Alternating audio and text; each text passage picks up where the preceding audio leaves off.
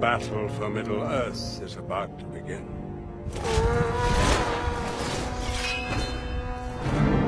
So it begins.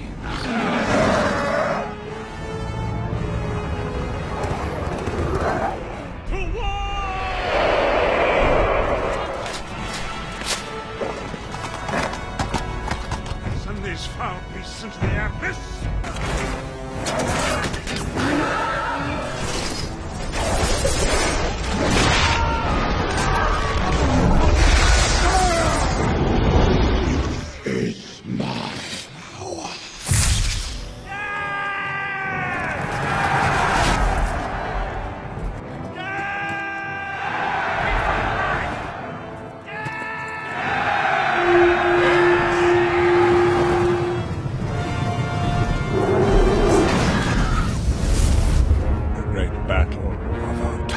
Welcome to the Zorpazorp Battle Games in Middle-earth livestream. In this series, we cast our gaze back in time to the roots of our beloved Middle-earth strategy battle game to explore the fortnightly magazine serial Battle Games in Middle-earth. Each episode, we will delve into a single issue, poring over a treasure trove of retro gaming, following in-depth painting guides, terrain tutorials, and some crazy battle reports, all with a modern twist so you guys can enjoy them in your games at home. With each installment, we'll also focus on a release of models that accompanied the magazine, following their journey from painting bench to tabletop, and then at the end of every live stream, they'll be randomly assigned to one of our loyal Patreons to continue their days of gaming abroad, spreading the gospel of Zorpazorp. So, in the immortal words of the magazine itself, let battle commence.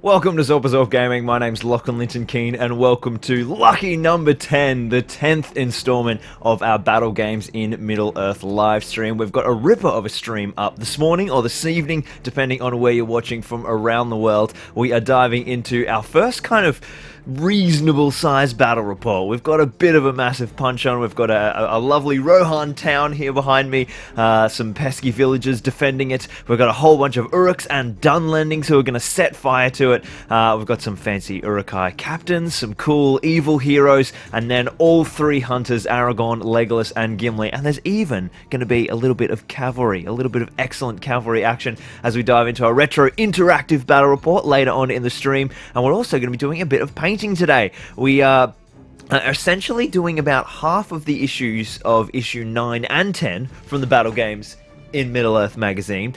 We covered all of the terrain last fortnight. We had a big terrain stream where we went through building our signal tower, having a look at building Rohan, buildings from scratch. So today we're finishing off the painting. We've already got all our uruk-hai ready to go. We just have a big old uruk-hai captain. And we're going to be doing, because we're just painting one miniature today, it's another hero episode here on the live stream. We're going to be a little bit more kind of targeted and focused and considered with our painting techniques, so we'll go into a little bit more detail than we do when we're sort of applying a broader paint job over a bunch of troops. So it's a gorgeous sculpt as well, the old school captain. We'll have a look at him in just a sec. Let's jump into the chat and have a look at where everybody is around the world. There's already 70 of you on the tube. Welcome all, and 2 on Twitch. Welcome to you 2 on Twitch. Let's have a look at where we're watching from this morning. Give us a shout out if you're tuned into the chat. We've got Tassos is in from Greece. Murto Colo, welcome my friend. Mean Green from the Netherlands. Aaron Noonan, Rusty Russ, Mac Attack's back. We've got Dirk Seppenkotter from Germany. Paulie's in from Ireland, of course. Jimmy Palmer from the UK. More from the Netherlands. Darren from Ireland. Timmy from New Jersey. Welcome, Tim Cafferty. Joined the Patreon last night. I haven't updated the Patreon wheel yet, so if you guys are keen to try and score yourselves some of the giveaways at the end of the stream, feel free to head on over to Patreon and I will update it, or Larissa more likely when she wakes up will update the wheel for me at some point. So you can pledge throughout the stream and still be in the running for this evening or this morning's giveaways if you get in over the next couple of hours. We've got Aramanth has joined us from France, Marky Duncan from the USA, Tim Thorpe is watching from Pelagia. That's exceptional. I'm not sure how you've managed that. Justin from Canada. Chris, as always, is watching from his bed, which I just happen to know is in the UK. Sounded slightly more... anyway, Keely is watching from Melbourne. Welcome back, Keely. Bordeaux, France for Alex. Francesco from Italy. New York. Cool Can. Oh, where is Cool Can, Matthew Gross? That sounds awesome. Never been there. Buffalo, New York. More from New Jersey. Jeez, New Jersey's repping it this morning. Switzerland. It's too damn early here in South Australia, says Count Jeffrey. Dude, it's too damn early here in Brisbane. Marquee Tribe, a fellow Brisbaner who is awake at the early hours of the morning. Are you streaming from the golf course this morning, Mark? We'll have to see. More Michael from the UK, Axel from Belgium, Dana from Ohio. We've got Maritobi's in from Austria. Welcome to the stream, Maritobi. What are we all up to this morning? You guys going to be painting some miniatures along? Obviously, I'm working on my uruk-hai captain. I can see here that Lucas is going to be painting hunter orcs while he watches on the stream. If you guys have got any kind of planned stuff, working on an uruk ballista for Michael Haskell. Fantastic work. And we've got, oh, wow, people in from Bergen, from Houston, from Monmouth. There is a lot of people joining us into this morning from all over the world, which is always super exciting. So, if this is your first stream and you're wondering why I'm waffling on, this is the Battle Games in Middle-earth live stream, where we dive through an issue of the old retro magazine serial from the early 2000s, and we go through. Usually we cover painting guides, terrain guides, and then a big, massive battle report. Like I said before, today we have, we did all the terrain last week, so we're just going to paint up an uruk-hai captain, and then we've got a wicked battle report. It's the burn the village scenario, which we'll dive into in a sec. We've modified it a little bit as well. I've kind of leveled it up. I've brought in some cavalry or some unique options to get cavalry, which is going to be very cool. So that's going to be what we're doing today. We've got some really good stuff. It's been a pretty crazy time, as we all know, and I've been sort of busy ferrying away. We've also had a really great time on the channel recently. We launched the Pelennor battle reports, the second in our sort of massive Lord of the Rings battle report series, and that video did really well, which is really cool. So if you're a new viewer joining us for the first time after seeing those videos, welcome. It's lovely to have you here live on the stream, and we're kind of also working towards, I think I might be a little loud, might go down a smidge. We're also walking towards our next kind of bunch of content, which is all about Minas Tirith. So I thought, because I've been posting so many sneak peeks and progress photos on the Facebook group and in our Patreon Discord, I thought that I would give you guys a little sneak peek on camera, because it's always better to see stuff, you know, in a moving medium. So let me just grab my two wall pieces, because I solved a bit of the problem I was having.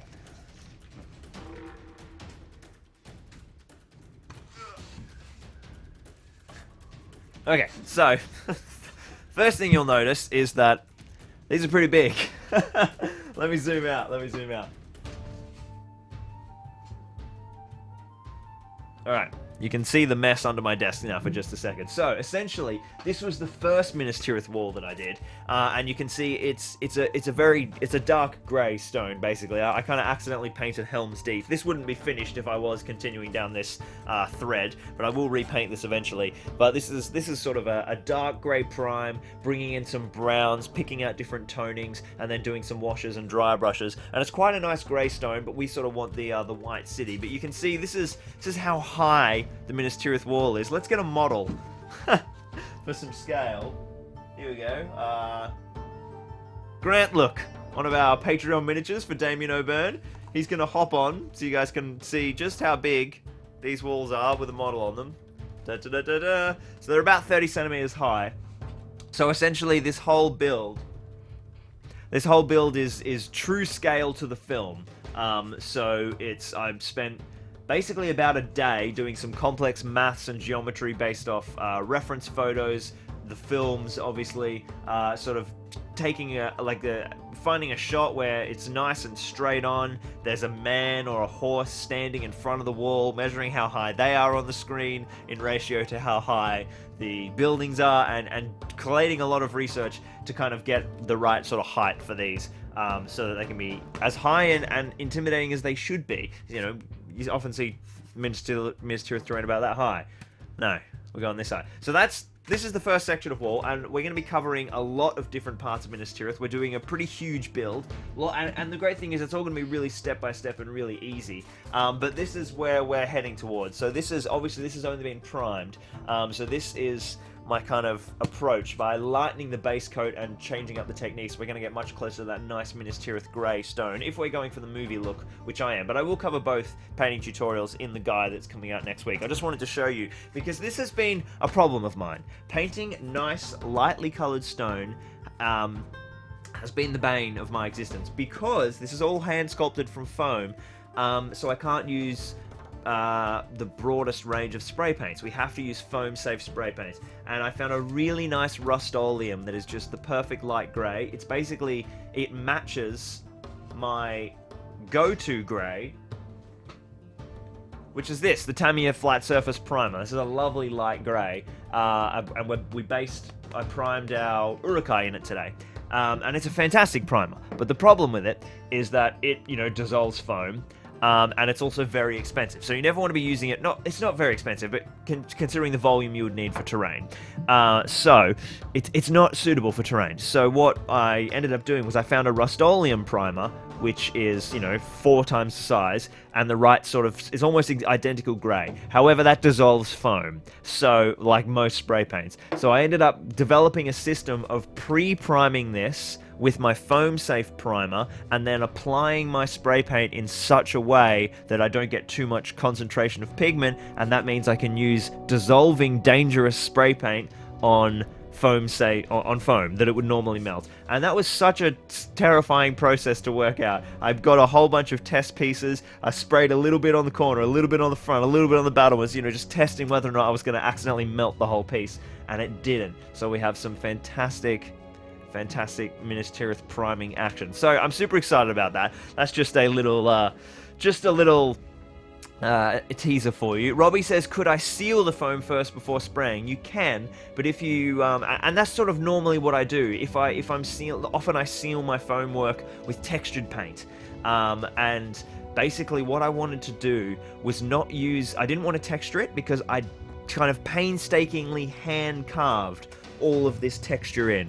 I'd sort of really perfectly carved it. And in most sealers, if you seal it with PVA, it gets a weird sort of sheeny gloss on it. If you seal it with a textured paint, it grits it all up, which is great sometimes, but I just didn't want it for this wall. And I could have hand painted it with, like a black paint or something, or just a kind of Mod Podge or something. But I really didn't want the extra layers of paint on there. I wanted to keep my layers as thin as possible, which is why I wanted to use aerosol to get really smooth and flat, because I've beautifully textured all of this foam, but it's not like, some of this texture work is really subtle, and a thick priming layer of paint down over the top could sort of ruin all that hard work. So essentially that's why. I'm being a perfectionist, and you could easily just paint it by hand first and it would be fine.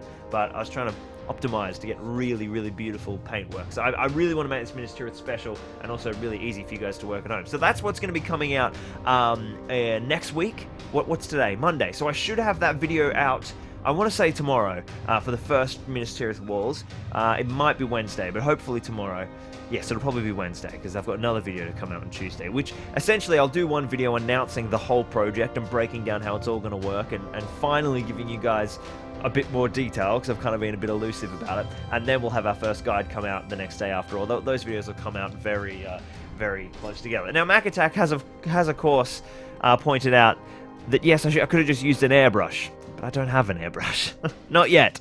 So yes, that is obviously what I would do. Plus, also, I kind of wanted to, not everyone has an airbrush at home, so I wanted to present another alternative for those who don't have airbrush. Although, that begs the question, if you don't have an airbrush, you probably don't have foam-safe spray paint. So, I'll cover all the different techniques so that we're all sorted. So what I'm going to do is I'm going to swing the camera around to the desk. We're going to go through today's magazine, have a look in depth at the battle report, have a look at our painting guides, and then we're going to get some paint on our uruk-hai, and then we're going to get into this battle report and get cracking and see who's going to set the Westfold on fire. The Dunlendings, the uruk-hai, or will the 3 hunters save the day? So I'll be back. He'll be back in almost just a second. I need to preload my holding asset. There we go.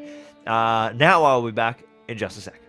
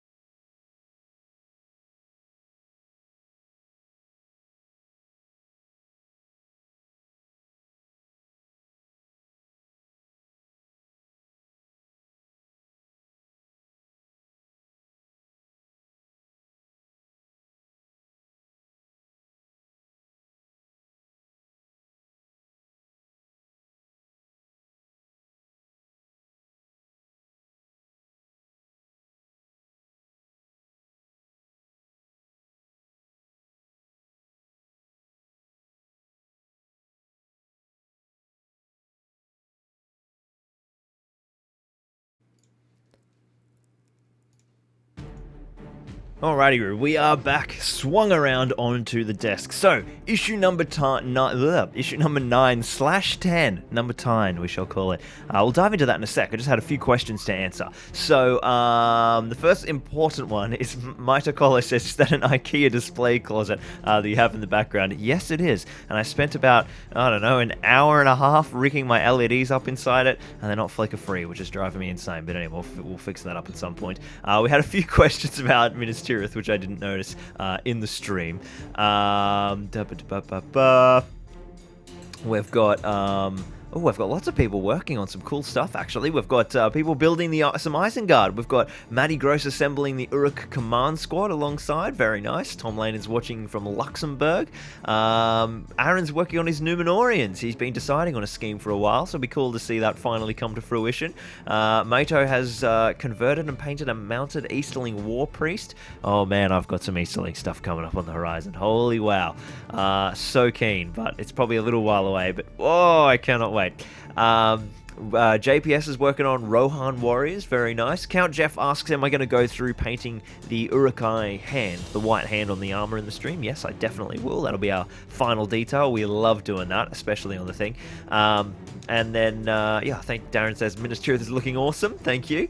And then, yeah, Mark has a great suggestion, actually, with relation to that white hand. It's a triangle with 5 fingers. Nice and easy to paint. So, how big is Ministerial going to be, is question number 1. You guys are impressed by the size, which is good. My section that I'm building initially will be 1.8 meters wide, but eventually I'll have 3 meters long of wall, so that's about 10 feet. But the full build could be bigger, depending on... Yeah, so I'll be building 3 feet, but the board might be bigger, and I'll let you guys muse on what that means, and you'll all find out tomorrow. Cool. We've got yeah, Mod Podge. You can certainly seal with Mod Podge, Chris, but of course, same principle. If you can limit detail. What if anyone's chatting in Twitch? Oh, cool. We've got a couple watching in Twitch. Wow, awesome. Wrought by Volcom is watching in California. Welcome, my dude. We've got, what's the rope swinging behind your head, asks Chris. It was my light cable, which I fixed. It's a good spot. We've got some Gondor Knights being painted, very nice. And I think that's pretty much it. If Mordor Orc conversions. Yeah, lots of awesome stuff. Cool, well, we've got some wicked stuff on the painting bench for everyone today. Let's have a look at what we're going to be doing. So, issue number 9, we had a flick through last week, of course. This dives into a little bit about the invasion of the uruk-hai, and we learnt about melee weapons, two-handed axes and swords, the different hand weapons. We learnt properly about shielding and the shielding special rule. So we are now, because of course this is a retro supplement, so we haven't been playing with all the special rules, and most importantly, we know about pikes and spears and supporting now. So all of those guys will be fighting as normal. This is our scenario we're going to be playing today. Burn the village. We've got a couple of houses in the center forming a little village with some fences and walls, and we've got 12 warriors of Rohan who are defending that village, and they've also got a little beacon up here on the backside there. And essentially, they've got to defend the village, stop the village from getting looted and set on fire, and they've got to run to the warning beacon and call for aid. And essentially, this little village is on the way to Isengard from Armonhen, and the uruk-hai party are raiding villages as they go, and Aragorn, Legolas, and Gimli are hot on their heels, so they may arrive and aid the Rohan villagers if they can. I've also brought in a little cool element that we've put in an extra building that's going to be a stable, because of course every Rohan village would have some horses, so the defenders can run to the stable and mount up and grab themselves a horse, and we're going to do a little bit of a sneaky advancement and look into some cavalry in this issue as well. So it's going to be a pretty cool little battle report, but we'll be diving into that later on the stream. There's a nice close-up of the village. My village is much nicer than that, but that's good. That's our beginner village, our scratch-built village, and this was the first battle report as well. These guys played through it in this issue, which was, you know, early 2000s battle report. Very cool. And then we're having a look at painting our uruk-hai. Now they're doing like a bit of a basic techniques overview as always. They have a look at the various ways of building up different metallic elements. They do a bit of a brown wash and all that kind of stuff. We're going to be doing, as always, a little bit more advanced than this, but it is a good start for our kind of general tones. And of course, we covered all of the terrain in our last installment. Now, I'll have a quick look at issue number 10. What else have we learnt about? Oh, how interesting. Look at this page. Very important. Courage, ladies and gentlemen. Courage, courage, courage. Now, does that mean that we need to be using courage in the scenario that we're playing? I'm not sure. So, this is really cool. This is the old school courage rules. And I mean, look, in a tournament, these rules were a nightmare. And on a bigger scale, they were bad. But they are kind of fun. And there is a bit weird and wonderful about them. So, essentially, you take a courage test for 3 reasons in these old rules. When you have to charge terrifying enemy, that's the same as normal. At the start of your move, if half of your force is destroyed, so that's just the broken thing.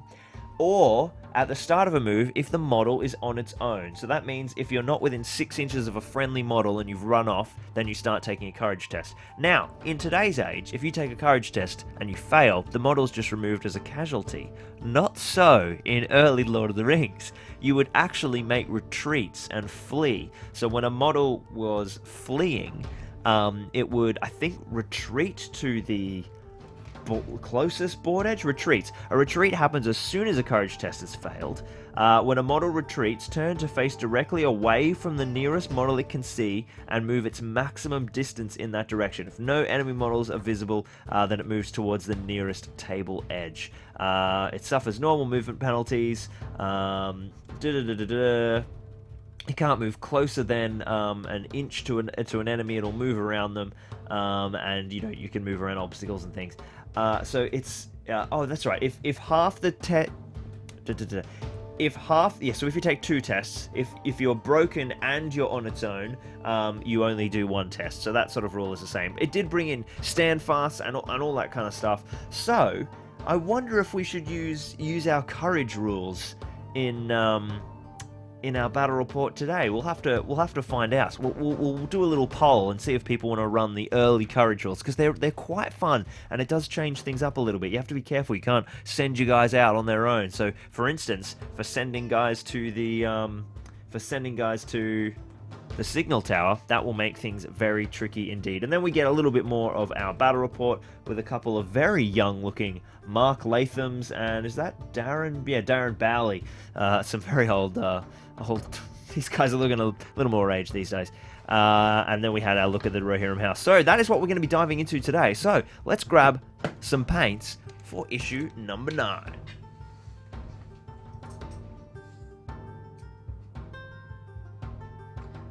Now you'll be pleased to see that once again Lockie is slightly more prepared than usual, and look at that, paint's ready to go.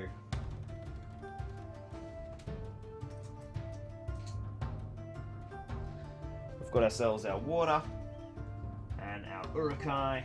Oh, haven't got my wet palette though. Grab that in a sec.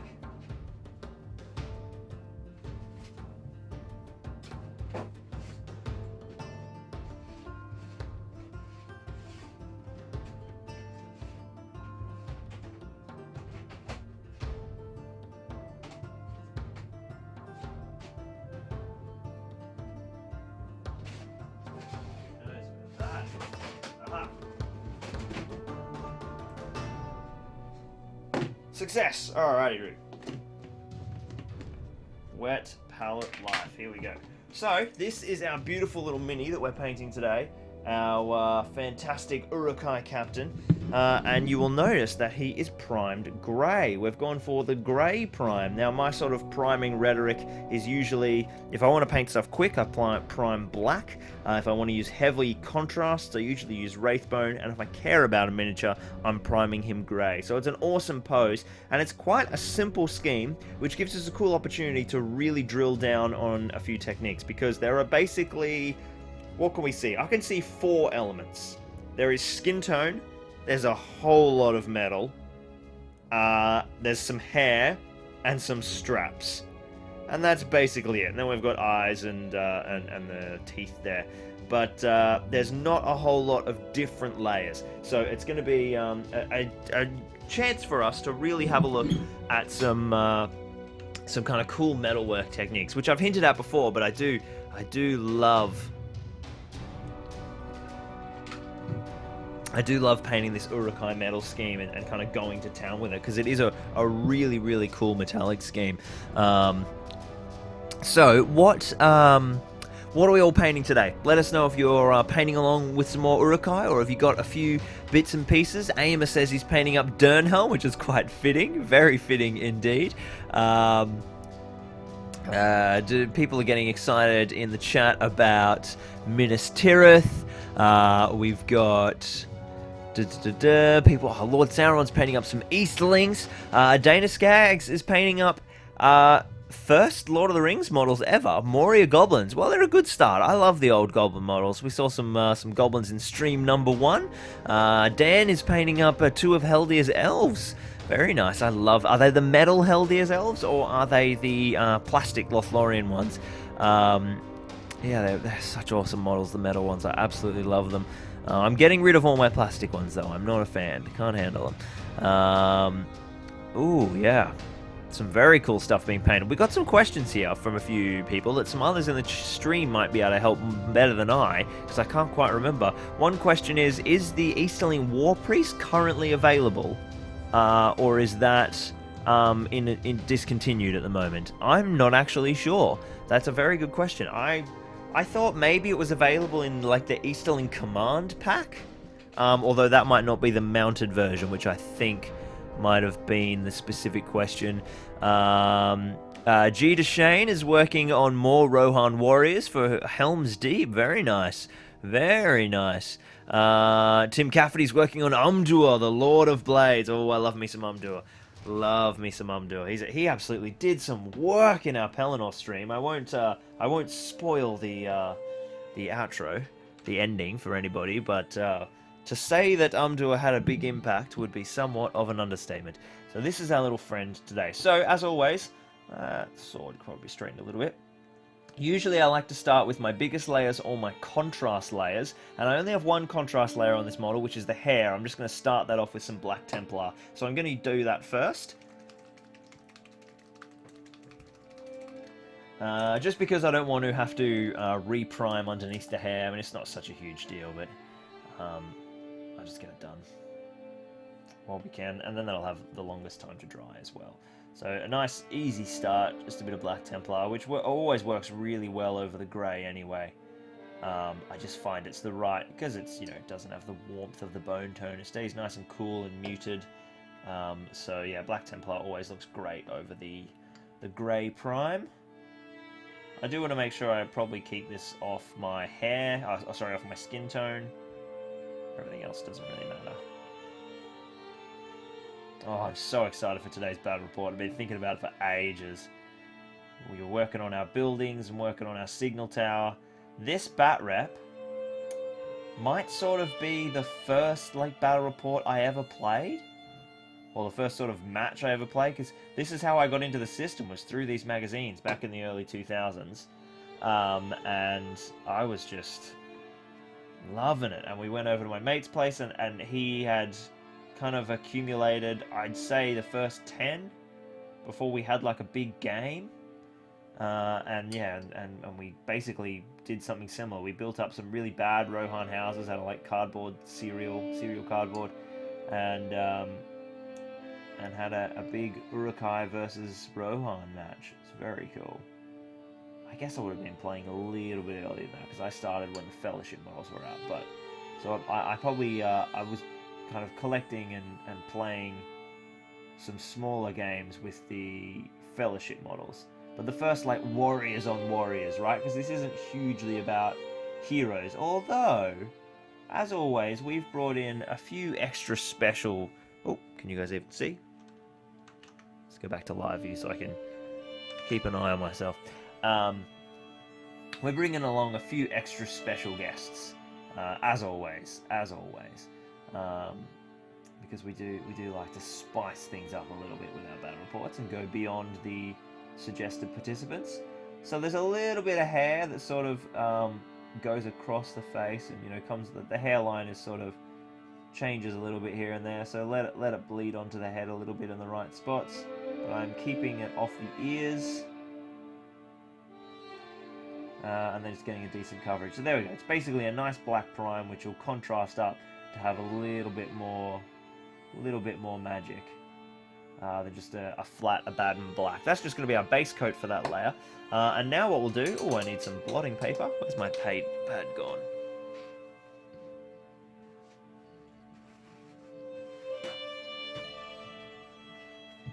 Now, because we have covered uruk-hai on the stream a couple of times now, we've done the uruk-hai warriors and we've done Lurtz. Lurtz was very different because he was a scout hero. I'm going to shut the contrast paint. Lurtz was a scout hero, so he had a lot of brown leathers. So we sort of did like a leather deep dive in that particular stream. And we did cover a couple of different ways to quickly paint uruk-hai, but I'm just going to sort of really go to town on this armor with this model. This guy's going to be all about the armor. So let's start that off. Let's grab a bit of lead belcher, and I am going to put that on my wet palette because of how thick it is. I will try and give us a shake. How's everybody going for paints? Because of course Games Workshop is shut at the moment because of the current health crisis, and it's... Yeah, I'm seeing sort of posts coming up on trade pages and things of people like selling paints, which we don't usually see going that well on the secondhand market. So it's pretty interesting. Now, is that a little bright for you guys? I think I might stop down just a smidgen, because I don't want that. Because I'm painting the grey model, he's quite bright. So, that's my...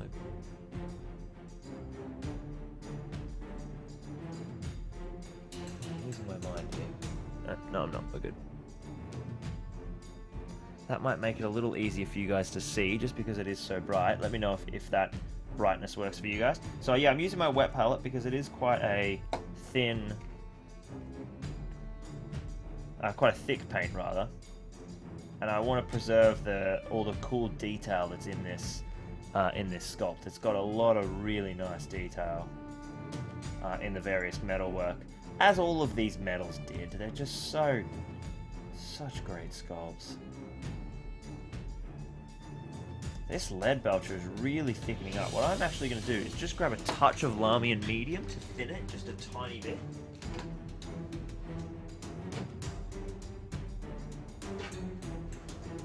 I don't usually thin my metallics. I just take them off the wet palette and thin them out that way.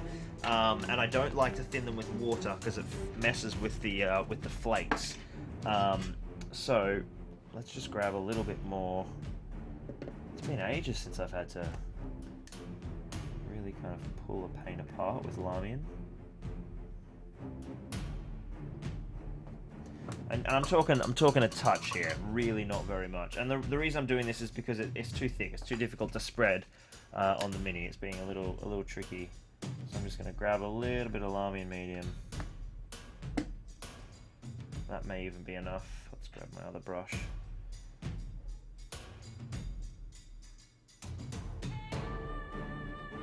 And we'll see how that goes down now.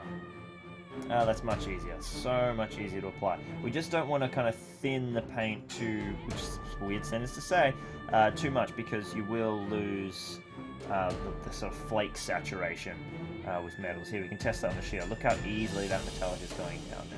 So we want lead belcher all over our metals, and there's a lot of them. We've got the shield and the sword, my weapons, which I'm starting off with because they're sort of the most easily isolated elements.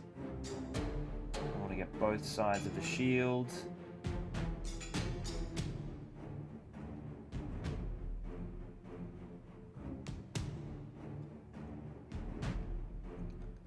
Alright, that's the underside there. Remember all the angles that are facing down towards the ground, we want to get them as well. And there is a little bit of a difficult inner angle, or inner lip, on the side of the shield and around, sort of closing up on the hair.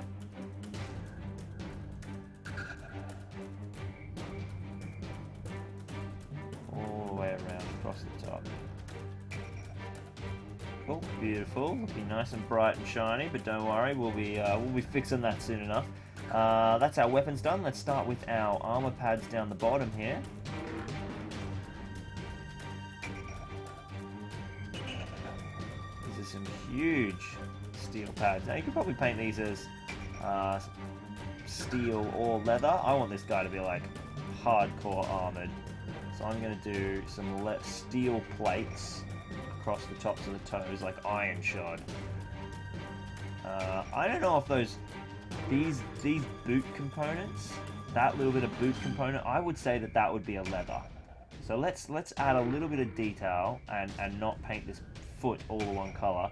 Look at this piece of scrag here. How did that get through the priming process?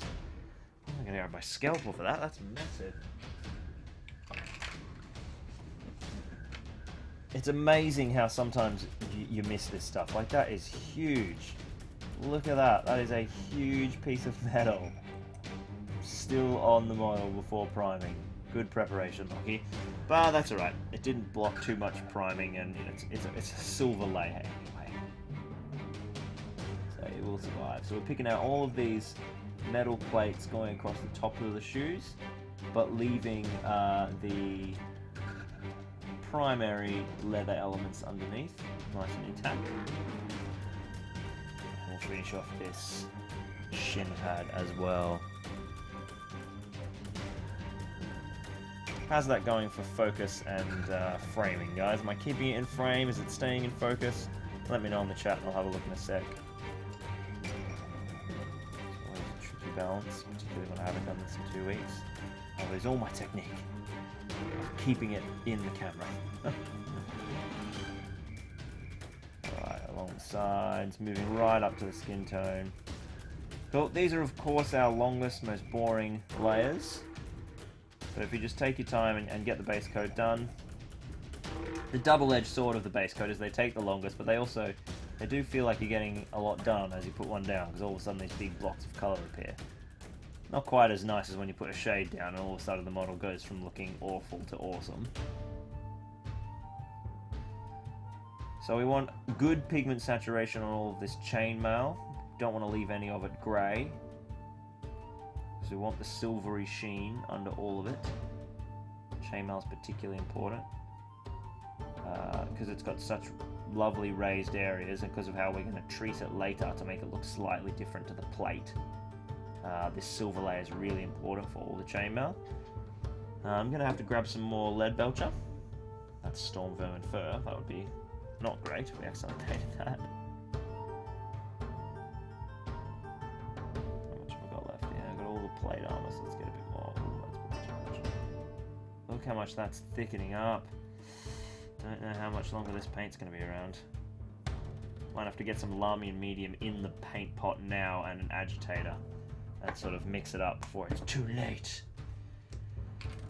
And I've still got some Lamian here, so we'll mix that all in.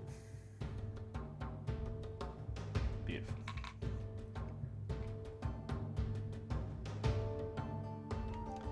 Alright, let's jump into the huge section of plate mail.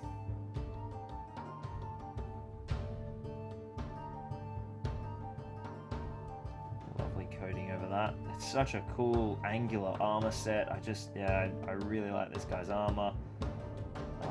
Uruk-hai armor in general. The shoulder plates that go up over the shoulders, we obviously want to be careful that we don't accidentally get the hair. So we've got our contrast prime on. Although Black Templar is light enough that if you got it on there accidentally, you could probably just paint over it and you'd be okay.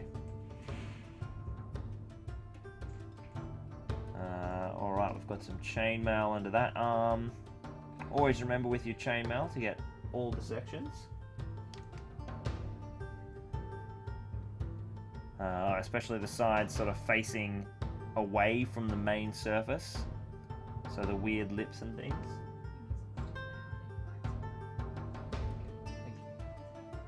Aha, my water has been brought down.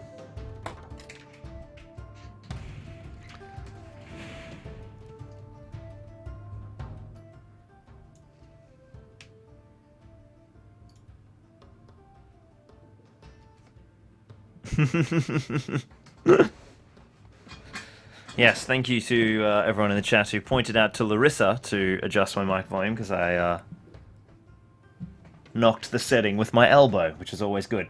Alright, so we've got a little bit of chainmail left to go.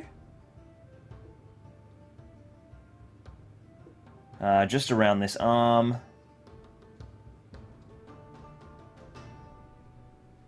There's a lot of metal on this model, as you can see, but that's okay, because we love metal. Metal is awesome. Metal is what today is all about. We've got some really cool plate. This particular section of plate goes up and across near his hair.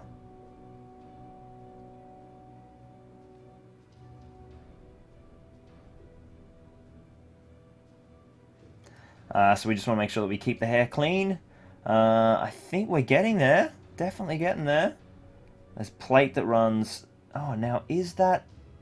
Because there's the whole thing about the uruk-hai being unarmored at the back. I'm wondering if... That actually looks like... It looks like this guy does have plate at the back. Yeah, that is plate. So the uruk-hai warriors are unarmored, but the captains have decided that they might be turning around and running away a little bit. So they've got some armor. And then the handle of the sword I've missed. I'm going to make that steel. I've put a little bit of metal plate on the back of his arm there, back of his kind of glove. So that there is a little bit more leather than just the straps. See, we find these things as we paint the model. And then I should have a little bit more silver to do up across the top here. Moving in close to the hair. Just that little edge of plate there. Get the silver chain underneath. Think we're getting there. That looks like a pretty solid silver base coat. Alright, well that is the base coat down for that. What we'll do now is we'll stop working on our metal for a second, let that dry. And then I'm just going to wash out my Lamian brush while I remember. Because it's chock-a-block full of paint at the moment.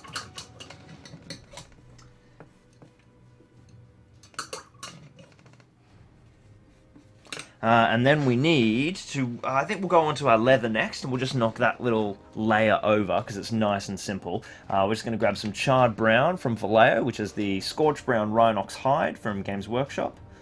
Throw that down on the palette. And we're just going to base coat all of our leather. I'm going to use my fine detail brush for this, because we'll do all the straps too. But it doesn't matter if we have to sort of touch up this layer later, but we probably can do okay. So all the boots... working around the silver that we just put down, so we want the front toe sections and the back section sort of under the plates, up and around, and sort of halfway up the calf.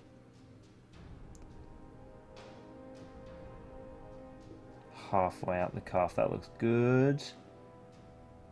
We do want this to look different enough from the flesh tone, because we're bringing in a nice kind of reddy brown, orky, uruk-hai flesh tone, but this will end up being much darker than the flesh tone, even though they start in similar places. Alright, that's going to look good. I'll come on check out the chat for a sec.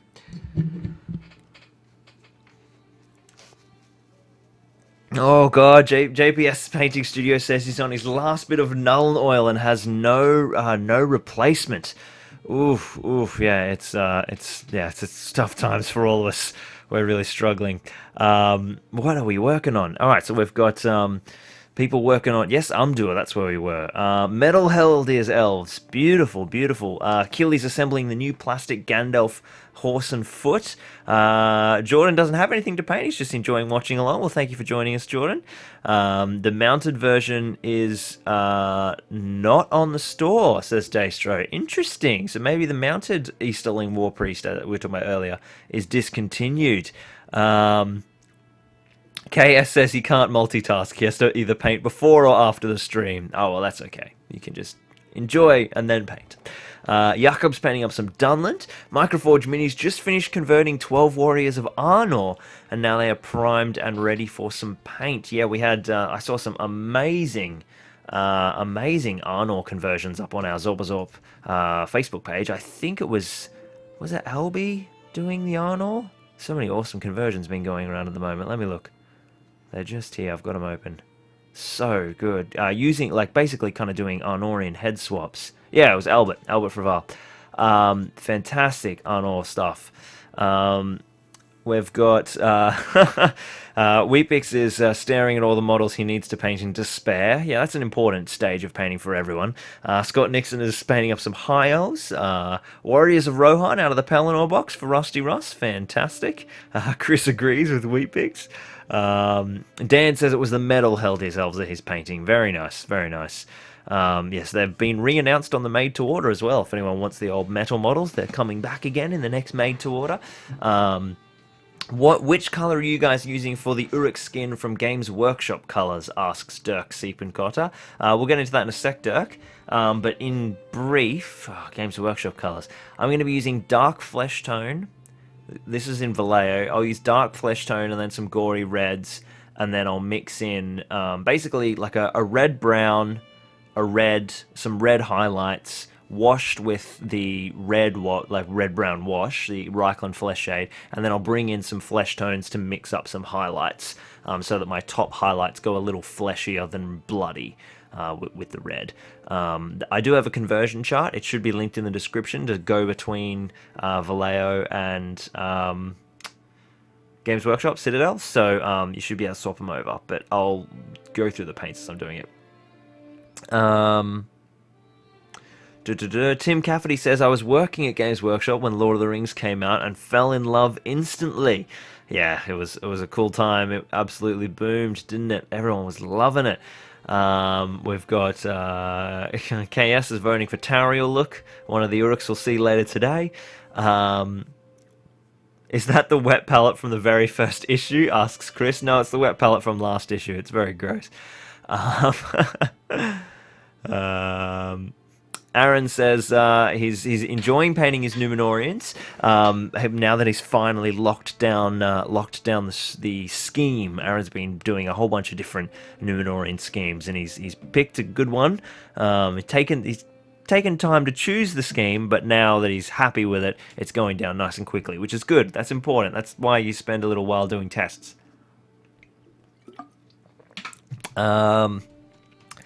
Tim Cavity says he stocked up at his local GW the day before it locked down. Yes, good work. Good work there. Do you cover your wet palette to keep it moist? No, I just have enough water underneath it. It never seems to dry out. It seems to be alright. It might be the paper you're using isn't permeable enough. It doesn't have enough ability to facilitate osmosis. Yeah, it's mine seems to be okay. Larissa is asking if my music is too loud, and then came in and told me about it because she's awesome. So thank you, honey. I wonder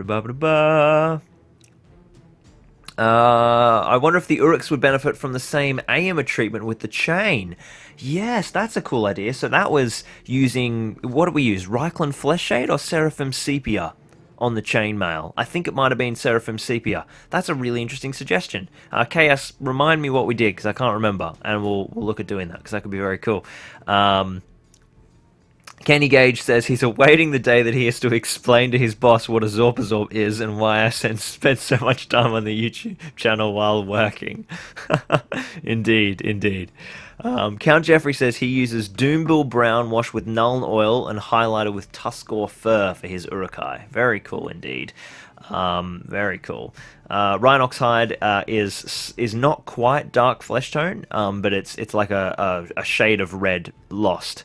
It's more of the brown. GBHL Damien has joined us. He says, ahoy, got in late after binging a few episodes of Manifest. Manifest? I don't know that show. He says it wasn't worth it. He's ready for the action now. Working on Rohan from Pelennor, says Glenn Sanford. Yeah, they are pretty old models, Wim, but they're good. They're solid. Easterlings Harad Dunlending are very cool, says Fainaz. Yeah, they're great looking models. Even though they're old, they still look good. Yeah, Vim agrees, even after all these years. Yeah, it was such a... Yeah, the Flesh Shade. Oh, the Flesh Shade. Okay. Oh, actually, you know who will know? Damien, I think you were here last time. When we did the wash on the chainmail, did we use Seraphim Sepia or Reichland Flesh Shade in the last stream? I think you were here. I think you were talking about it with me. Well, someone was, anyway. Someone will remember. We'll get to the chainmail soon. We're not up to metal yet. So let's finish applying our There you go. You guys should be able to hear me now. Let's finish applying our brown base coat. Now I'm all caught up. Make sure you guys are happy as Larry.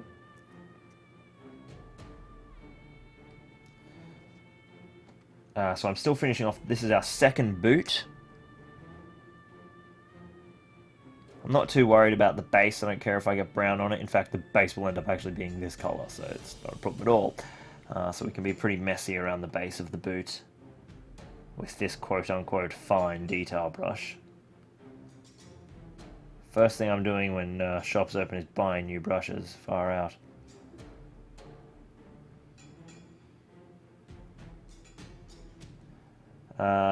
It's probably not a huge deal if you get some of the brown on the skin, because we're going to be applying dark flesh tone anyway, so that'll go over that quite nicely.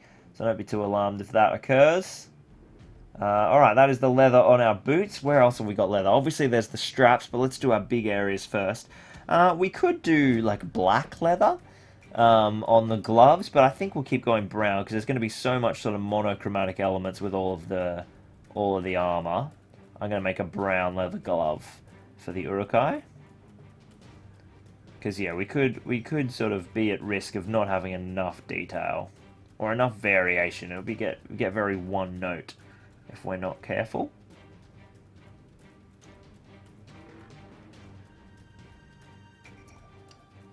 Alright, we've got 1, 2, 3, that looks nice. And then of course our fingers and hands, they're all gloved up on this particular arm.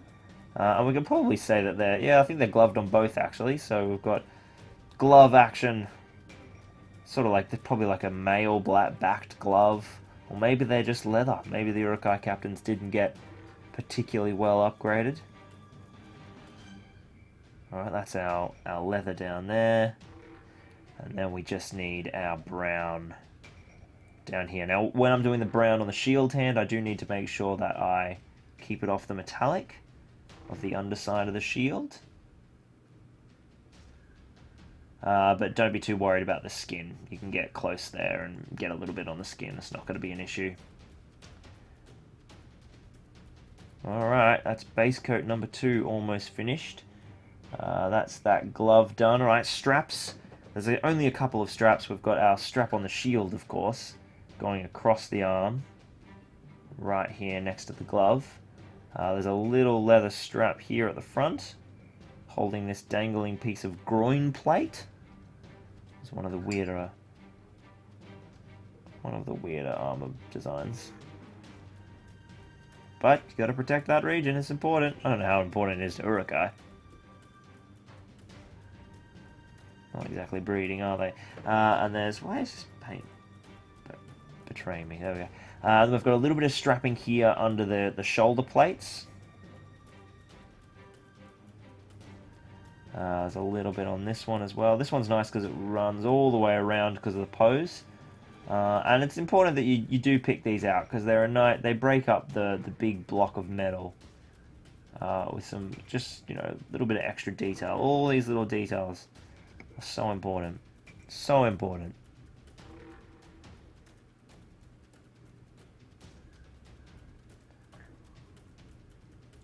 Sometimes it might take a couple of layers because we're painting over grey. It obviously makes our paints a bit lighter and brighter. And when you're using nice thin layers, you might need a couple of coats with some of these darker browns over the lighter base. So don't be alarmed if it takes you a couple. Alright, I think that's the base coat of all of our browns down. We've got our black, our silver, and our brown base coat down. Let's get our flesh tone base coat. So I'll start with my bigger brush, so I don't go insane. And we're going to be starting off with dark flesh tone, which is, I think it's Doombull Brown, I think someone said in the chat, and I think that sounds familiar too, in terms of what Games Workshop color is it. Give that a really good shake. I really need to put agitators in my paint. If someone has a good link to agitators, can they post them on the Zorpazorp Facebook page? Even if they're just like little glass beads. That'd be awesome, because I really need some. Okay, so dark flesh tone down first. And that's going all over the skin. That is exceedingly thick, Lockie. Let's thin that out. And this one probably will take 2 coats.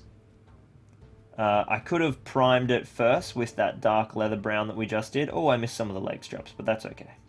I'll clean them up after I've done the skin tone.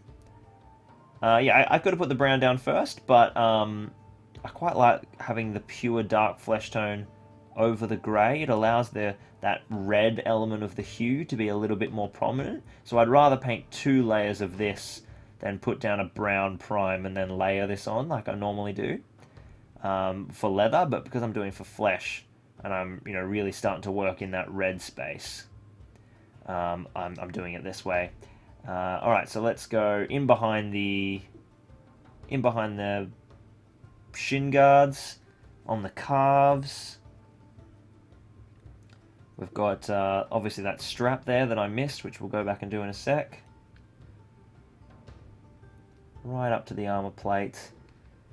And in and around the shield. This is one of the trickiest spots because we don't want to be getting this on the shield. I can already see that other leg is drying, so I can do a quick sort of light pass with a second layer. And then it's good to go, really.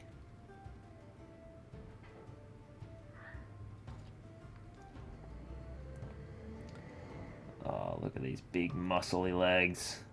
He's ready to go running. Got so much muscle definition. When you can really sort of play with that too.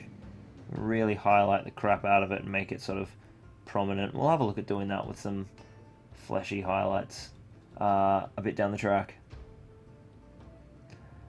Alright, I'm going to clean up this other leg while I'm here. Just give that a smooth second coat. Now the first coat is drying enough to hold to the prime. Alright, so that first leg is basically finished. It's not really a second coat, it's sort of like a cheated second coat. So it's not too difficult, not too painful.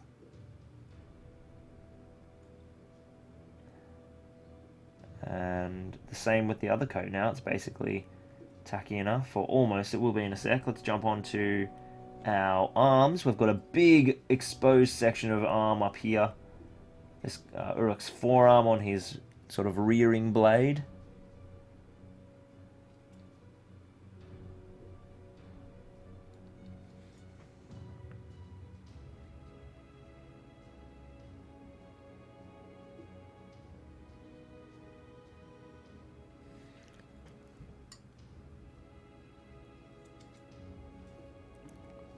Aaron asks in the stream, I wonder if they will still release the made-to-order and like the AMA models, the new releases, like will they do that at the same time now because of the delay? Or will they stagger it to make it sort of easier for purchasing for people? I wonder. It's a good question. I reckon they'll probably stagger it, just because it makes the most sense for, convincing people to buy both so they don't get faced with lots of new products all at once and then decide which one they want more. There's a little bit of arm on the other side as well, exposed in the shield there, but it's not a huge amount, just the crook of the elbow basically. And then we have the face. We want to make sure this is nice and thin. 2 thin coats in this is going to be much better than a thick one, because we want to preserve all the cool muscle detail. Remember to get the ears as well. It's a bit easier to do in this one because they're sort of, there's no hair, there's no sideburns to sort of hide them, or hanging hair to hide them and make you forget about them, but it is easy to do. That's our flesh base down. Let's finish off any of these other layers that need a second coat. So this leg here, we'll clean that up. Yep, he's basically done now. And we'll clean up this arm with a little layer. So now we've got a really nice, bright, solid base. And we will darken that. It will fall back a bit with a wash. But we'll build up our highlights first. Okay, that is our skin tone prime down. Now, before we jump into finishing off our skin, we're going to whiz back to our metal. And the first thing we're going to do is grab a crappy old brush, and we're going to throw some typhus corrosion down all over the plate, because that stuff is looking really cool. I'm going to swing back to the chat and just let that prime dry for a sec. Where was I?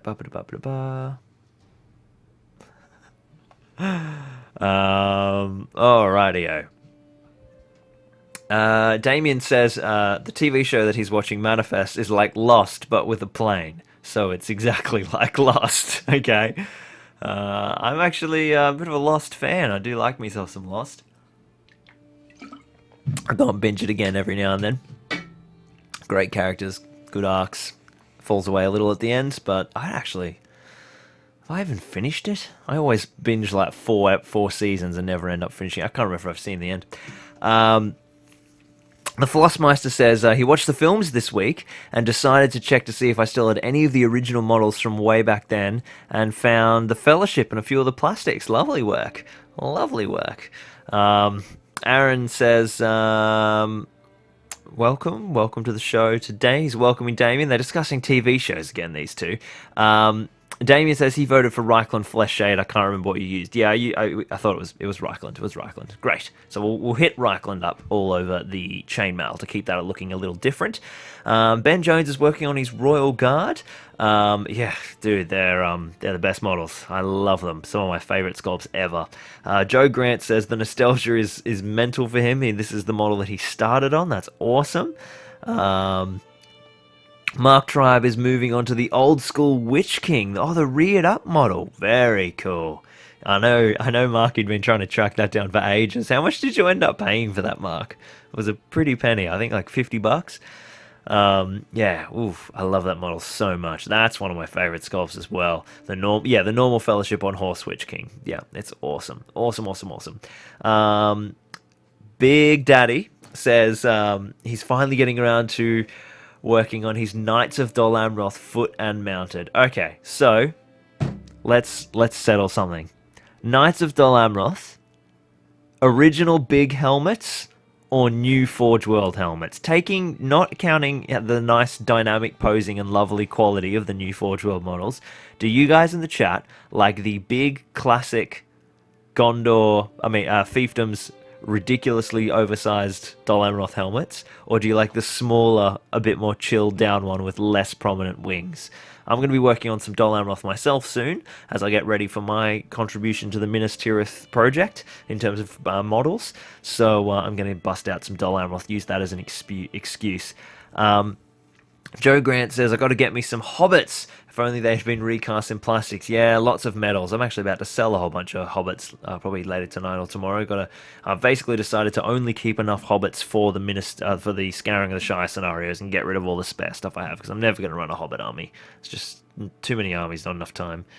Kenny says, speaking of brushes, do you use something in particular? No, I don't have like a brush that I just get craft store brushes, and I wish I had a brush brand that I loved. I just haven't got around to trying it, so one of the brush companies should send me a bunch of brushes, and I'll just use them and be their little slave, because I don't care. Yeah, oof. Market Tribe says, they're awesome. Oh, the Witch King, yeah. He's so stoked to pick them up. He picked it up not so long ago for an awesome price, still on sprue. Fantastic. Yeah, it's an awesome. I love those things. Ugh, so good. Tassos says, does anyone know when the Best of White Dwarf magazine will release? We're not sure, basically. It depends on how long this goes on. I imagine they'll start transitioning to releasing digital products soon enough, because they'll have, for the books, because it's just a good way to bring revenue in, and so they'll have to weigh the pros and cons of that. But I'd say that'll be at some point we'll see that.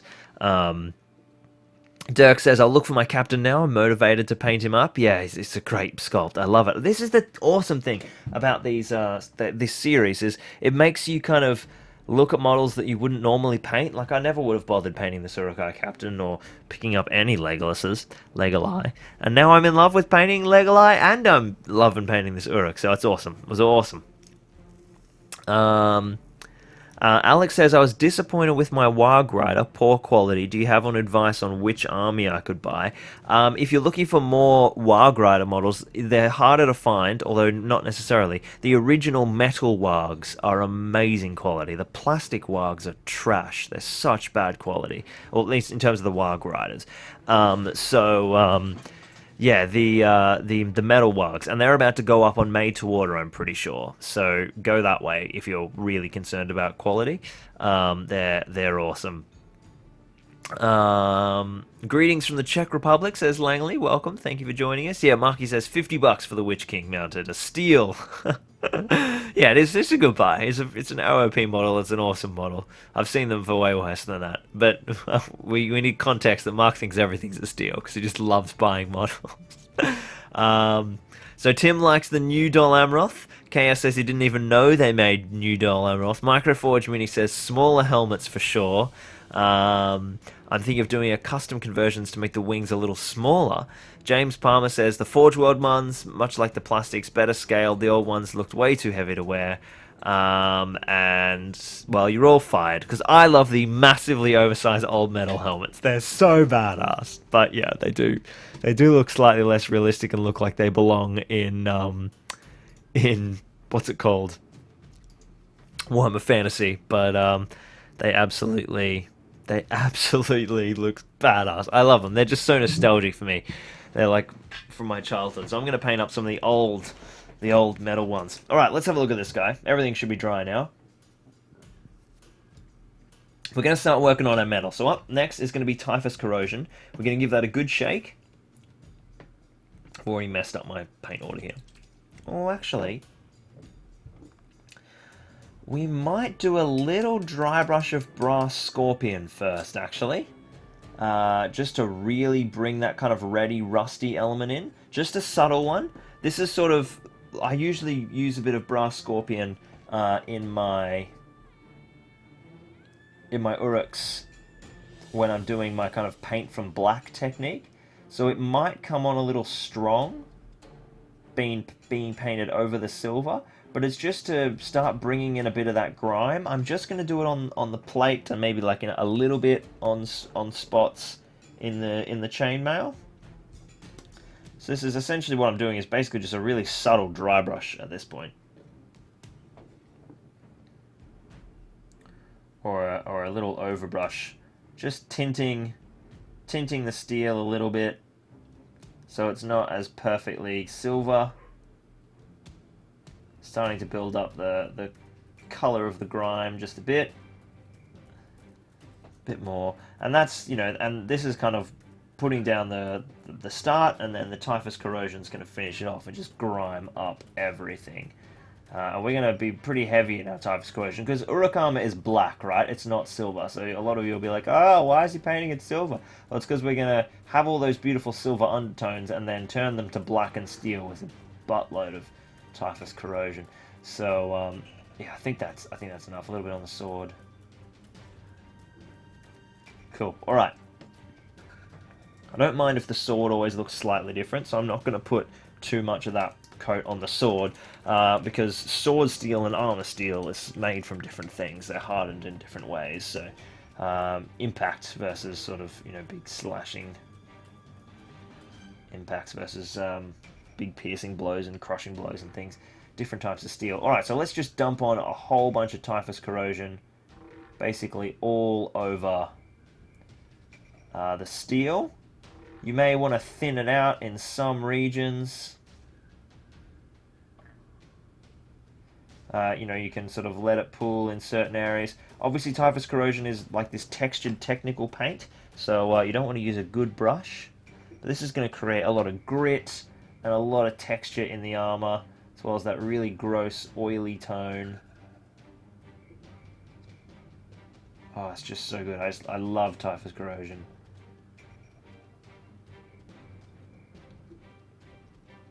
And we'll lose basically all of that silver element, and then we'll come back and put it all back in with our like sort of final layers of metallic. So it's a very roundabout way of getting our metal, but it just creates an awesome effect after the like 6 stages. We want it on the sword as well.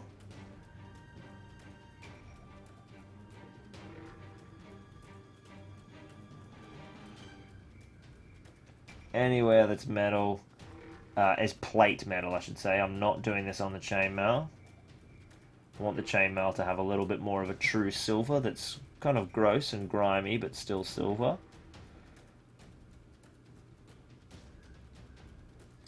Alright, that's looking great. That's all the typhus corrosion down. Is there any areas of sort of excess pooling or anything? No, I think it's pretty good. I think it's pretty good.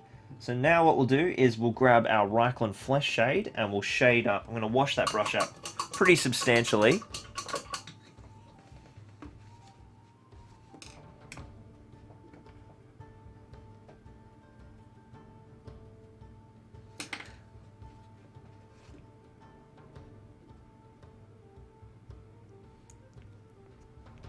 Yeah, Count Jeffrey says that I do it different to him. He just turns the Uruk plate to black with 2 coats of Nuln oil. Yeah, there's so many ways to paint Uruk-hai armor. I just kind of wanted to go into this really interesting route because it brings in some different texture and it makes your armor sort of look a little bit different, which is stuff I always like. So I'm going to grab my Reikland Flesh Shade now, and I'm going to throw that down all over the chainmail, just to really give that lovely kind of grimy chainmail look.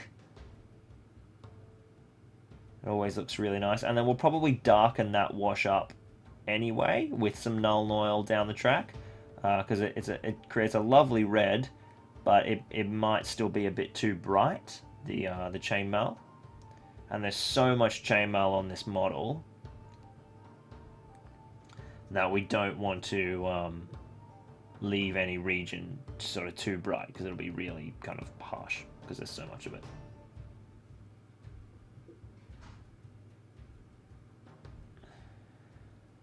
All over the chainmail. Get all that Reikland Flesh Shade in there. In the seam underneath.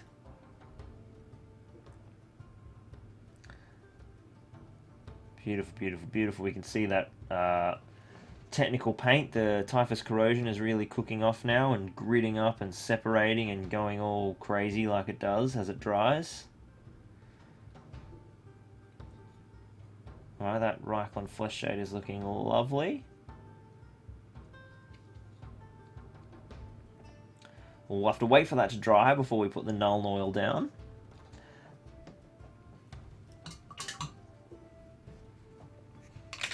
Alright, we're getting there. He's looking grimy now. He's looking really grimy. It's quite sort of muddy and gross at the moment, but as we sort of pick it all back out, it'll start to look really good. Okay, so what do we want to do next? We probably want to jump... I might finish off those straps that I missed earlier, just while I remember them. Now I've got the skin base coat down. So I'll just clean up these straps here at the back of the leg. Because I'm totally going to forget them if I don't do it. And there's one at the back going over the boot.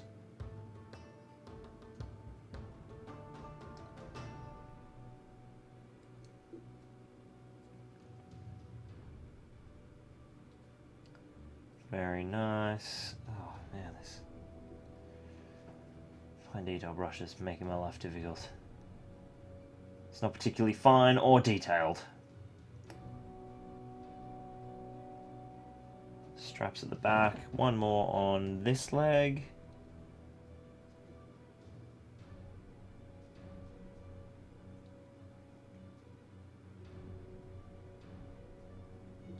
And don't forget the inside.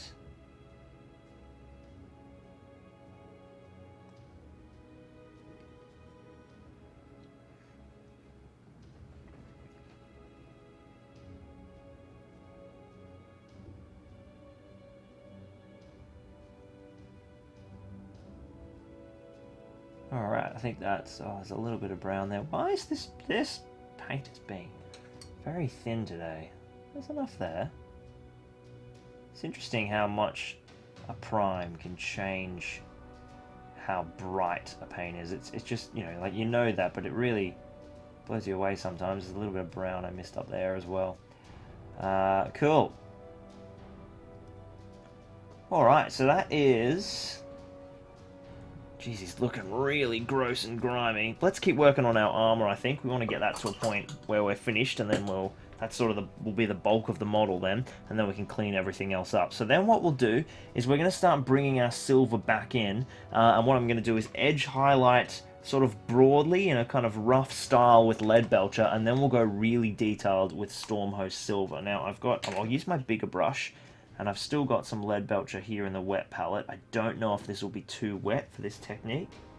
We'll see. I've taken a fair bit of the moisture off. And then what we want to do is kind of pick out a lot of these edges in a broader fashion. It doesn't have to be like really hardcore edge highlight. We're going to do that with the mithril silver. We're just sort of like re-establishing a bit of mid-tone over all of the rough texture. So you can see how I'm starting to really like bring that silver armor look back, and it's pushing the armor away from that kind of brown muddy look. So that typhus corrosion just gives us the underneath grime and some texture, but it doesn't turn us brown, even though it looks like it's going to when you first put it on.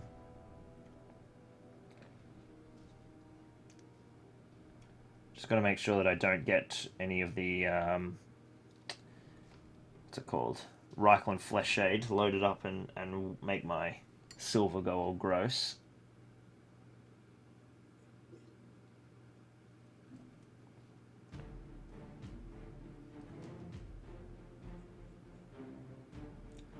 Get a bit of silver back on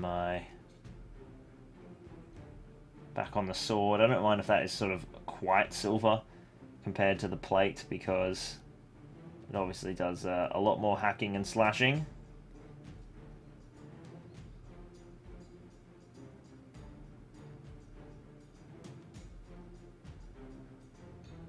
And I like to kind of create brush strokes in one direction down the shield, as it sort of it makes it feel like machine steel or forged steel. It's being made a bit directional, and then obviously highlighting all our jagged edges with that lead belcher. I'm going to do the same down here on our metal greaves. I'm actually going to stop using it off my palette because it is a little wet. It's making it tricky to control. I'd actually like it a little drier for this section to give me a little more control. Oh, that's better. Should have done that the whole time. Would have been way easier. Alright, so picking out the ridges, and then a few brush strokes over the flatter panels to give them a little bit of metallic mid-tone.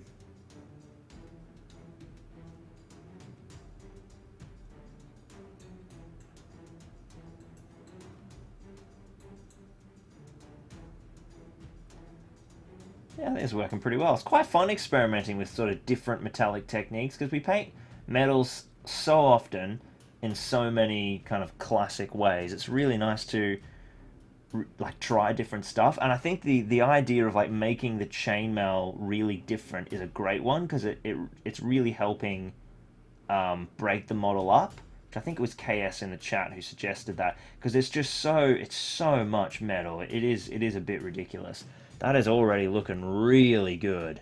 Really good. We may still use a null oil wash at some point, but I'm going to grab some Stormhost Silver now. I think that's probably enough lead belcher for the time being. Stormhost Silver, we want to absolutely shake the crap out of it. Absolutely shake the crap out of it.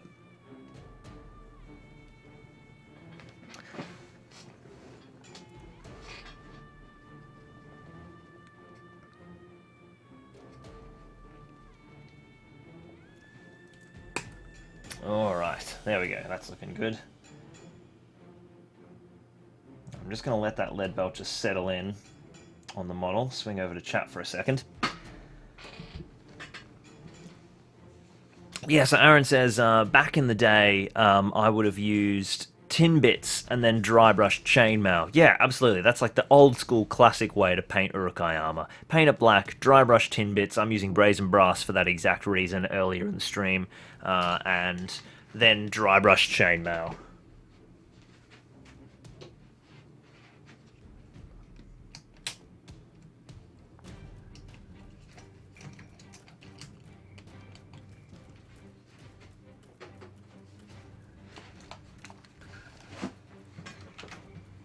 Yeah, sorry. sneaky battery change there without you guys even noticing. So yeah, we've got KS says, I wonder how the black contrast paint would have looked to blacken up the metal armor. Yeah, certainly you could absolutely do that, which would have been really interesting as well. Justin says, I just tried a new non-metallic metal look for my uruk-hai. I painted the armor to look rusty, and then I bring up the uruk-hai skin to a yellow orange. It's really stark but looks cool. That sounds awesome, Justin. So a rust colored armor set with some really brighter skin tone. If you like, throw some photos of that up on the Zorpazorp community Facebook page. That sounds absolutely awesome. Yeah, Aaron literally just asked you to do that as well, so now you have to. Yeah, KS says, I remember the older versions of the game book suggesting the tin mitts where to paint them. Yeah, absolutely. Tim says, it's a very interesting method using typhus corrosion on the armor plates. Gonna have to give that a go. Yeah, it's a different look, but it just creates some real grime and grit in the base tones and gives it... I love creating texture, and it's an easy way to make texture without too much effort. It looks fantastic once you've kind of laid it up and put a little bit more time and effort into it. Buck and Duck says, the classic uruk-hai captain, my favorite of the uruk-hai captains. Yeah, this guy's a cool model. There is that other model, isn't there, of the uruk on the rock. I've never painted that one, and I would love to see that one, because that would be a really cool... yeah, it's just a cool model. I think I've seen it in the flesh across the table. I've never painted it myself. So this guy, yeah, Maito Cola says this guy looks much better than the fine cast Uruk captain. I think that's the one I'm talking about, the one on the rock. I think he was fine cast. Lewis Wood says, hey Lockie, what's up? Thanks for joining us, Lewis. Lovely to see you in the stream. Different Gear TV says, this is my first time watching this. Where is this streaming from? I'm in Brisbane, buddy. In Brisbane. Well, I'm not Brisbane anymore, but I'm in Australia. Queensland, New South Wales, Australia. Down at the bottom of the world. And you're watching from Spain. Welcome, dude. Hola, ¿cómo está? It's all the Spanish I know. Well, they just put prawns on the barbie, that's right. Oh, cool, Justin put up some pics. I'll have to have a look. Fantastic. Tim says, I think I'll use the typhus corrosion on the armor of my Mordor troll. Yeah, absolutely. Should work well. GBHL Damien says he just finished the new Uruk Scout Captain on their stream over on the GBHL channel. A really awesome model and a thrill to own after all these years. Yeah, I'm so excited to finally paint one of those. I still haven't got it. Finally turning my attention back to Project Creebane now. Dude, you got to be using contrast paints on those Creebane. Just like Black Templar, slather it on. None of this like 5-layer highlights on bloody Creebane. I used typhus corrosion on my Moria goblins. It turned out brilliantly, says Peter from Poland. Yeah, absolutely. The typhus corrosion, I love it on goblin armor. We did that on the very first stream. It absolutely, it's absolutely awesome. Yeah, oof, it's so good. Not sure if he's actually a captain, but I have the one that has a sword, no shield, and a huge sideways crest on the helmet. So KS, that is the Uruk-hai Siege captain. Oh, James says the other Uruk captain standing on the rock is back in metal now as well. That's fantastic. Perrin says, greetings for Italy. Peter's now working on Haradrim, and Damien says, if only I owned some contrast paints. Rookie error. Got to get a few. Very handy in certain scenarios. Yeah, dear me. It's messing with us, not being able to buy paints. It is the unexpected weirdness. Alright, let's swing this back over here, and let's get onto our Mithril Silver, or Stormhost Silver highlights. Oh, me brush dried out, because I loaded it with paint and then talked to you all for 5 minutes. That was foolish.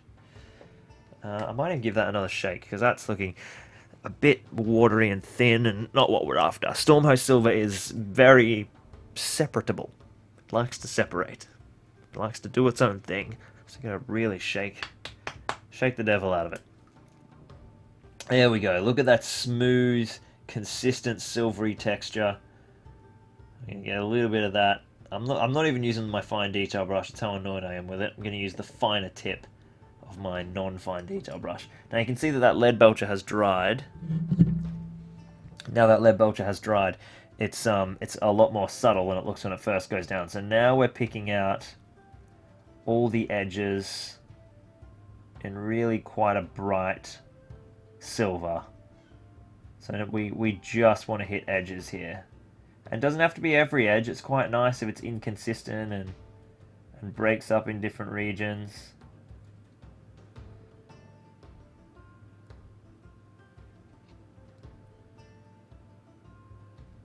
And little chips, little marks here and there across the flat regions are really nice as well.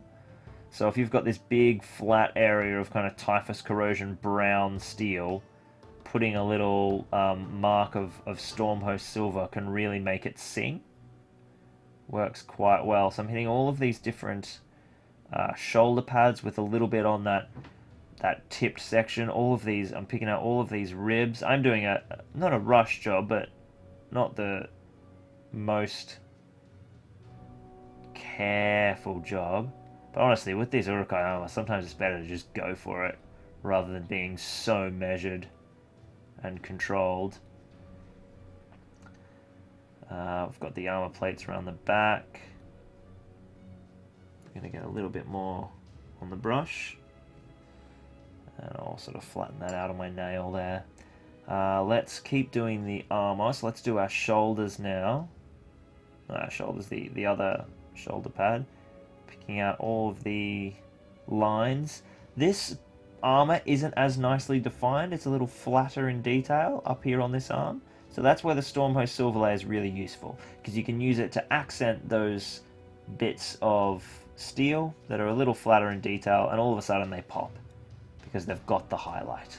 Oh, this is looking so cool. Alright, let's hit our shield now. The shield's a great one. You can really do some cool stuff on the shield. I want to hit all the edges, very much so, and then a little bit of just extra chiseling detail on the inside of the shield, but you can leave that pretty dark. You don't have to go too hardcore. And then we want to pick out all the fun stuff on the front side. So we want to hit all of our details, a line of silver down the center of the shield, a little bit of, you can even do some more streak work here down the flat panel of the shield, which looks really cool. Let's accent this big angular bit at the back there. And then we want to hit all of these little jagged corners, all of these edges. Oh, I love how rusty this is looking. This is so cool. This armor is mass-produced, brutally efficient garbage. So, just, there's no finesse, there's no kind of craftsmanship. It's just like, get this made in the thousands for my army that I need next week. That's what we're doing with this armor. Alright, let's jump down to our shin pads. We want to pick out all the accents. There's a few cool accents down here that we can really create on, like the curved bits of steel, the ridges. Obviously the center of it going up the shin creates some definition for the panel.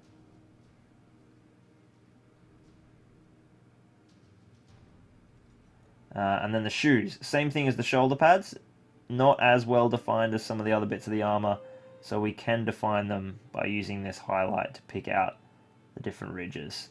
Look at that armor, that is looking awesome! Man, I'm so happy with that. So happy with that. Okay, let's jump onto our sword blade, which is going to need a big highlight down the blade.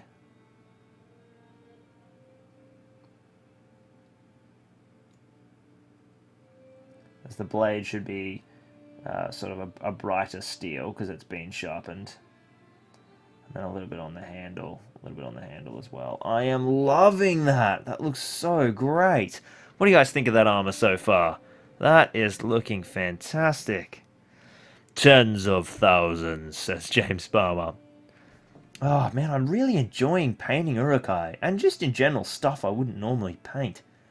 That's looking fantastic. I don't even think that needs a Nuln Oil wash. I quite like how bright, like if you look from far away, you know, model length, it's quite nice having that really bright pop. Let's finish off the chainmail and we'll have a think about what we want to do. Now, we could darken the chainmail. We talked about darkening the chainmail before, but it's interesting how nice the contrast is. I think we'll give it one pass in null oil. I'll tell you what I'm going to do is I'm going to create some highlights. I'm going to flatten the tip of my brush, or re-point it out. Grab some more Stormhost Silver, and I'm just going to highlight some regions with a little bit of a brighter silver, leaving that lovely kind of grimy Reikland flesh shade look that we created in areas, but not everywhere. There's a lot of red, brown on that, and maybe a little bit of, just sort of create some difference in the chainmail. Yeah, that looks really nice. And now I'm definitely looking at that, and it's going, null me, baby, please. I need the null. Look at all this beautiful null oil. Don't you wish you guys had so much null oil? Oof, look at that. So good. I'm so lucky. I was so lucky I bought one just before lockdown. Someone, I think JPS was saying that he's out of null. That's just depressing. How do you even paint? Love it. In a serious note, if you can't find null oil, I think it's the Army Painter Dark Shade. It can work as a reasonable substitute, or dark tone or something. I haven't tried it. That's just what Jacques from Rogers Paintworks was telling me. We all know how trustworthy he is with his stunningly painted, award-winning armies. So he kind of knows what he's talking about sometimes. Off the table, he knows what he's talking about. Alright, this looks great. Yeah, just darkening up the silver a little bit.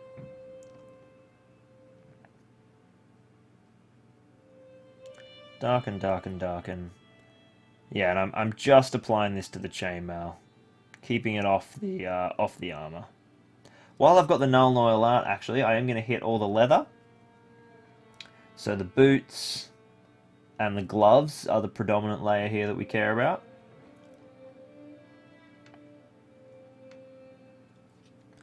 Just to darken that leather down a little bit, just give it a little bit of definition so it's not just brown.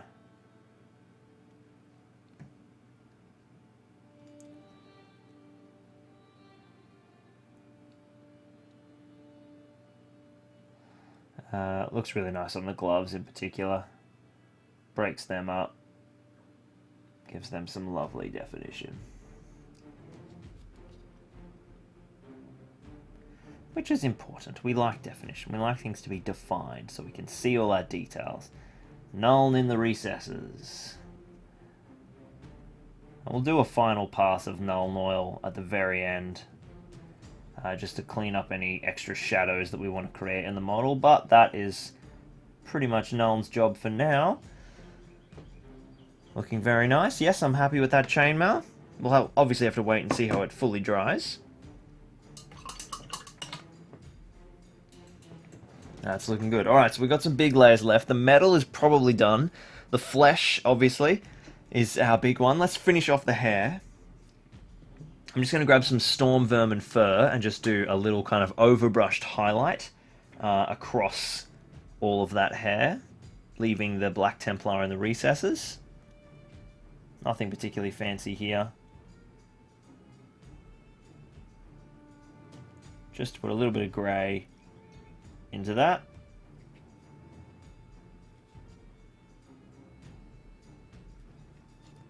So we like our Uruks to have a little bit of grey hair. That's our mid-tone. And then I'm just going to grab some of the heavy blue grey. And I won't put that down in the palette because I want to keep this pretty dry. Just chuck it on my, oh, you know, I can even just take it off the nib there. And then this will just be a sort of lighter pass across a few pieces. Nice and simple.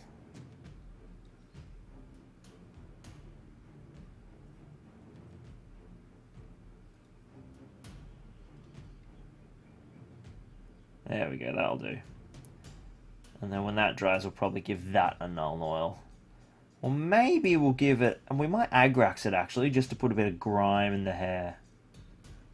Which I didn't get out because I wasn't expecting to do it. But yeah, that's lightened it off, so we want to darken that back just a touch for his grey mane, but I like the idea of of putting a bit of grime in the hair. So I'm just going to go grab my Agrax Earthshade.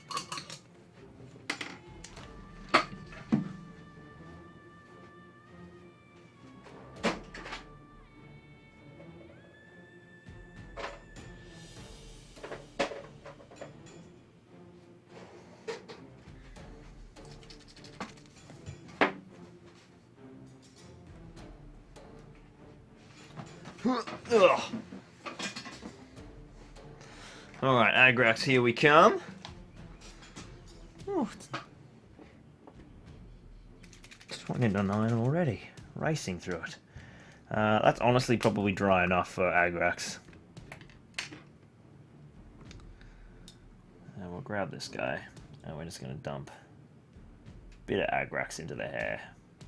He's an uruk. He doesn't wash his hair. It needs a bit of grime.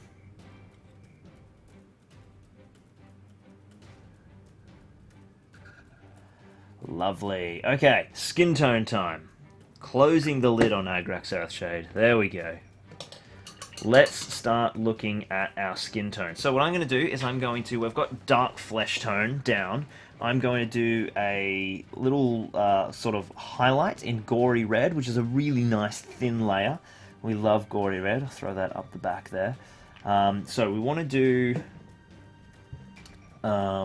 I don't want to. This isn't a layer. It's kind of like a layer highlight, but I do want to only pick out the muscles. So this is my. But it's such a. You got to be careful with this paint because it's so thin it can run everywhere. It's almost wash-like in consistency.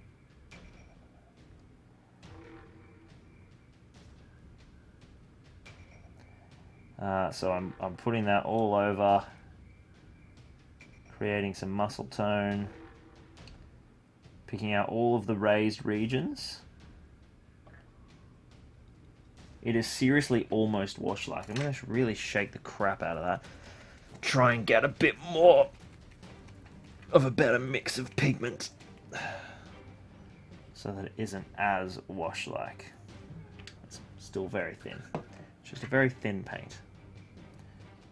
Look at it there on the palette. That's a little better. A little bit more control there. We want that coming down the muscle tone.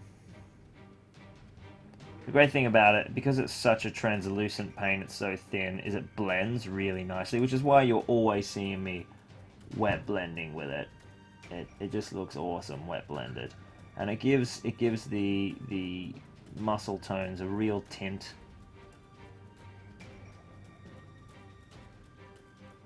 And a really nice bit of red worked into their fleshy tones. Right, so that's red gore or gory red. Just a brighter red. Not crazy bright, not pink, in the dark red kind of range.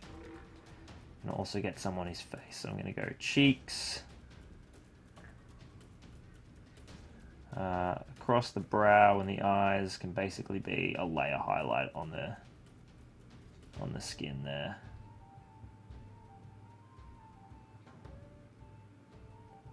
Leaving the dark brown only pretty much in the eyes. Cool, alright, that's our first highlight. Then I'm going to mix myself up just a little highlight with bloody red. And I'm going to keep that while it's wet. This is a very bright red. So that's the reason why I'm sort of wet blending this into the red, into the bloody red, so that it doesn't end up as bright. But this is the real way that we'll start to accent muscle tone, and you'll be looking at this and being like, whoa, this is way too red, and you'd be right. But that's okay, because we are going to give it another highlight that's a lot more muted and brings the sort of the flesh tone back in, and we will give this a wash as well. So a bright bloody red, there we go, that's better, we can actually start to see stuff now. Now, face-wise, I'm going to grab the bloody red, and we're just going to pick out cheekbones, nose, cheekbones, probably around the jawline as well.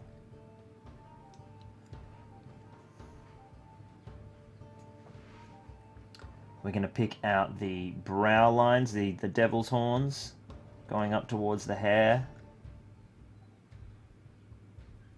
And then he's got a second set of brow lines there. Fantastic. Alright, that's looking nice and red. Now what I'm going to do is mix up a little skin tone highlight where I just grab a little bit of Kislev flesh, which is my flesh tone, and mix that in. I'll probably need to mix it with dark flesh tone, which is our base skin tone, but I might add a little bit of red in there as well. Essentially what I'm doing is just creating a mix. Let's do this right on here on camera for you guys. So I'm going to put a little bit of dark flesh tone down, and we're just kind of experimenting here. We want to create a fleshy top tone. Right, so that's got a much lighter tone. Now I'm going to grab some of my, where'd I put red gore? That's dark flesh tone. Put the lid off. And then I'm going to drop some red into that mix. See if I can get this working. I know what I want in my head. I basically want a lighter red tone with like a fleshy element to it. Yeah, I think that's it. I think that's what we're looking for. See how it's like a pinky red that's more fleshy than bloody? But it's still like a fleshy highlight in that red space. So I took my base coat, I took my starting skin pigment, I took my tint, which was the red, and then I took sort of a flesh color and gave it a little highlight. I'm just going to bring that in, and that's going to be sort of like my extreme highlight. And I'm just gonna, this is all still wet, and I'm just blending that in on any of the muscle sort of definitions that I really want to focus on. So let's create a bit more of a highlight and definition down the back of the leg here. This is really nice. And I might create another muscle line down the leg there. So you can see why I put the bright red down. It's so that I can work into that with this fleshy tone and blend the fleshy highlight into the red. A little bit more definition up the back. Spot of definition there. Let's work on this back leg.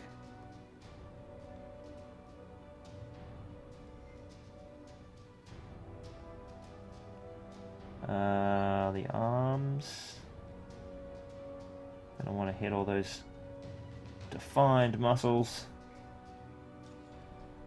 Alright, looking good. FaceTime.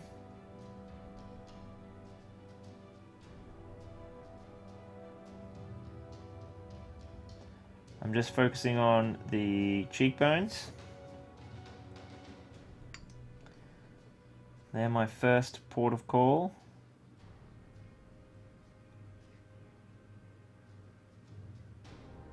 Cheekbones, jawline, brow lines. That's literally all we need to do with this. Hit that brow line. Hit that brow line. A little bit more on that cheekbone. And then just across the bridge of the nose. Right, let's have a look at him. Pretty dark skin. I could maybe even do one more highlight, one stage lighter. Let's do that. That looks really good though. So I'll grab my mixing brush again. And we'll grab a little bit more Kislev flesh. Oop, and just knock over my painted model. Excellent. And that's... Oh wow, that needs to be shaken. And that's what we're going to keep lightening our mix with. I'm not going to add white. I'm going to keep adding... You know, working towards flesh.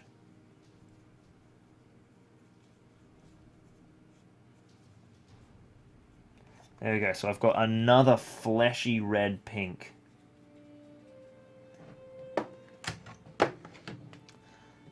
Grab our go. Brush again. Now this is bright, right? So I'm gonna need to be careful with this. I can't go too crazy with this. This is gonna have to be subtle. Oh, it might be too bright. Might work a little bit more of that darker red area. Ooh, this is a bit bright. I think it's okay. I think it's just okay. If I'm just going for the very tops of muscles.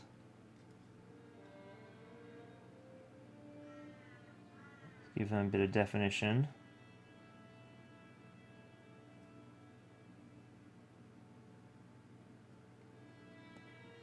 Hitting very raised regions. I think this is okay. I was a little alarmed for a sec there.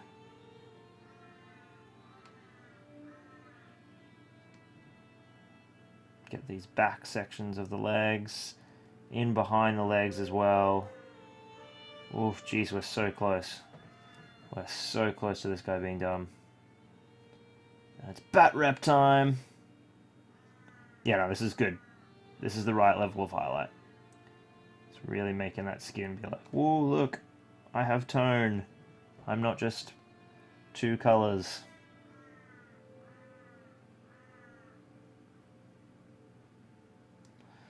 Alright, face time. Carefully picking out the double brow line. It's like the crest of the head, and then the devil's horns that come out from the brow. We want to hit the cheeks with this, and the jawline. Every time you're doing one of these highlight passes, you're doing just a little bit less paint. That is our skin tone, looking pretty awesome. I don't even know if we need to blend it with Reikland Flesh Shade. We've got a lot of that red and brown in there. I think it's looking pretty good. Let's get some eyes, and we'll see how we feel about how much it's popping, because it is quite dark. So we're going to go for a bit of white scar. We're going to firm up the tip of our brush as much as we can.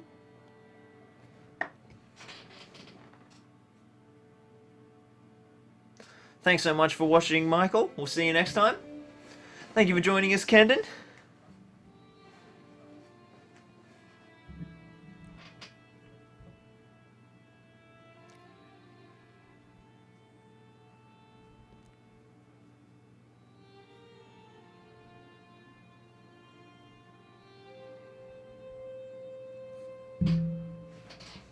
Alrighty, here we go.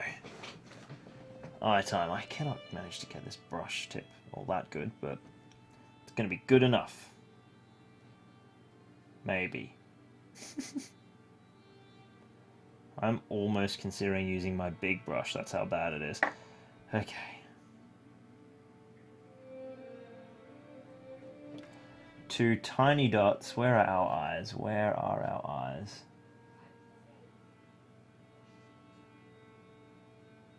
Oh, I cannot. That is just not workable.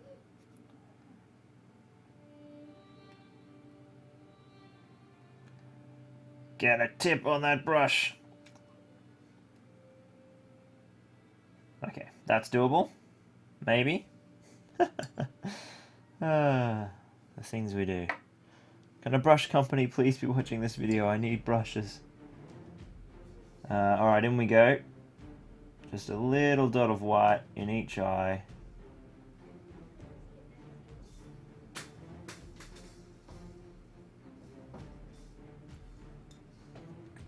You know what?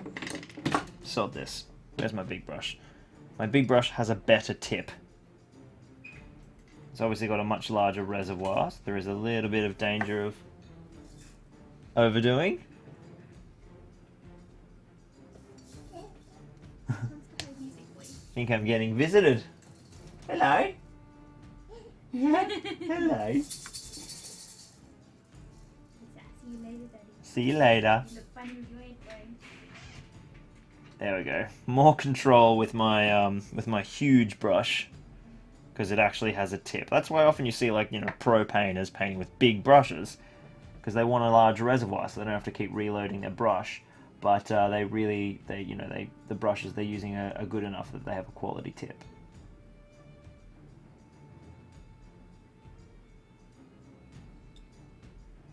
Oh, I'm butchering these eyes, but we're getting the idea.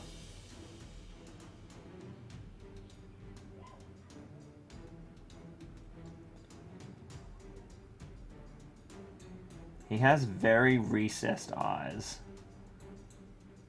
which makes this rather tricky. Oh, rough. Alright, let's grab some Abaddon Black, and we'll get the pupil happening, and then we can clean up around the eyes with our flesh color. That's pretty much going to be our best way forward, I think. Ginger Ninja has joined us.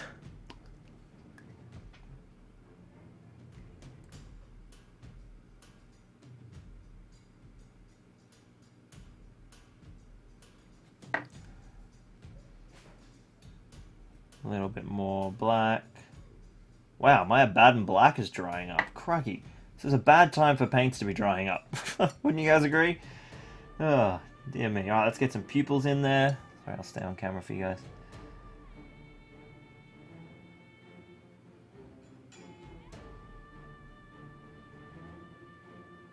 Perfect pupil number 1.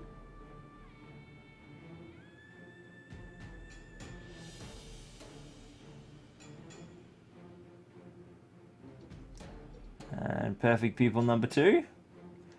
Oh, that eye on the right looks fantastic, actually. I just have to clean up the eye socket of that left eye. It's actually not looking too bad at all. So let's grab, we'll go for a darker tone to clean up. Let's go... I'll go for like a darker region of the flesh tone, I think. And I'll just get in...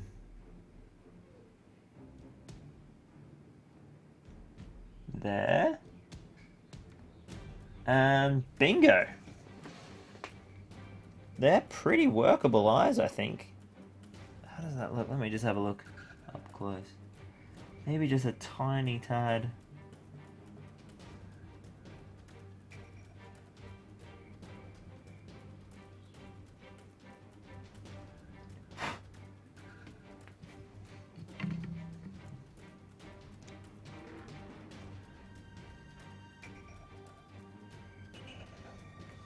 Alright, 2 big old eyes looking good.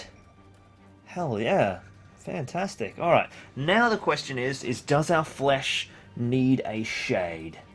It's looking pretty solid. I don't know if a shade is going to do much for us. Let's look at the overall brightness of the model. He's got enough kind of differentiation and skin pop. It is difficult to get kind of contrast and tonal variety into such monochromatic models. So I'm happy that we've lightened that skin tone a little bit. And I'm pretty happy with the blends. Maybe just a little bit of Reikland flesh shade through the face, just to help give his face a little bit more definition. And then we'll have a look at how that applies and see if I reckon the rest of the muscles need it. But I think just on the face, because it always helps to blend your eyes, and get a little bit of kind of color and stuff around them, and it just, yeah, it always makes everything look a zillion times better on faces. Sod it, we'll do it. It just helps with definition so much. It might help deepen our recesses a little as well, and you can always have better blends, I suppose. Just a little bit. Alright, let's get that wicked away from most of those eyes. And then we'll blend that into the hair there. Looking good. Alright, getting pretty happy with this uruk-hai. What else do we need? Obviously he needs a basing, which we can do in a sec. His hair is looking pretty solid. I'm happy with how that's toned down after the wash. He probably needs his teeth picked out. I can see 2 little teethies there. Let's grab our I don't know what this is I have here on the wet palette. It looks gross. Some old bone colour. That'll do. Looks like it might have been bleach bone from another time. We just want to do a tiny little pick out of the teeth there. There's one.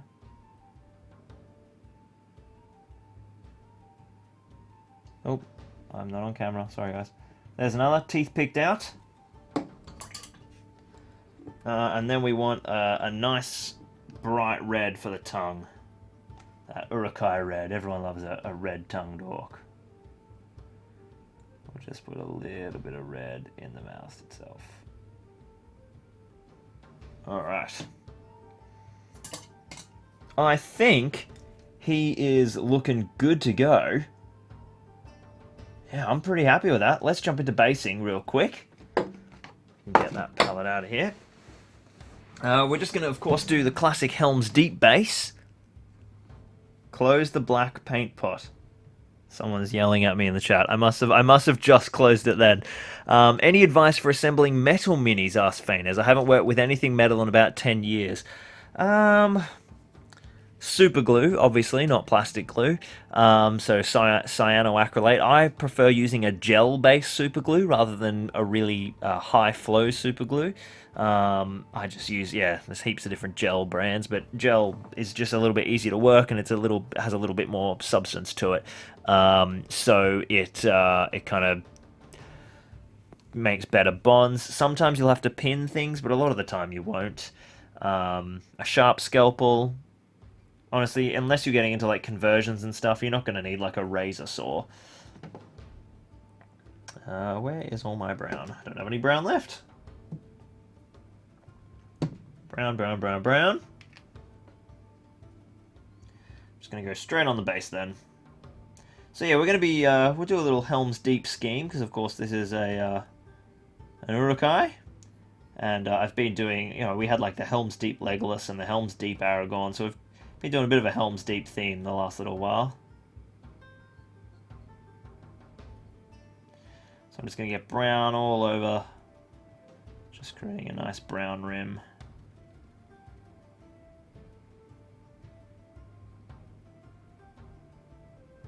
Do-do-do-do-do-do-do.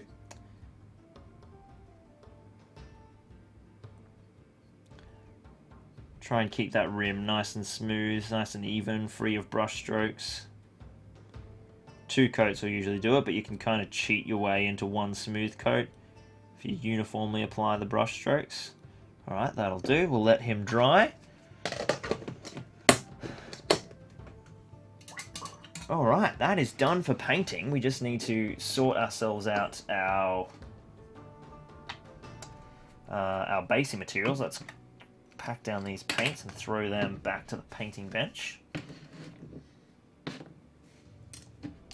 Everything washed up? No! Naughty Lockie. There we go.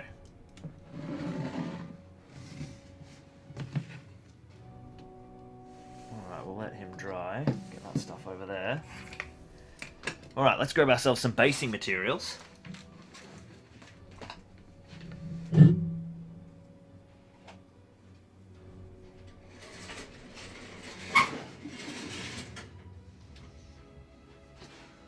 Some glue.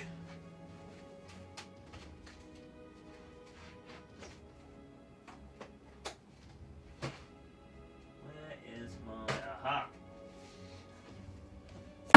Perfect.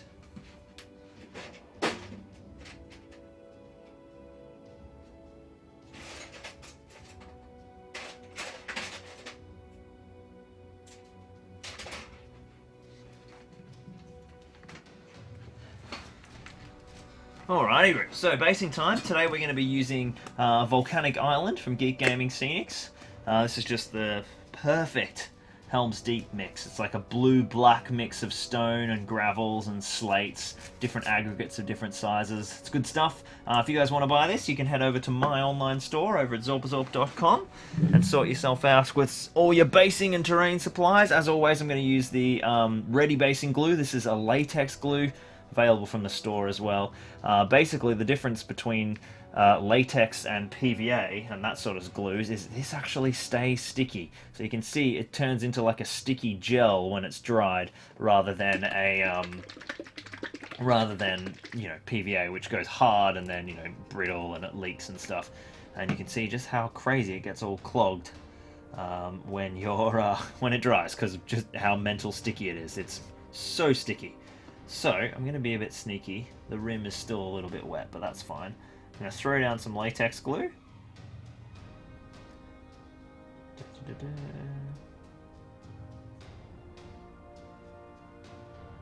Just a little bit. And I'm just going to move that all around. And then the best thing to do is to kind of let it sit for about 10 minutes so that it starts to go tacky and starts reacting in the air, and then dip your model in, and then like 20 minutes after that it'll be good to go. But if you rush it and you do it straight away, it'll end up taking like 2 or 3 hours to dry, so it is better to wait and just let it tack up first, because obviously it's got way less exposure to air when it's covered in basing materials. Alright, so we will sit that. We won't let it dry for 10 minutes, just because we're on the stream, but we'll let it sit there for a sec while we wait for that to dry, and I'll put the lid on my glue, because we don't need that sticky stuff spilling everywhere. Let's hang back over to the chat. Alright, where was I?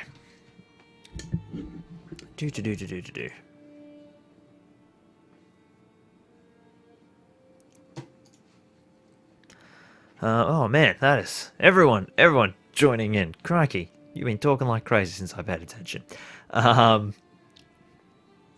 Alright, I'll get some contrast paints. David says I'll get some contrast paints for the next time I paint 378 crows. Is it actually that many crows? I think he bought... I can't remember how many packs he bought. It comes with what, 4 crows in each on each base, and how many craybein in each packet, and then how many packets did you buy? Show us the math. Prove it. Joe Reese Jones is also painting his old Uruk captain using the old school Lurtz guide from White Dwarf for the skin tone. Lots of old school paints. Very nice. There's James says, I love how they painted the gloves white on the Ballista Siege captain. That is very true. Oh, speaking of painting white, we haven't done the white hand of Saruman. We got to do a little hand on our dude. What am I talking about?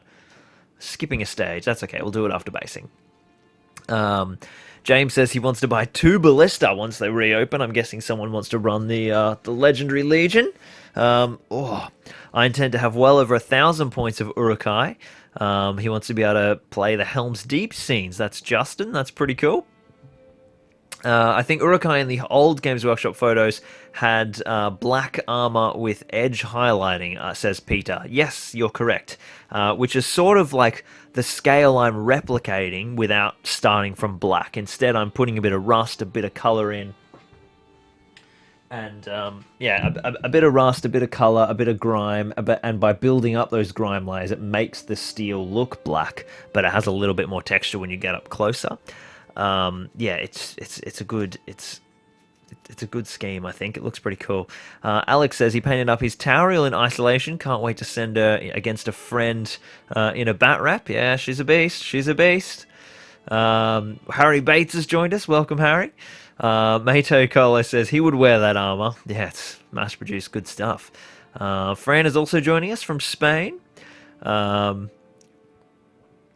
Aaron says, am I the only one who thinks that the Uruks wouldn't have been robbed of victory had they not needed to march for leagues and leagues? They weren't in 100% peak condition. They were a bit tired. They had a big march. I think they're built to march. They're okay. You guys are getting mad at me taunting you over the Null Noil. Look, gotta do what I gotta do. I'm not going to spill it, I promise. Imagine if I spilled Null Noil at this time when Null Noil's such a commodity. I think there'd be serious rage.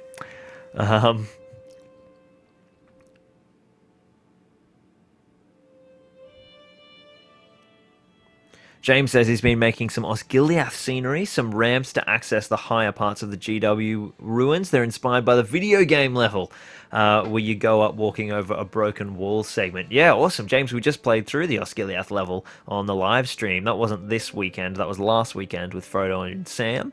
Nearly died at the end, fighting that big boss. Managed to get the stealth kill, finally, on like my 4th attempt on no health. Which was good. James says he loves the Games Workshop ones, but all the higher levels are unusable in games as they are. Yeah, it's really annoying. It's really annoying. No ladders or anything. Video game designers certainly have a bit more scope, as the guys are pointing out in the chat. Thank you for joining us, Michael. Kendon's jumped in. Welcome, Kendon. Joe Reese-Jones is slowly getting his way through the old Battle of the Five Armies rulebook. Definitely a lot to get your head around. Yeah, I almost bought one last week. Last week, the War Master rules for Battle of the Five Armies, but it was in the States and shipping was like really expensive, and it was going to end up being like 300 Australian. And I know that's a pretty decent price considering I've seen it go for bloody expensive. Although I think those are ridiculous. But I just couldn't stomach spending $300 on a system where the models are so... I basically would have been buying it for the rules, because the models they're so bad. They're really old. Even for the like nostalgia kind of vibe, you know, they're really, really, yeah, they're a bit gross. Damien says, no, it's half that. It's 189 crows, only 188 beaks to go. Oh my god, that's depressing. Oh, wow. Wow. Tim says, I would love to start building terrain, but I plan on building terrain when I paint all my minis, so I guess I'll never get to building terrain. Yeah, you got to do both simultaneously. Helps break it up. Helps prevent the madness. Tutatax has joined us in the Twitch stream. He says, do you paint Sigmar or 40k? Yeah, I paint 40k. I don't play any Sigmar yet. I do play 40k, sort of infrequently, but we'll be doing more and more 40k content in the second half of this year. Middle-earth and Star Wars Legion are our main systems, but we got a big 40k campaign coming up later in the year, if I can finally get the Star Wars campaign edited. Yeah, lots of good stuff coming. Alright, this guy's dry enough for now, and then we simply just grab our basing mixture, and we're just going to dip him in. Dip, and boom! Look at that. Basing is finished. How easy was that? Absolutely love these base-ready mixtures.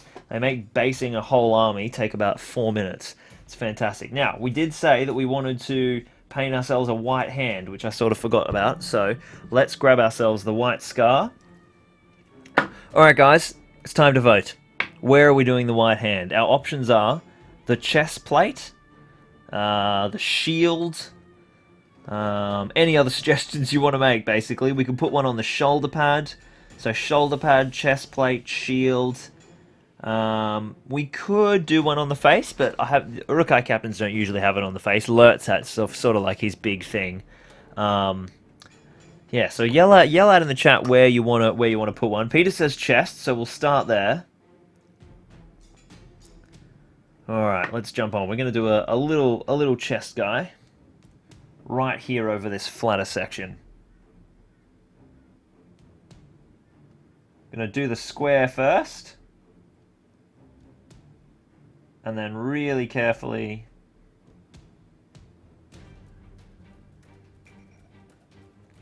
do some fingers.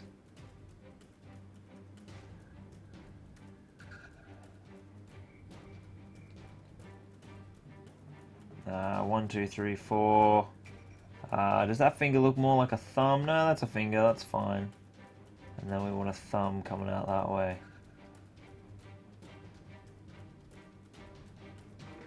Brilliant. As one little hand.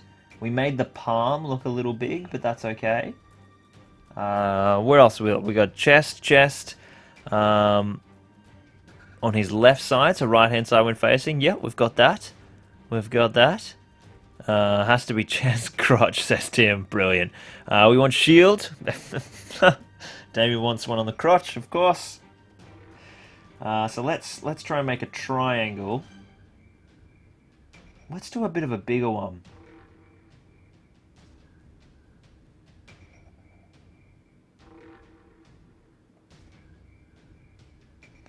So he's setting up that triangle first.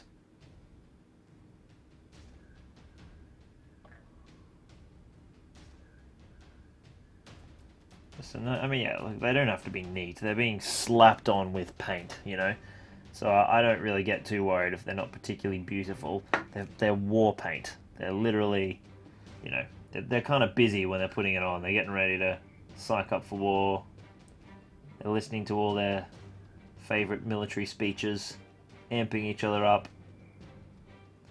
It's a bit messy, it's not a big deal. Get that thumb down. There we go. So one on the shield, one on the chest. What else we got?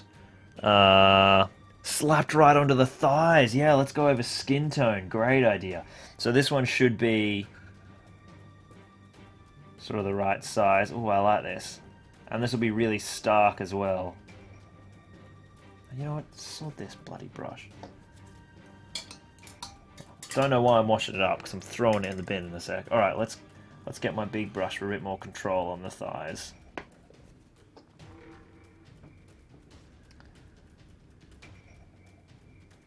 Oh my god, that's better.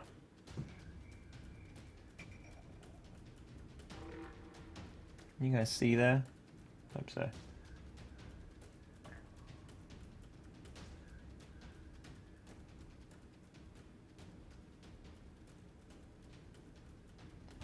One, two, three, 4 fingers. And a thumb.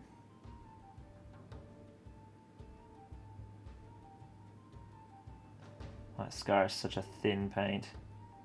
To extend those fingers a little and thicken them up.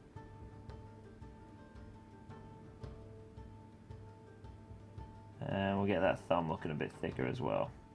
Beautiful, look at that. 1, 2, 3 so far. I don't really know where we'd put one on the crotch. Like over the armor plate, maybe? Where else? Slapped around to the thighs. White glove. Oh, a white glove like the ballista captain. That's a cool idea. Which glove would we do it? It'd have to be the raising glove, although we probably would have painted it differently, so it might not work. What we might do is we'll put a little mini hand up on the glove, and then that can be our final one. So it's like a hand on a hand. Don't know how I'll go draw it, painting this with the big brush, but we'll see how we go. A little mini hand.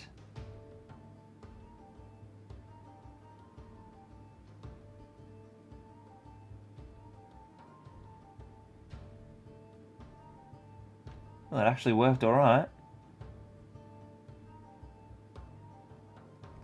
So far, so good. Just need to lengthen those fingers a bit.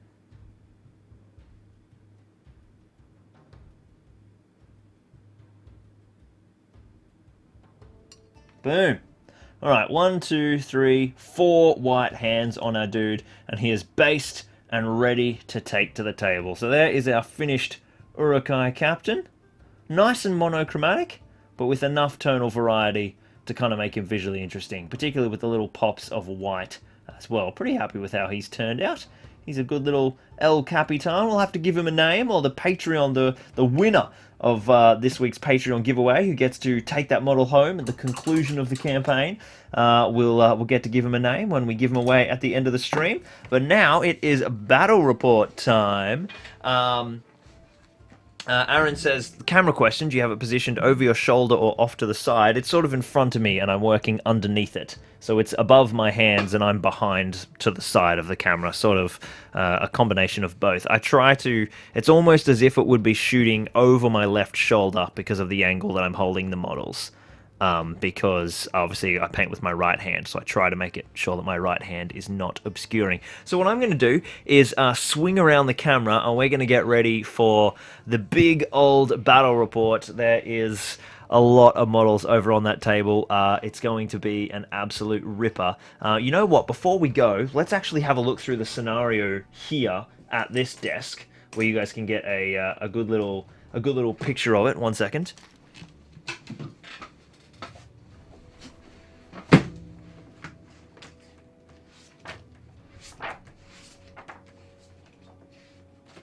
Alrighty-o. So, essentially, the scenario we're playing today is called Burn the Village. We've got our village here in the center of the board. You'll see it over on the table in a second. We've got 2 houses surrounded by a series of walls and fences, and we've got 12 warriors of Rohan who start in the center, and they are fighting off and holding up against an army of uruk-hai. They're led by their captain, their hornblower captain, the Rohan captain, called Jeremy, who you guys might remember is this beautiful model here. In fact, we've got a few heroes to run through. Let's have a look. This is the beautiful hornblower Captain Jeremy with his Horn of Gondor. He's got Boromir's horn as the special rule, who you will remember is painted by Jeremy from the Green Dragon, our little guest. I can't play games against Jeremy in person, but I can play games against his miniatures without him. So, isolation life.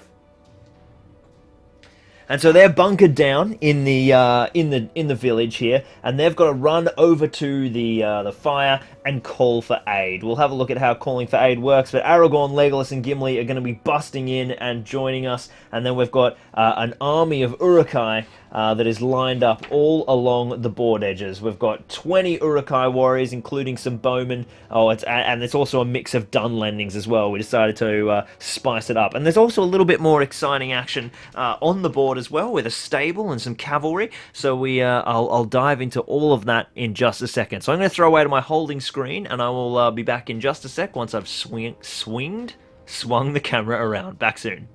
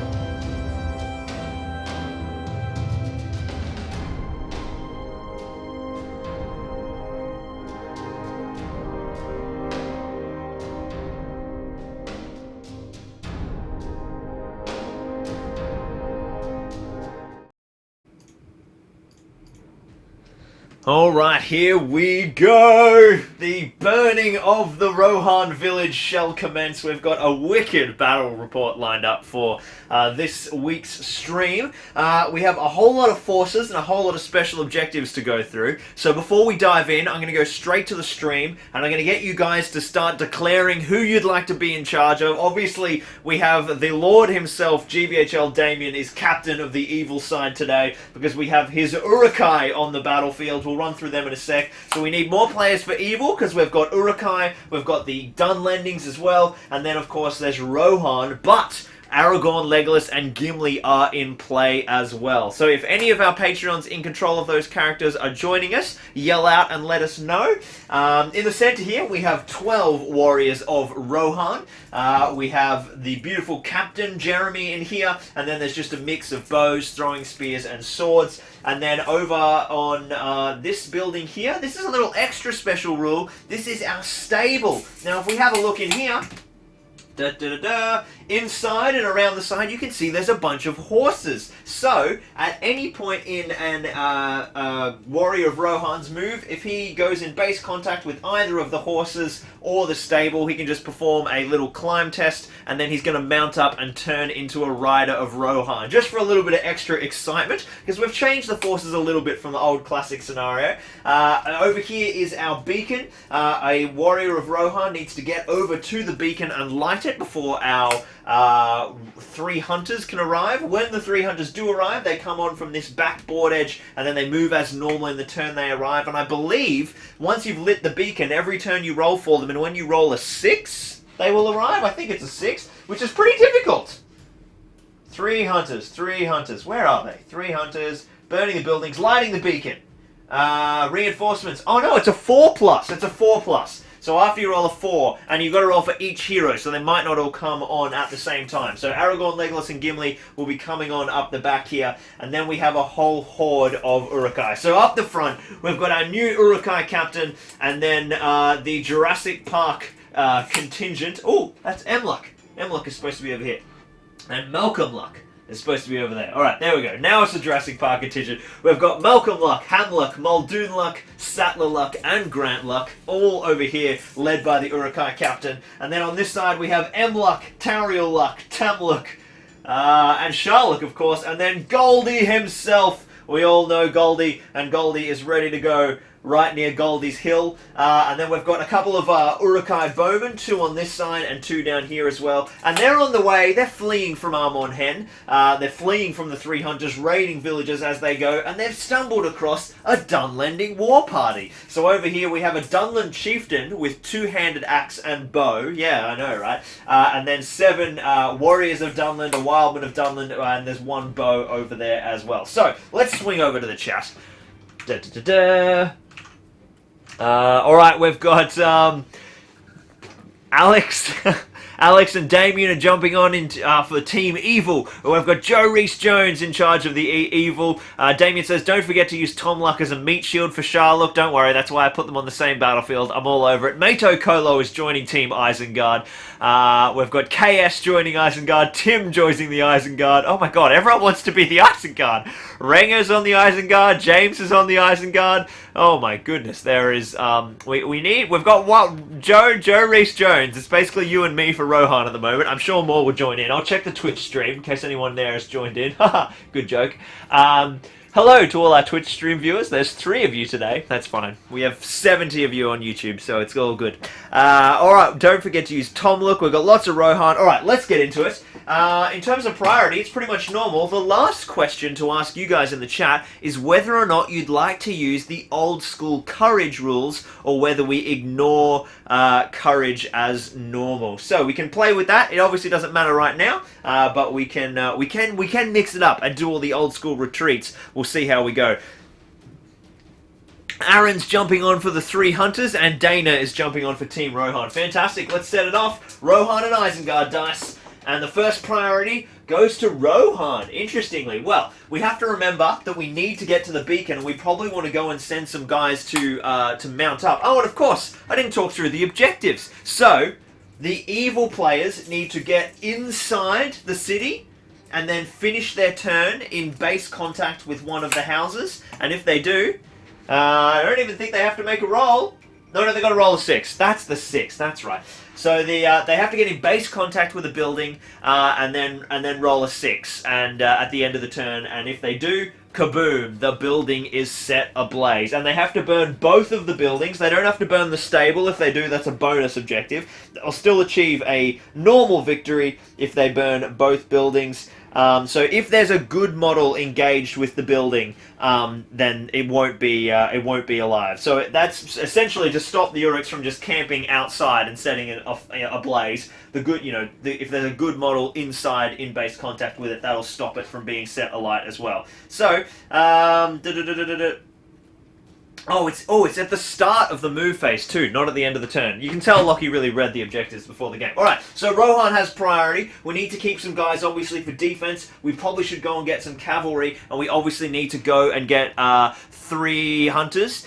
James says we want to use the rules for courage. Go old school. New rules, old school. Damien says, God, no. I'm presuming that's for courage. So I think we're gonna send a couple of guys to mount up, and we also want to send a couple of guys to go and get horses. So let's leave all our bowmen and our throwing spears. We'll leave them for defending. 1, 2, 3, 4, 5, 6. He's going to go and horse up. Brago's going to go and horse up. So Brago and Grimbold are on their way to the stable, and we've got this guy running off to the stairs as well. We've got our bowman here. Let's reposition. This spearman ready here. Got a whole bunch of throwing spears here. Alright, they're forming a bit of a line. We've got our guys here. We've got a bowman here, a swordsman here. They're pretty much just going to sort of get ready to hurl spears and take aim, I think. That's basically going to be the move for the good side. And obviously, evil, at this point, we're just going to advance. We're just going to get up there and start trying to fight our way in. Now, where is Sharlook? Sharlook and Tomlook need to be all lined up, and then Goldie is going to start making a way around from his hill. I think we'll send these archers up to the top. They're going to get themselves a little vantage point on Goldie's hill, shooting down into the defenders. And we might do the same for our archers over here. We've got 2 uruk-hai archers and our Dunlending archer. These guys are all just going to run to this hill and get some vantage. All right. The Jurassic Park contingent are racing towards the walls with the uruk-hai captain. We might put the uruk-hai captain, we'll put him behind one of the pikemen because he doesn't have defense 7. Interesting little note. And our Dunlendings are going to surge forward as well. I think the Dunlending chieftain...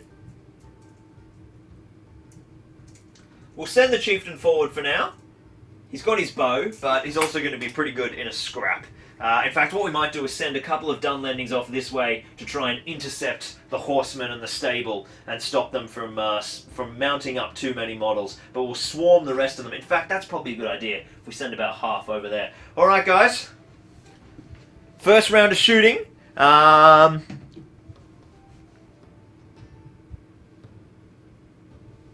Yes, yeah, Damien's caught me already, that it is the start of the movement, at the start of, oh yeah, right, so it's the start of the uruk-hai movement, so if Rohan win priority, they can stop them from setting the buildings alight, which is really important, really important. So, let's jump into shooting. Evil have moved full, good have priority anyway. We've got 4 bowmen. We've got this bowman here.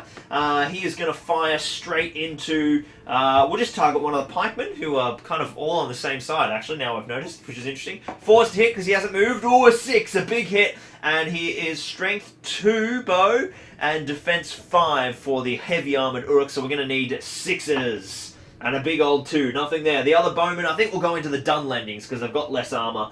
And we'll go forced to hit. He hits, needing 5s to wound into the 2-hander. Oh, he gets a 6. The first Dunlending is down. Down goes a 2-handed warrior. Rohan have opened the account. We've got one more bowman here who has a clear shot up here, up at the archers. This bowman here, Hasufel. Hasufel hits on a 4, he hasn't moved. Another 6.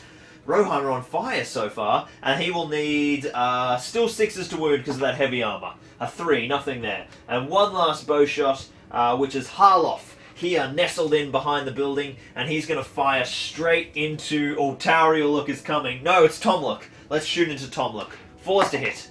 He hits! and a 1. No wounds. The Rohan did well there. Still got a kill and lots of hits, which is good. And that is the end of shooting. Let's do priority. James Palmer is controlling the unmounted horse. And he is saying that the horse is going to eat hay this turn. Excellent work, James. Excellent work. We've got a 2 and a 3. It swings to Isengard. Well, obviously, Isengard are just going to start advancing at the moment. The uruk-hai will half move to get themselves. The bowmen will all half move. Yes, the Dunlending can half move, and the uruk bowmen can full move. So we've got the evil will have 3 shots this turn. And let's get our uruk-hai up there. They're not going to be able to make a charge yet, and they're absolutely going to have to suffer 1 turn of shooting. But it's okay, because Tomluk is there to protect Sharluk. Goldie is running around from behind. He can't get shot. And we're going to send in... Alright, these pikemen are going to get ready to charge next turn. We're going to be able to stack a few attacks with these pikemen. So evil players, start thinking about how you want to run that next turn. We'll keep our swordsmen in good stead. The Dunlendings are advancing. Geez, Rohan are going to have a tough time next turn. There's a lot of guys coming to the walls. Oh man, these horses are about to get killed.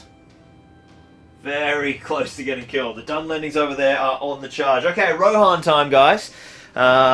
Shawnee, you didn't miss much. We've just painted up our captain this morning, and the battle has just begun. Isengard are descending on the village to set it ablaze. We need to grab... Alright, I'm going to send that warrior over there. He's heading towards the beacon, and these guys are basically all... Oh man, only one of them is probably going to be able to get a horse in time, but if the other survives, he'll be able to mount up. Now obviously all these guys, we've got Harloff is a bowman, and then there's also Aethane and Arod, 2 spearmen here, and our captain spearman as well. So they've got some serious ranged power there. So they'll just all sit still. I think everyone else is pretty much going to sit still and shoot. We're kind of risking a little bit, sending these troops out to get cavalry, but I think it's worth it trying to get the horses. Do I varnish my minis, says Peter? Absolutely, yeah, absolutely. Particularly all the metal ones, like these stunningly painted Dunlendings that Jacques did for me. They are absolutely varnished. Alright, it's shooting time. It is Evil's shoot first this turn, however. So these bowmen have moved half, so they're going to drop 2 shots, and they're going to target that bowman before he can shoot back. So they need 4s. No, 5s. A 2 and a 3. That will not do it. And then we've got 1 bowman up the back there, the Dunlending, who's hitting on 5s, and he's going to shoot into this bowman here. He hits. Does it get past the barrier? It does get past the barrier. And it kills him! Oh my goodness! Oh, that's a cheeky snipe by the Rohan, by the Dunlending there. Runs up to the top of the hill and annihilates, getting a 6, a 5, and then a 6 to get past the barrier and kill the bowman there. Well, that's going to hurt their offensive power over here. Let's start on this side. Rohan are going to return fire, but we need to thin out these ranks. We're going to put the throwing spear on the black and the bowman on the green, needing 4s. And the bowman hits, and he will need 6s to wound. Oh, the 6 flashed up, but it's a 4. No wounds there. Alright, over this side, let's see if the guys fare a little better. They've got 3 throwing spears and a bow, unloading straight into these uruks here, prioritizing Emluk and Tomluk. Whoop! I'm flailing my dice around. 3 hits so far, 2 throwing spears. So that basically it's going to be 6s all round because of the heavy armor and shields. And 1 6. There we go. Rohan do it. And Emluk falls. Oh, Damien. I swear she's the first one to die every game. Down goes the first uruk-hai. So Rohan, Dunland, and the uruks have all taken a casualty. Rohan have 1 more bow. Harsafel is going to shoot back at these bowmen up here on the hill. He needs 4s because he hasn't moved. Oh, actually, there's no movement penalty anyway, because this is the old game, but he misses. Got to remember that. So, priority is a big one. Some charges will be made. 5 and 2, it goes to Isengard. That is big. That is big. So, Dunlending players, do we want to stop and kill the horses? There's Yeah, I'm sorry, Damien. I killed Emlook. Tomlook was right there. I should have taken him, but he's still alive. Dunlending players, do we want to stop and kill the horses, or do we want to sprint and start trying to overwhelm the town? Obviously, the uruk-hai are just going to leap in. Grantlook's going to charge the bowman. We're going to charge the spearman with the captain, and then get double spear supports. Oh no, we'll chuck. Yeah, we'll do it this way. We'll do it this way. There we go. Get a couple of spear supports on each. Get those ranked up. And these Dunlendings here are obviously going to just charge this guy. And now the Dunlending chieftain is going to do a climb test. Or jump test, sorry. He gets a 2. So he clambers over the wall, and the first Dunlending is inside the city limits. This is big. This is big. Alright, over here, we've got the same thing. We can actually avoid the barriers here. Tomlook and Sharlook are going to charge Arod together. And then... Ooh, there are a few Rohan guys here. What we might do is we're just going to throw Goldie on Sharlook for support. And then I'm going to charge Harloff with Tariel Look. And that way, these guys basically will have to give up their defending bonus and leave to come out and fight. Alright, Dunlendings, what are we doing? Classic Grantlook. Isengard finds a way. Rohan ain't nothing without their ponies. Damien gains Sworn Protector, Tariel. Kill the horses, say the Rangers. Alright, so the horses are going down. We'll put 2 Isengarders over there. 2 Dunland on that horse. And we'll charge these 2 over here. So it's Rohan time. Obviously Rohan is going to try and mount up. And if they get a 6, they can keep moving. So this guy's going to mount this pony. Oh, he gets a 6! He gets a 6, that's huge. Let's swap him in for a rider of Rohan. I've got one prepared right here that I can just slot on the top of the horse. Look at that. Perfect. That's why I have my display case set up now. Okay, so this guy's got a whole bunch of move left. I think what we're going to do is just charge that Wildman warrior there. And then this guy will just charge that one. So now we've got Cav in the fight already. Rohan mounting up. And this warrior of Rohan is going to run to the top of the stairs and light the beacon. So the beacon has been lit. Horse becoming increasingly concerned, but continues to eat hay, says James. Yes, well, he might be dying this turn. We'll have to wait and see. Alright, what other Rohan actions have we got? We've got this bowman here. He can probably keep shooting, but it might be in his benefit to try and pair off some of these guys. We'll throw the horn-blowing captain. Oh, here's what we do. We got to get the captain in a multi-fight so he can use his horn. So he's going to run around and charge Sharlook and Goldie. And now he'll be able to use the Horn of Rohan. He's going to throw his throwing spear into Goldie as he makes the charge. He misses. Oh, hang on. Wasn't this the guy who leveled up as Elfhelm last game? So he got Elfhelm's ability, but he had to get some kills first, I believe it was. It's too hard to keep track of all these additional special rules. Alright, and then Aethane is going to run out the gap here and charge into this Uruk as well. So there's a couple of 2-on-1s. I think then Harsafel will actually sit and shoot. He's going to shoot up into the bowman. Because there's a few shots coming down. We might try and keep him in reserve. Because if Harsafel charges Tomlook, then the evil player, Isengard, will be able to pair away our captain from fighting against 2. And we want to try and use the weak courage of the Uruks there to win some attacks. Alright, let's jump into shooting. Evil have got it first because they had priority. So 2 bows firing down into Harsafel. They need 4s. They hit once, and they need 5s. And it's a 3. Harsafel survives. And we've got 3 bows up there who don't actually have a lot of targets. Let's have a look at... They're all range 24.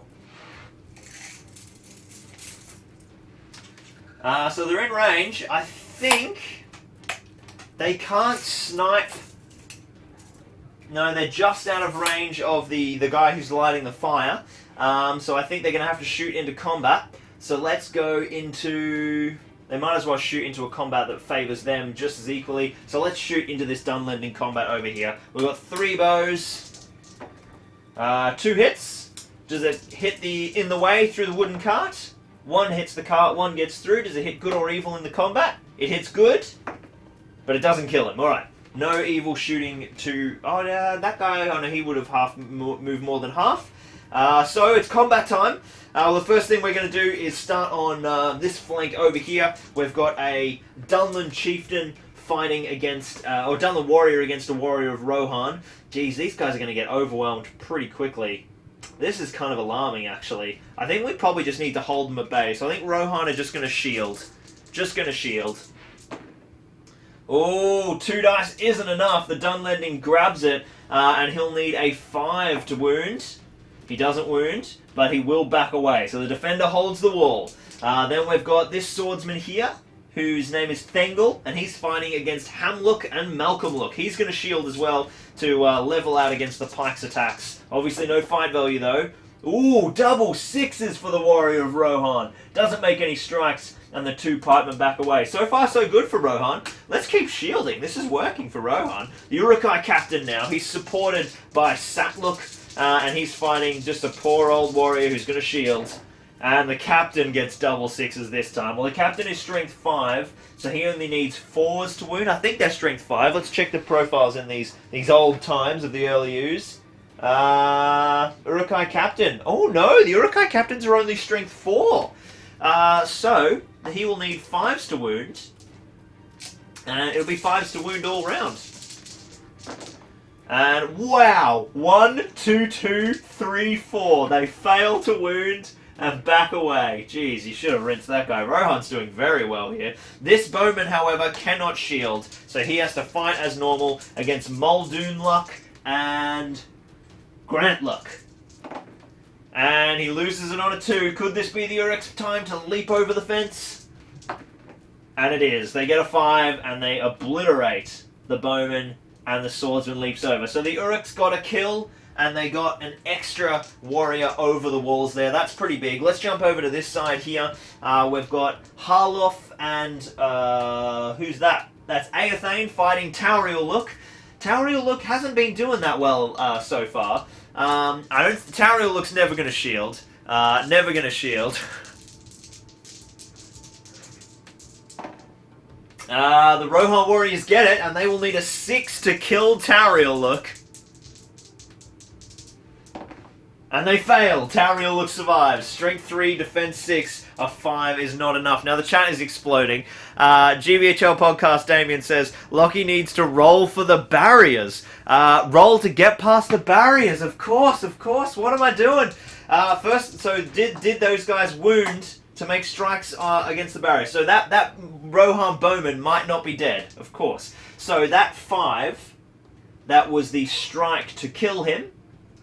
They had 2 strikes, only 1 got through, so that counts as getting past the barrier, and now they need to see if they actually wound him. So strength 4, defense 4 of the bowman.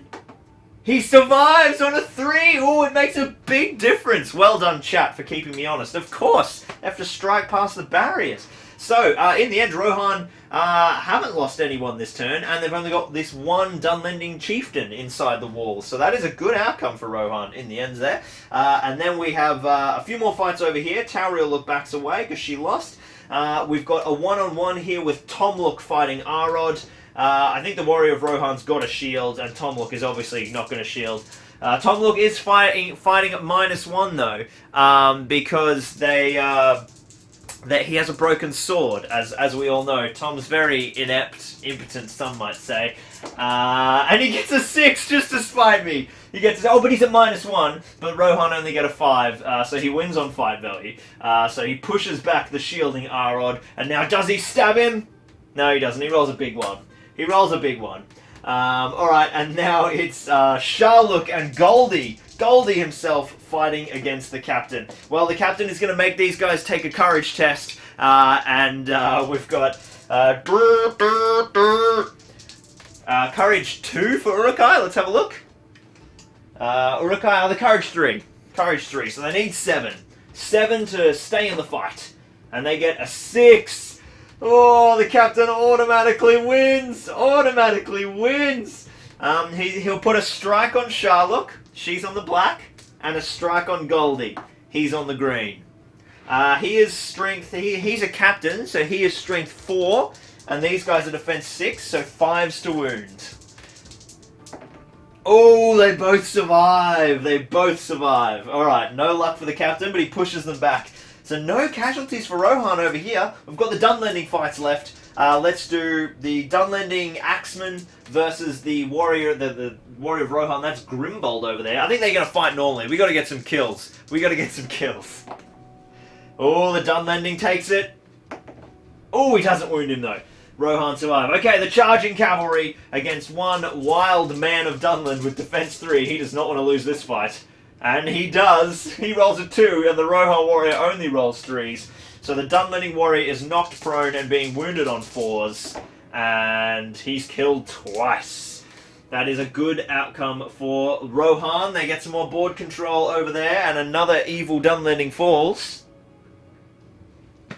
Alright, well, that is a pretty solid outcome for Rohan, because now it is the end of the turn and our 3 hunters may arrive. I think we check at the start of the turn.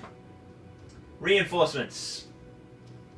Starting with the turn directly after. Good blah, blah, blah, blah, blah, blah, blah, at the start of their move phase. So it's at the controlling player's move phase. So first up we do is priority for turn number 3.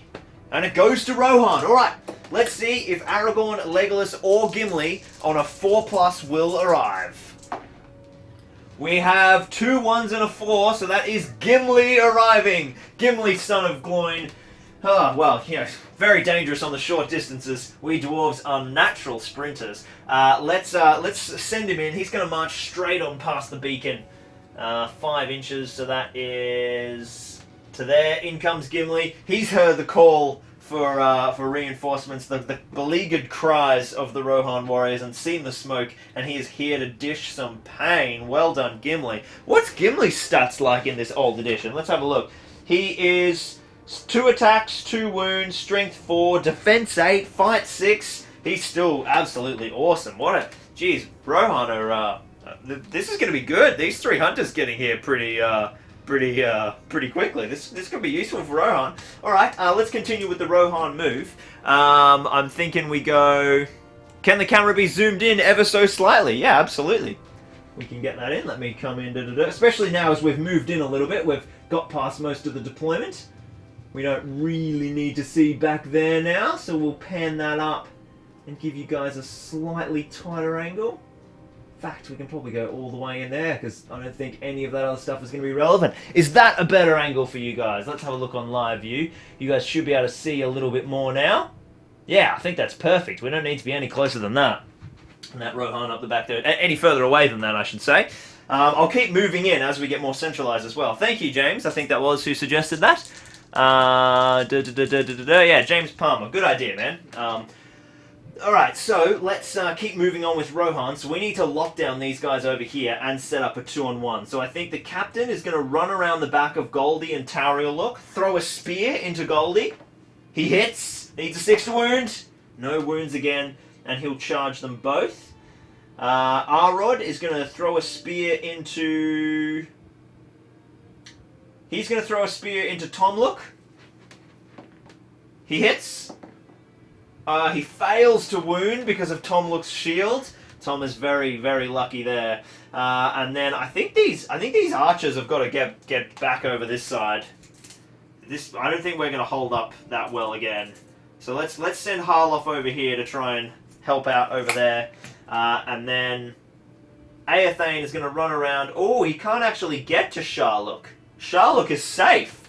So he'll just charge Tomluk as well. Alright, Damien, where do you want to charge Sharlook? Do you want to pair off, like get on in with the captain and make that a 3-on-1? Or do you want to help Tomluk out with Sharlook? Have a think about that, Damien, when it comes to your turn.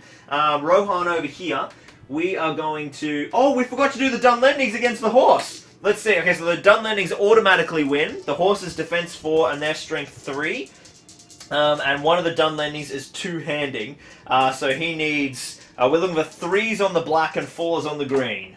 And the two-handed axeman cuts the horse in half. That is a little sad.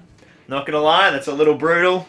The horse has been absolutely executed. Okay, so what's gonna happen is this horseman is gonna charge this infantry and wrap around. Roof, come off, would you? Off. Roof, we've talked about this. How do these roofs get so lodged? There we go. Alright. Off it comes. Okay. And this, ladies and gentlemen, is why you make your buildings actually enterable and playable. Because look, now what we're going to do is run this guy in, and he's going to do a climb test for the horse inside. And he rolls a 3, so he can't keep riding, but he climbs up. That's fine. Got no problem with that. Where's that? He's got an axe, doesn't he? All right, so let's just swap that model in. So that's actually Grimbold's mounted model. So Grimbold jumps up. He can't ride any further that turn, but Rohan have scored themselves a second cavalry, and this cavalry has charged. So even though he's going to get countercharged, at least he'll have his charging bonuses, so he's got his extra attack. So that gets us the second cavalry. Alright, Rohan players, but obviously we're just going to sort of bunker down. I think this guy's got to charge the Dunlending chieftain to stop him from doing too much mischief. And then those guys are just going to hold there and hold the line. That's Rohan's move now. Alright, evil players. There's only 3-on-1. She's only little. Leave Tomluck. He's fine on his own, or not, but no one cares about Tomluck, says Damien. Alright, Shylock is going to run around and jump on the captain and outnumber them 3-1. The captain's on his own, but he's good. He's capable. He knows what he's doing. I think what we're going to do is throw one Dunlending on the cav, and this Dunlending... Ooh. Do we put 3 Dunland on the cav, or do we throw one in to kill the other horse? Horse is back on the menu, says Dana. Alright, horse is in. This Dunlending here is going to run in and charge the last unoccupied horse. So probably at least 2 of the horses are getting killed here. But we have got 2 cav now for the Rohan side. Oh, the Rohan guy needs to bring down the bannerman, the firelighter needs to come down from the stairs. Alright, these guys are going to make their charges. We probably need to send some guys over the walls, I think. So we'll make the 2-on-1 charge. The captain is going to charge. And this pikeman is going to charge. Oh, he'll have to charge as well, actually. But Satluk is actually just going to run around and do a jump test. And Satluk's over, because we need to start putting pressure on these houses so that we can at least burn 1 before the 3 hunters arrive. Otherwise, we are in trouble. You know what? We have a golden opportunity right now, actually. Because... That's a really good point. We need to keep these houses from getting burned. So I probably should have put Harsafel in base contact and Arod in base contact, because we need to always be keeping someone in contact on the inside, otherwise they can just burn them from the outside. So this Dunlending warrior is going to leap over the fence. He rolls a 1. He's not going to leap over. He falls and staggers. That buys Rohan some time. That's good. That's really good. Alright, well, it goes to shooting phase now, and Rohan have got priority. You guys won't be able to see, but Harloff is just tucked in here under the eave of the house. In fact, what I'll do is I might take that roof off. Does that mean you guys can see him? Let's see. Yes, you can just see him. So while he's there, I'll leave the roof off. He now has a shot. He can shoot back through into the bowman up here on the hill, so he needs a 4 to hit. He hits, and a 6 to wound, does nothing. And Harsafel has moved full to get in base contact with the house. So there's no more shooting for good. Let's jump in with evil. I think it's time to just unload into these combats. We're going to shoot into Tomluck's combat. I know that's what Damien would want. Hits with 1, good or evil. Hits Tom. Doesn't kill him. Tom survives. And then we've got 3 over there. 1, 2, 3. I think we're going to shoot into the combat with the cav now. The Dunlendings aren't worth that much to us, but if we manage to kill the cavalry up the back there, that would work quite well. So 2 hit. What's on camera? Oh yeah, this is over there is good. And 1 gets through the wooden cart, and it hits good. And does it hit the horse or the rider? It hits the rider, and now we need a 5 to kill him? No, these are strength 2 bows, so we're still looking at 6. And it's a 1. No luck. Alright, all that dice rolling, and not much happened in the shooting phase. Hasafel can't shoot, so that is everybody. Alright, it's combat time. It is combat time. Let's move right to left. We'll start with the Dunland Chieftain against one poor warrior of Rohan, who I think just has to keep shielding. The Dunland Chieftain is at -1 though, so we'll see if the 2 big attacks make the difference. Warrior of Rohan gets 6 and pushes the Dunland Chieftain into the corner. Very nicely done.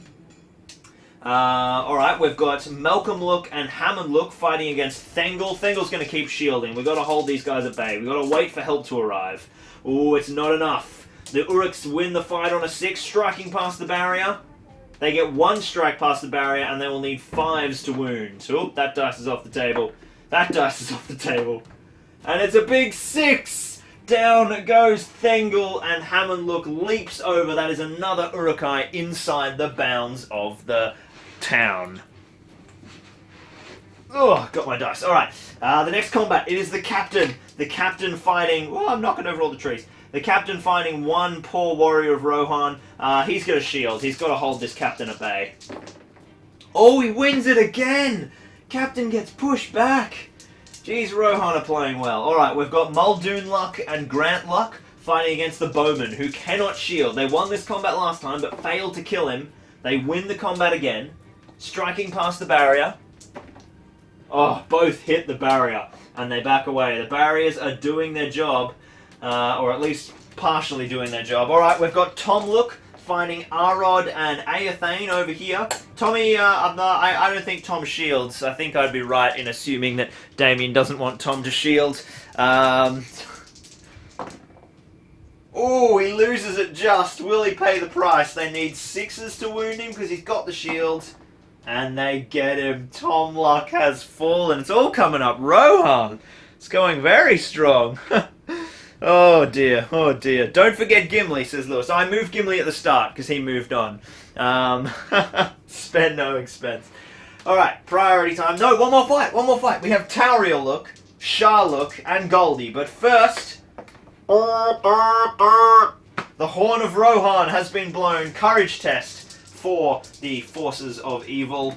And they pass this time with a big 7. It's not convincing, but they do pass. Okay, 2 attacks for the captain, 2 attacks for Goldie, 1 attack for Sharlook, and 1 attack for Tauriel Look. There are tied fight value, because they're all fight 4. And it's tied on 6s. Wow, 2 6s apiece. That's unbelievable. 2 6s on the evil side and 2 6s on the Rohan side. That's gnarly. Alright, it goes to a 50-50 roll-off, good or evil. Oh, it goes to the forces of good. That is very, very lucky for Rohan. Alright, we're going to put striking on Tauriel and Goldie. Needing strength. What am I? Strength. Do the captains get a strength bonus? I don't think they do in this edition, so only strength 3. So I better strike on Goldie, actually. Oh, no wounds. No wounds. Alright. A couple more fights. We've got the charging Cav up the back now fighting 2 Dunlendings. The white dice is the 2-hander. Let's see if the Cav can mightily win again. And, oh no, the Cav rolls a 1 and a 2. And the Dunlendings roll a 5. So he gets pushed back. And they will need a 5 to wound with the Swordsman. And a 4 to wound with the Dunland Warrior with 2-handed axe. Oh no! The Rider of Rohan has been cut from the saddle. That's a big win for the evil side. They're going to get a lot more board control over there, but there's still 1 rider, so if he can fluke winning some combats or get some charges, he'll probably be able to stay alive for a little while. That is the end of combats for that turn. Let's dive into priority. It goes to evil. Ooh, that's bad for Rohan. Oh, I forgot, we got 1 more combat. I keep forgetting the horses. Horse versus Dunlending. The horse automatically wins over here. Does the Dunlending kill him? Yes, he... Oh, no, he doesn't. He's only strength 3. The horse survives. Dunlending backs away. That's actually really helpful because that's going to protect the rider over there. Okay, so evil of 1. They're not in base contact with any houses, so they're just going to play as normal. I think we'll send the 2-hander to fight the horseman. and we'll charge that horse. And this guy's just going to charge probably just this way. Gimli is coming. Gimli is coming. All right. Ooh, this captain is proving to be quite a problem and losing some uruks. I think it's time to abandon shooting, Evil. No, everyone said that. I moved Gimli because that was the turn he arrived. So he moved on at the start because Gimli's only been around one turn. Yeah, no, he's definitely only moved once. Because I would, if I'd missed a turn, I would have rolled for those guys a second time, and I haven't. This is the second turn, so Gimli will move in a sec. Okay, so we've got those guys charge, those guys charge. I think it might be time to abandon shooting uruk-hai because the 3 hunters are about to get here. So let's do a jump test. Oh no, a 1 and a 4. 1 climbs down safely, and 1 falls. Oh, I don't even think that's an inch actually. It's just over an inch. So a strength 3 hit on the bowman, and the bowman dies. He leaps off the rock, stumbles down, and breaks his neck. Sorry, uruk-hai. Crikey, you just can't get a break at the moment. Alright, but he's on the way. I think now we've got to send Goldie in against these two. Goldie can take them, and then Tauriel's going to protect Sharluk, fighting against the horn. Oh, you know what? Screw the horn. The horn is making it too easy for Rohan. We'll throw... Sharluk's going to be brave, and she's going to charge one of the warriors on her own. Alright, Satluk is going to... Oh, I don't actually think... Yes, she can just see Harloff, so she's going to make a charge. I'm going to do the same thing, where I'm going to leap over an uruk-hai. Grantluk is going to make a jump. And he falls over and fails on a 1. And that means Muldoonluk and these guys are all going to make their charges. This Warrior of Dunlin will spend half his move to stand up. He passes his jump test this time. And the Chieftain will charge that one. Okay. We've got one more dude inside. Another guy fell over, unbelievably. My 2 favourite girls fighting side by side. Love it. Alright, I think it's time to... Ranger Katerberg says we should bring Terry the Troll. Potentially, if the things go that badly for uruk-hai, he might have to spring up out of the garden somewhere. Alright, let's get these archers in the fight. They're going to take a jump test. Oh, look at that! 2 6s and a 5. Beautiful climbing. Where was that when we were climbing over the... Where was that when we were climbing over the barricades? Alright, the archers are keen to get in the fight. They're leaping forward. Full moves for them. Alright, Rohan time. There's only one Rohan model that can move. And it's going to be this guy. He's going to make a charge, throw his throwing spear on the way in. He hits, fails to kill him, and he's in combat. Got to stop these guys from swamping. Alright, Gimli, of course, needs to move. 5 inches, he's coming up. And Aragorn and Legolas need to be rolled for. Let's see. Do the final pair of the 3 hunters arrive? On 4s, they both arrive. A 6 and a 4. Aragorn and Leggy come sprinting on and may act as normal. I think what we'll do is we'll just run them on. We'll just run them on full pelt. No shooting for Legolas just yet. He's only got like 1 good target anyway. Let's just get him up there. Oh, but then he could kill him before he gets in there. Alright, who's in charge of the 3 hunters? It's Aaron. It's Aaron. Thank you so much for joining us, Tim. We'll see you next time. Where was the 5 and 6 when the West Uruk fell? Indeed. Indeed, indeed, indeed. Aaron, let me know if you want to shoot with Legolas or run full up. Let's jump into the shooting phase. Rohan have got 1 shot. Oh, Uruk's moved first, but they've moved full with everyone. So Rohan have a shot with Harsafel. Harsafel hits and fails to wound. And I think Leggy will probably just run. So let's jump into combat. Everyone else has moved. Yeah, it's combat time. Let's start over here in the middle. We've got the Dunlending Chieftain once again fighting against the Rohan warrior. He's at -1. Should the Rohan warrior shield? Oh, there's a lot of guys coming. He's still got 2 wounds. I think Rohan's got a shield. Rohan's got a shield. And he wins it on 5s. If he hadn't rolled that second dice, he would have lost. He would have lost. He gets it on a 5 and just backs away the Chieftain. This Chieftain's having no luck. Oh, whoops, I forgot to move these uruk-hai. What am I doing? Those guys need to get in combat with these guys. Then Malcolm Luck can be in support. Oh, yeah.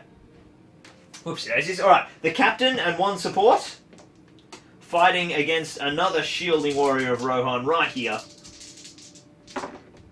And 6s each, however, the captain has got it with the fight value, striking past the barrier. Only gets one strike pass, needing a 5 on one dice, and he gets it.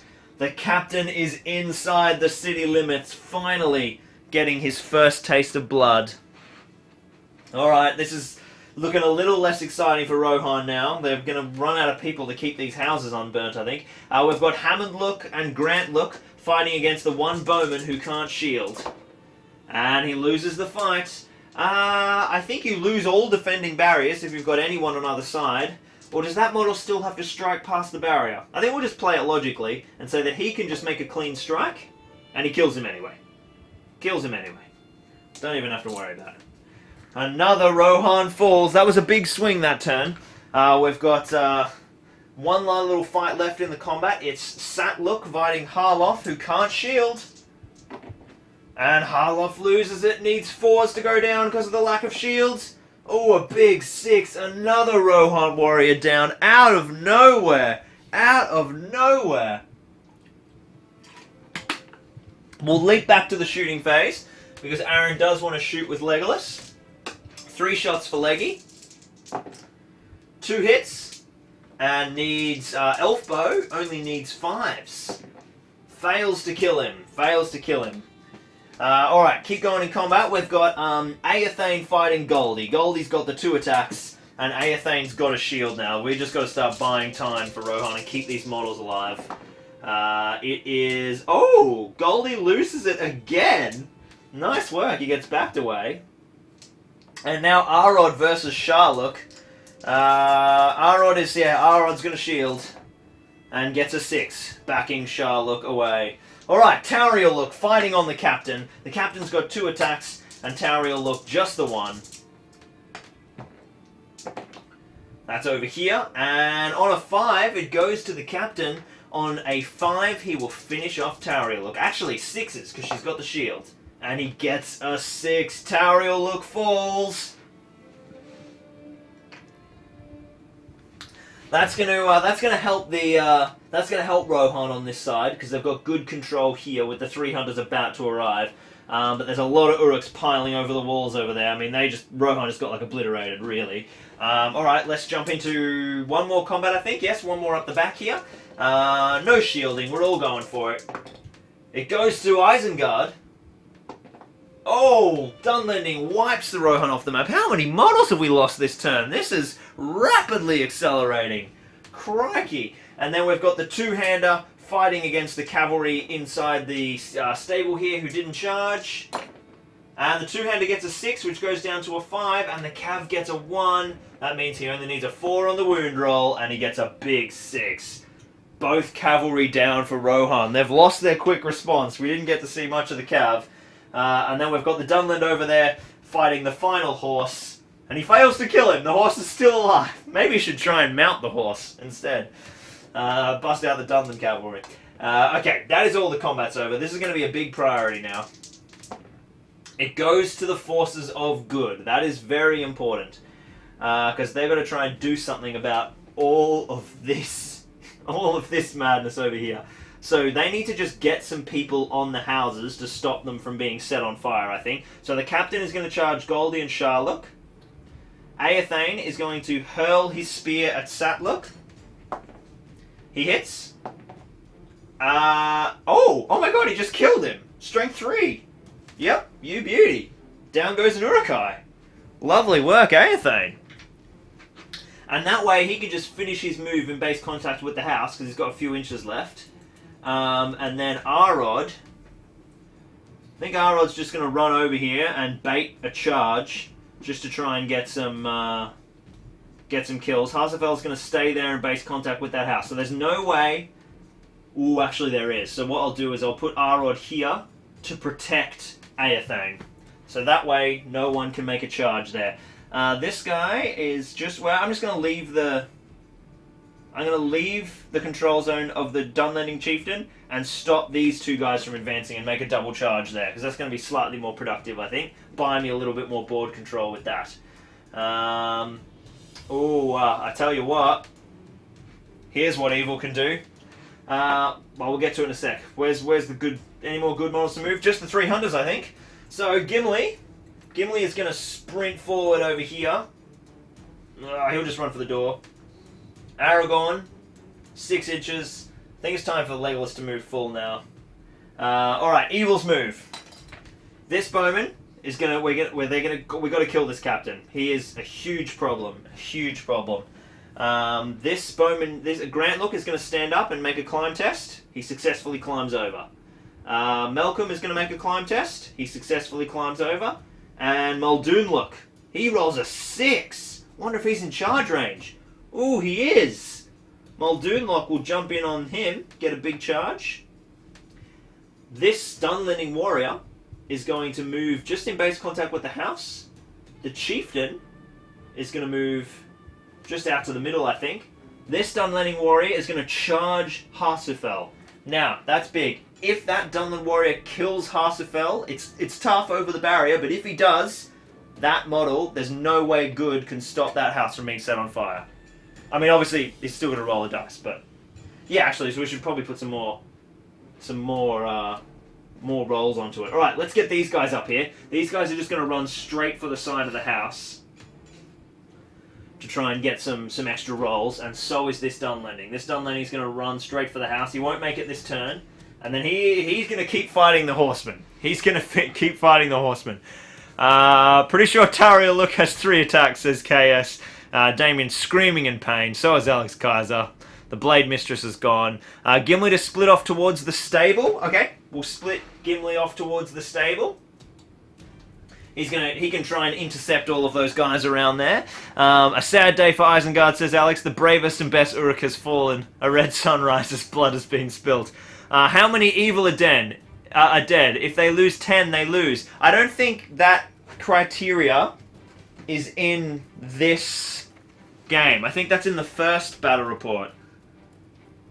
Let me check.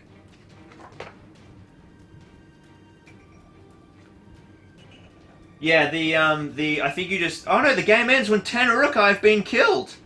Ooh! Let's count how many uruk-hai are down. 1, 2, 3, 4, 5. Okay. 5 uruks have been killed, so we're halfway there. We're not counting Dunlendings, because I sort of retooled the scenario a little bit. So when 5 more uruks die, that's when the game will end. And obviously, you know, whether or not... I mean, we will probably just play to the end anyway, because that's what we do. We like to play the long game.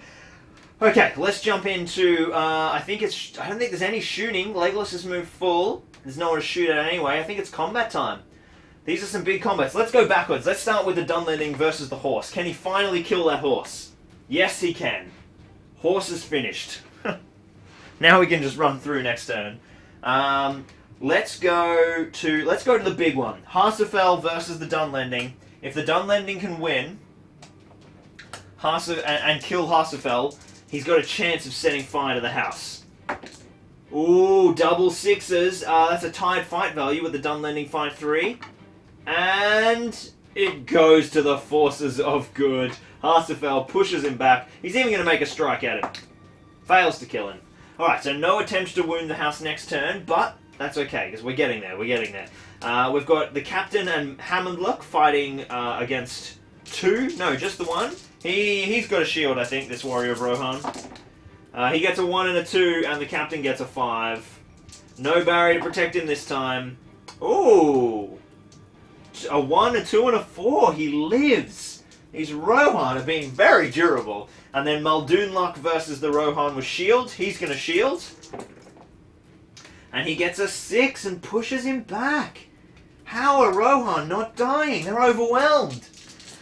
We've got the Horn of Rohan blows one last time. Courage test for the Uruks fighting him. Courage 3 for Goldie. And that's a 6. The Horn wins again. Do captains get a buff? A courage buff? Oh, I'm sorry, they do, which means Goldie's courage 4, so that is a pass. So we'll fight that one as normal. So Goldie has a captain profile now. So let's do 2 attacks for the captain, 2 attacks for Goldie, and 1 attack for Sharlook and the bowman. 6s all round. Yep, it is tied. Double. The captain has rolled double 6s again. That is twice. That means, so he has rolled 2 6s twice, which counts as rolling 4 6s, which means he levels up. How many times is this guy going to level up? Oh dear. Okay, so he's going to get his increased stat bonuses from this turn if he wounds, which means he wins. What's the ability he gets? He gets Glorfindel's ability, so he gets Lord of the West and Elfhelm's ability for him. So let's go. Yeah, essentially applies to shooting as well. So let's do the 50-50 to see who wins. Rohan have won every 50-50 so far this match. And it continues. That is huge. Alright, he has Strength 3. So 2 strikes. Re-rolling 1 of them with Lord of the West. I'm going to put him on Goldie. Needing Strength 3, Defense 5. 5s to wound. Well, there's 1 wound. Lord of the West. No, only 1 wound. Okay, so Goldie takes a wound. And the captain has officially leveled up to Lord. And that was Goldie who rolled a 6 as well. And Goldie's rolled 1 6 already. So he's 2 6s away from leveling up. Oh man, it's getting hard to keep track of that nonsense. Alright, let's jump into priority. This will be a big one to see how this flows. And it's a tie, which means that Isengard have got it. Okay, that's important because that means we can... Damien, I've got a question for you here. Do you want to sacrifice Sharlook to try and hold up Aragorn? She would have to make a brave... actually, Goldie's in range. Would you rather I do it with Goldie, or do you not want to do it at all? Do you just want to run away from them? Because you could sort of hold up Aragorn, which could be a big boon. I think evil. We need to kill Harsefel. So Harsefel's got to die. Gimli's got to get tied up. Ah dear, this is getting tricky. So these guys have got to make charges. Oh, but Goldie can see this model as well. That's... Ooh. I think what's got to happen is we gotta be able to set some stuff on fire here, and we've got to get some kills. So we're just gonna get as many of these guys dead as we can. The odds of us getting to light the fire this turn are pretty unlikely. It requires 1 guy to wound Harsefel. Unless we go like this. We get the 2 attacks, Harsefel's trapped, we charge Gimli with this 2-hander to hold Gimli up, and then we put all 3 of these bowmen in base contact with the roof, so we've got 3 bowmen ready to light it on fire. And then we put this guy here as well. So we're stacking our odds to try and burn this roof. I'm going to put that roof back on, because we'll use the roofs to determine what's burnt and what's not in a sec. God no, of course no, you crazy drunk. Send Goldie. Okay, Goldie can face Aragorn. Goldie is going to take Aragorn. He's only a couple of 6s away from leveling up, so you never know. He might be able to take him. Sharlook... Oh, actually... Oh, Sharlook's in range of Legolas. Do you want to do that? Do you reckon? No, he won't let me. He won't let me. Sharlook's fate is grim here. I think Sharlook needs to just run. Legolas... Alright, so it's good move. Oh, there's one more Dunlending to move through here. I think there's no might point, so there's no heroic combats. So in that case... I actually think it's probably beneficial for Leggy to just jump on Goldie and make sure he dies. Because he's a big threat, being one of the captains. And close to level up as well. Alright, there's no shooting, let's jump into combat, guys. I might even come in a bit closer now that we've moved in. There we go, give you guys just a little bit more clarity. And I think that roof will hopefully get pulled off soon. Alright, let's jump into the normal fights. We've got the chieftain, the 2-handed chieftain, who hasn't won a fight against the shielding Rohirrim. Now, where's my frame so I know where I can roll and you guys can see the dice? Okay, so if I'm rolling here, that's okay. And sixes again. This one warrior of Rohan keeps surviving, pushes back the mighty chieftain. Here we have the captain, the uruk-hai captain. We have Grant Look and Hammer Look. The captain will be, the captain's black, against the shielding warrior of Rohan. And it goes to the captains on black. That's a 6. The second 6 for the captain. And he will need strength. What's he? He's only strength 4, so he's still 5s to wound for the captain. Although he is trapped, so this is doubling up. Gets him on a 6. Lovely work. Kaboom. Alright. There goes one of the warriors. Maybe we should have chucked a couple of guys on this. Going for the lucky 6. I think getting the kills is the primary goal here. Muldoon over here is finding one warrior of Rohan who's going to shield.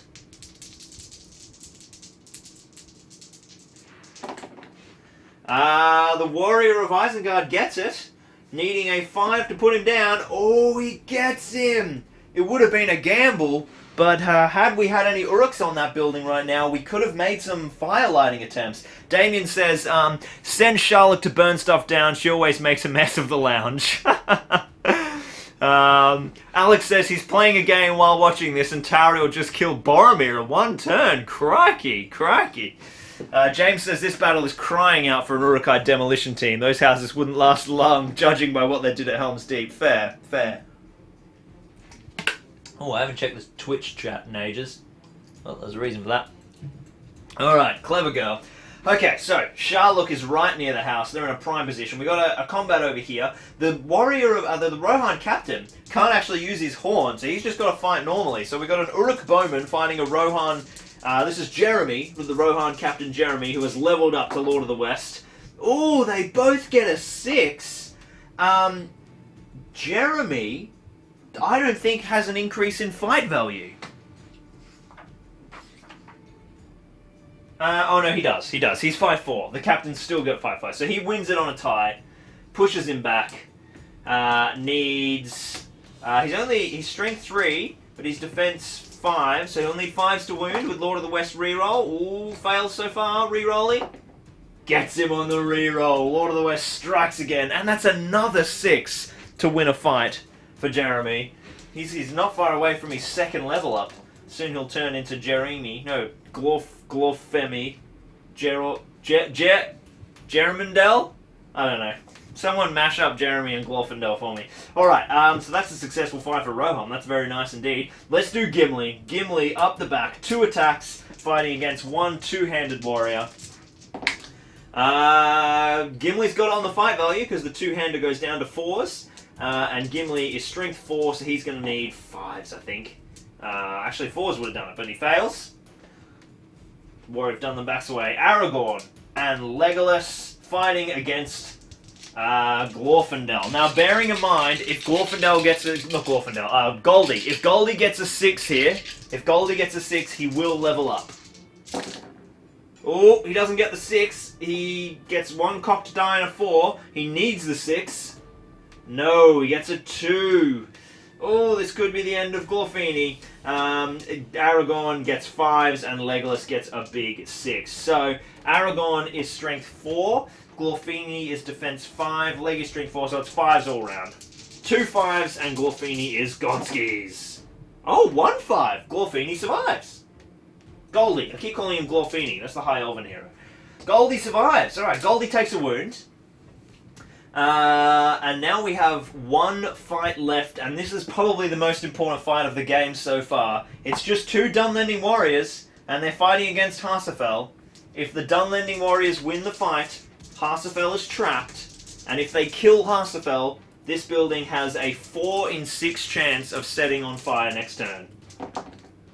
Oh, Dunland, you choke. Dunland have rolled Snake Eyes. And Harsafel has rolled a 2. So Harsafel pushes them back. And...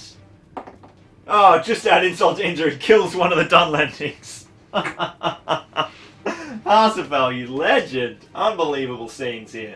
Alright. Well, he's still in base contact with the building. So no one's lighting fire that turn. Let's jump into priority. It goes to good on a 6. Alright, this is big. How do the forces of good save some of these houses? That's the thing. I mean, really, they're going to have to get priority next turn to save them, I think.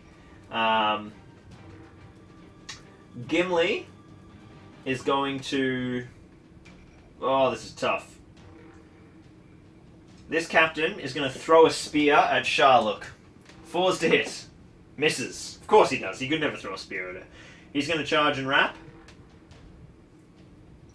I think Aragorn and Legolas basically just need to ignore Goldie and probably get charged by him later. Gimli is going to charge this Dunlending.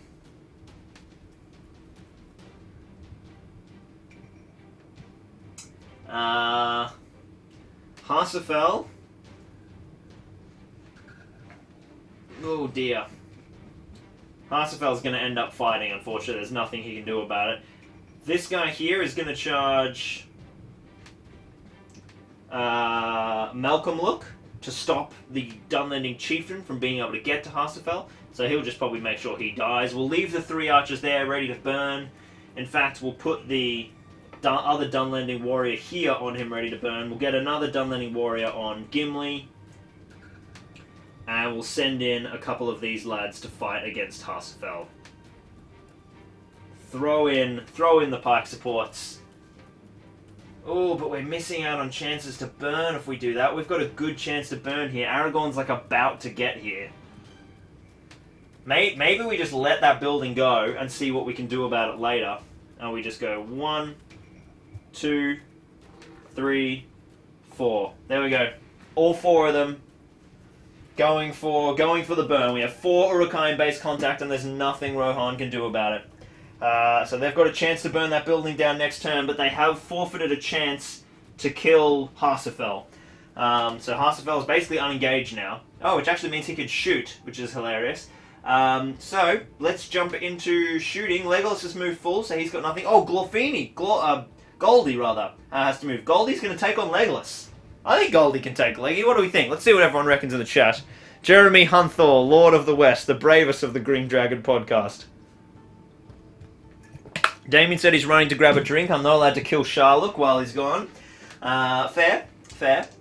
Let's go for combats. Once again, no shot on a Harsafel. Harsafel's got a shot. Harsafel is going to shoot straight into Hamlook. Misses. Okay. Well, he was just ambushed by Dunlendings and killed one, so it was pretty scary. It's fair. Alright, let's go over here. Let's start with Gimli. 2 attacks for Gimli, 2 attacks for the Dunlendings. One of them is two-handed. And Gimli gets a 2 and a 1 and now finds himself trapped. Now, these guys are strength 3 with a two-hander. So strength 3, defense 8 is 6s by 4s, but the two-hander has got +1. So needing 6s to start. Ooh! 6s by 4s, sorry. Oh my good lord. Gimli takes a wound. Gimli takes a wound! And these guys back away because he's trapped. That's crazy town. Oh, but he's trapped, sorry. Double strikes. No, okay. Survives. He survives. But he takes a wound. Jeez, Gimli taking a wound. That's unknowable. Here we've got Malcolm Luck and the two-handed Dunlending Chieftain fighting against the shielding warrior of Gondor, of Rohan. Big 6s all round. Again, this guy rolls a 6 to win a fight. I think we got to level this guy up. That is... I think we do. That would be his 1, 2, 3, 4... It's really hard tracking this, I must say. But I'm pretty sure he has rolled 4 6s to win fights while shielding, because he's been rolling so many dice. Yeah, he's absolutely going to level up to Lord of the West. Unfortunately, he loses the fight on fight value, so he may not live any further than that anyway. He's not trapped, but it's looking pretty bad for him. That doesn't kill him. Strength 3 on defense 5, needing 5s with a two-handed weapon.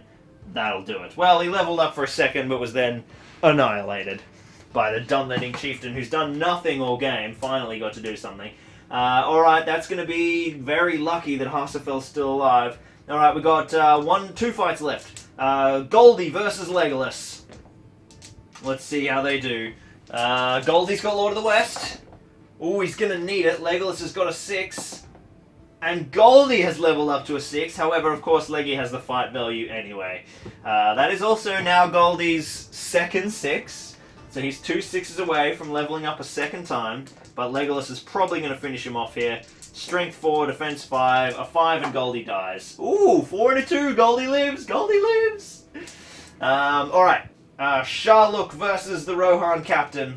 I kept her alive while you were gone. Oh, rip camera. Sorry, guys. Well, you got to enjoy the dulcet tones of my audio-only podcast for a few brief moments. Sorry, dudes. Ugh. Bada bing. It's alright, it's alright. It's the night fight, no moon. Many jokes. Podcasts cast in still darkness. Alright, we're back. My bad. I'm getting way too into this. I'm not paying attention at all to my camera. Alright, let's get into... so, you guys missed, and you would have heard, but Goldie survived and got another 6. It is now Sharluk fighting the Rohan captain. Damien, don't be mad. Don't be mad. Yeah, it was a quick night. No one died during the night. Alright, here we go. Oh, it goes to the Rohan captain. The Lord of the West Rohan captain, I might add. Needing 5s to wounds. And gets the 6. Sharluk has fallen. Sorry, David. Sorry, David.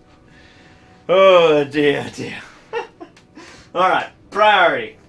Now, this is huge, because if Rohan can win this, they have a chance to stop some of these strikes. Okay, Rohan have won. That's really important. That's really important. So, what Rohan can do is they can go 1, 2... Oh, it'll have to be 1, 2, 3. The 3 Rohan heroes are in. And Isengard now only have a single dude to try and light fires with. Goldie is going to charge and pair off Legolas. Oh, whoops, we'll finish the Rohan move. Harsafel is basically going to die, but he's just going to stay there and keep holding that position, because it stops them from lighting the turn. Gimli is going to get away from being trapped, and just wrap around over here. Alright, it's evil move. I think these Dunlendings are just going to keep ganging up on Gimli and trapping him, because at least they're holding him out of the game. I would say that this guy will die now. I would say that he would die. Now the problem is, Aragorn is close enough that next turn he could win if Rohan win priority and Aragorn kills this guy, he could move and stop him. So you know what I'm going to do? I'm going to throw this guy right here, so that to move around him, Aragorn wouldn't have enough move to get to that house. So if the two-handed guy kills him, and you know what? We should make sure it happens. Gimli can just do whatever he wants. If the two-handed guy kills him, then they will get a chance to light that house on fire. Now, at the start of the evil move, or the start of that model's move, the uruk-hai captain gets to try and light this house on fire. On a 6, the house will burn. Oh, it's a 3. Okay, so nothing happens, and he has a normal move. And now, what I'm going to do is move the captain into base contact with Aragorn and pick up the support from Malcolm Luck. So that worked out pretty well. That worked out pretty well. What I might do is throw some of these bowmen, who you guys will have a lot of trouble seeing, around the back here, so that they can stop Gimli from moving into base contact with that house to be a scoring unit. So we're setting up some attempts to get some scores here, but it's absolutely going down to the wire. Let's jump into combat, because there's no shooting. We'll start with Gimli. Gimli's got 2 attacks. He absolutely choked last turn and took a wound. And we got 2 attacks for the Dunlendings. Should the Dunlendings shield evil players? If the Dunlendings shield, it increases their chances of stopping Gimli from getting in there, but he's already down to 1 wound. Imagine if they got the kill. Imagine if they got the kill. Ooh. I'll let you guys mull on that, and we'll start somewhere else, because that's important. Let's do Legolas fighting Goldie and Hammond Luck. Leggy's got the fight value here, but Goldie is ready to go. And... ooh! A 1 and a 2 for the Prince of Mirkwood. Goldie is thirsty for blood. They are both strength 4, so they will need 5s to wound Legolas, and Goldie has Lord of the West. That is 1-5. Legolas takes 1 wound, and if Goldie can reroll to a 5, Leggy is dead. Legolas is dead. 2 wounds. Leggy's gone. Whoa, that's big. That's really big. That's maybe a little bit too big. Alright, Damien wants the Dunlending, so just have a go at Gimli. I think they're right. Imagine Legolas just died. Imagine if they got Gimli. They gotta go for it. Oh my god, they win the fight. They win the fight on 4s. Okay.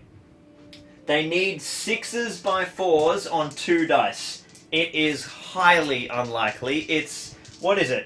So, a 17, it's a 7% or an 8% chance. An 8% chance that Gimli dies. Oh, I saw the 6 flash up for a second there, and then it rolled to a 5. Okay, Gimli survives. Gimli survives. Alright, let's keep moving on. We've got the Rohan captain who's leveled up to craziness. It's Jeremy, the Rohan captain, fighting against Muldoon Luck. I think Muldoon Luck's days are numbered. Jeremy captain rolls double 2s and Muldoon Luck rolls a 1. He gets it. He's got Lord of the West. He doesn't need it. He rinses him straight away. Down goes Muldoon Luck. That's going to be very important. Alright, Aragorn fighting a lot of people, basically. Aragorn has 3 attacks. The Uruk-hai captain, Malcolm Luck, and Sant Luck. No, Grant Luck. So, Isengard have the dice, but Aragorn has the fight value.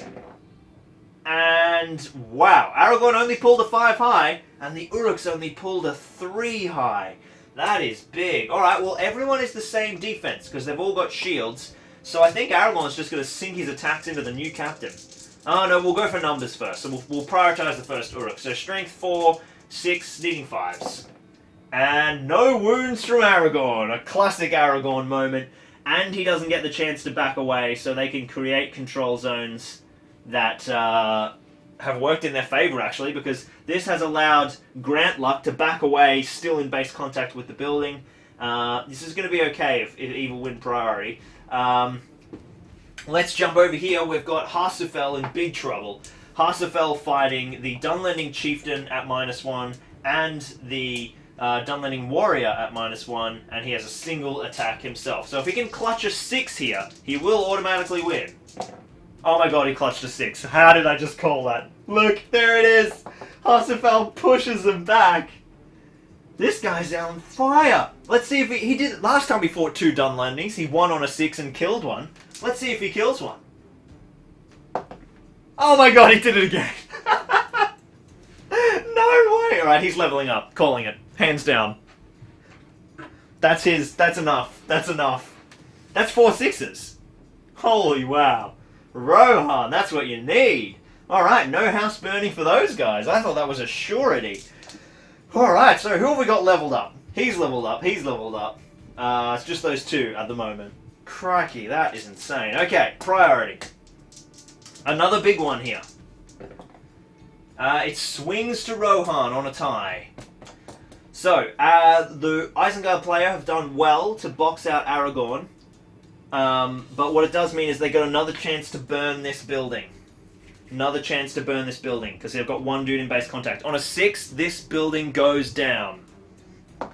Oh, a 5. So close.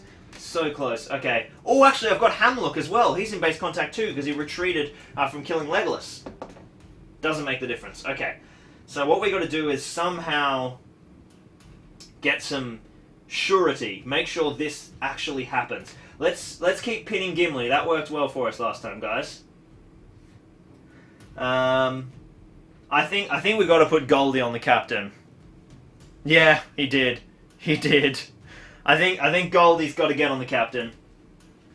So the leveled up captain and the leveled up Goldie. Goldie's 1/6 away from leveling again, which gives him extra attack and extra fight value. I think Hammerluck is going to stay. Yeah, Hammerluck's going to stay on the house. Grantluck's going to stay on the house. Muldoon Luck is going to stay on the house. And the Uruk-hai captain is going to bravely face down Aragorn. And I think he'll shield for the extra attacks. This chieftain is going to watch Harsafel die. And he's going to make the strikes whilst being in base contact with the house. That stops Harsafel from being trapped, but I think it's a better move. Okay, there's not many people left on the board now, guys. Let's go over this. It's combat fine. Harsafel is fighting the chieftain and another Dunlending, but he is leveled up. There's 2 orc archers over here, trying to get those ready for the burn. We've got the 2 Dunlendings pinning down Gimli. Goldie is fighting Jeremy Captain. Our uruk-hai Captain is fighting Aragorn. And then we've got 3 uruk-hai, Malcolm Look, Grant Look, and Hammond Look. It's the Jurassic Trio back again, ready to burn this building at the start of next turn if they win priority. Ooh, scary stuff. Scary stuff. In fact, we can even... Oh, I don't know. Yeah, let's just do it. Alright. Let's start off with Gimli. That worked well last time. Alright. 2 dice each. Gimli finally wins it, getting double 6s. And he's strength 4, their defense 5. He needs 5s to wound. He fails to wound. Crikey. Alright. Let's do the 2 captains. Goldie and Jeremy. Double 6s for Jeremy. Again, that is his 3rd double 6s of the match. Jeremy, Goldie has Lord of the West. Oh my god. Goldie levels up to Lord of the West and wins it on fight value, thus getting himself an extra attack and fight value. That is absolutely insane. I think Jeremy will now be... This is really... I need to be writing this down. Okay, so Goldie wins the fight. Goldie's on 1 wound too, so that was lucky. Jeremy is now 1/6 away from leveling up a second time. Goldie has leveled up a second time, so he gets his 3rd attack. And he's strength 4, defense 5 for the captain, so he needs 5s. And he gets a 6. So the Rohan captain, Jeremy, takes a wound. Goldie's now on a wound, and they're both... Oh, no, Jeremy's 1 away from leveling up. Crikey. Alright, let's keep going for evil. Aragorn's got 3 attacks. And the captain has 2, but the captain I think is going to... Damien, should the captain shield? Yeah, Jeremy has the horn, Dana, but he can only blow the horn when he's outnumbered. When he's in a 1-on-1, he can't do it. He has to be outnumbered. That's why he's always charging suicidally and getting all these kills. While Damien and Team Evil decide whether or not they want the Uruk captain to shield, let's do another really important fight. We've got Harsafel, who now has Lord of the West. And then we have 2 Dunlendings. Let's do this. Oh, the Dunlending Chieftain is one of them, sorry. So he's at -1. Alright, Harsafel needs to clutch another 6 here. Oh dear. Oh wow! Evil won it. Triple 6s. But, of course, the fight value, even if... Oh, no way! No way! Harsafel... Lord of the West's up to a 6, and the Dunlending Chieftain and Harsafel have the same fight value, because they're both... Oh no, but he's the captain anyway. He's a captain, so he's got the +1 fight. So even though Harsafel gets it, too sad, too sad. All right, she's not trapped though. He's not trapped. So we've got 3 attacks. The Dunlending needs over here. The bowman needs to strike past the barrier. He hits the barrier, but the chieftain literally only needs 4s to wound. And Harsafel dies. Harsafel did amazing, but died. Alright, that's going to be very, very good for next turn's evil. Okay, Damien has informed me that the Uruk captain is going to risk it for the biscuit and try and damage Aragorn. Let's see if he pays the price. Ooh! Aragorn rolls triple 2s, and the Uruk-hai captain rolls a 4. Good call, Damien. Good call. Alright, so he's strength 4. Aragorn's D5. He needs 5s to wound. Look at that. Even puts a sneaky wound on Aragorn. Aragorn has now taken a wound and backs away. Interesting. That's interesting. Alright, priority. This is going to be a good turn for... evil, I think. It goes to evil on a 6. Well, the first thing we're going to do is we're going to grab 1, 2, 3 models over here, and they are going to light this house on fire on a 6. First house has been lit on fire. We have 1 Rohan house left. These guys are now all free to move. So I think Goldie and the captain Oh no, we'll keep Goldie versus the Rohan captain. We're just gonna gang up on Aragorn here. Absolutely gang up on Aragorn. Set the trap. Now over here, I've got 3 more models. If they roll another 6, both houses will burn. Oh, they fail! They only get a 5. Okay, so they're all now ready to move as normal. I think we'll just keep pinning Gimli.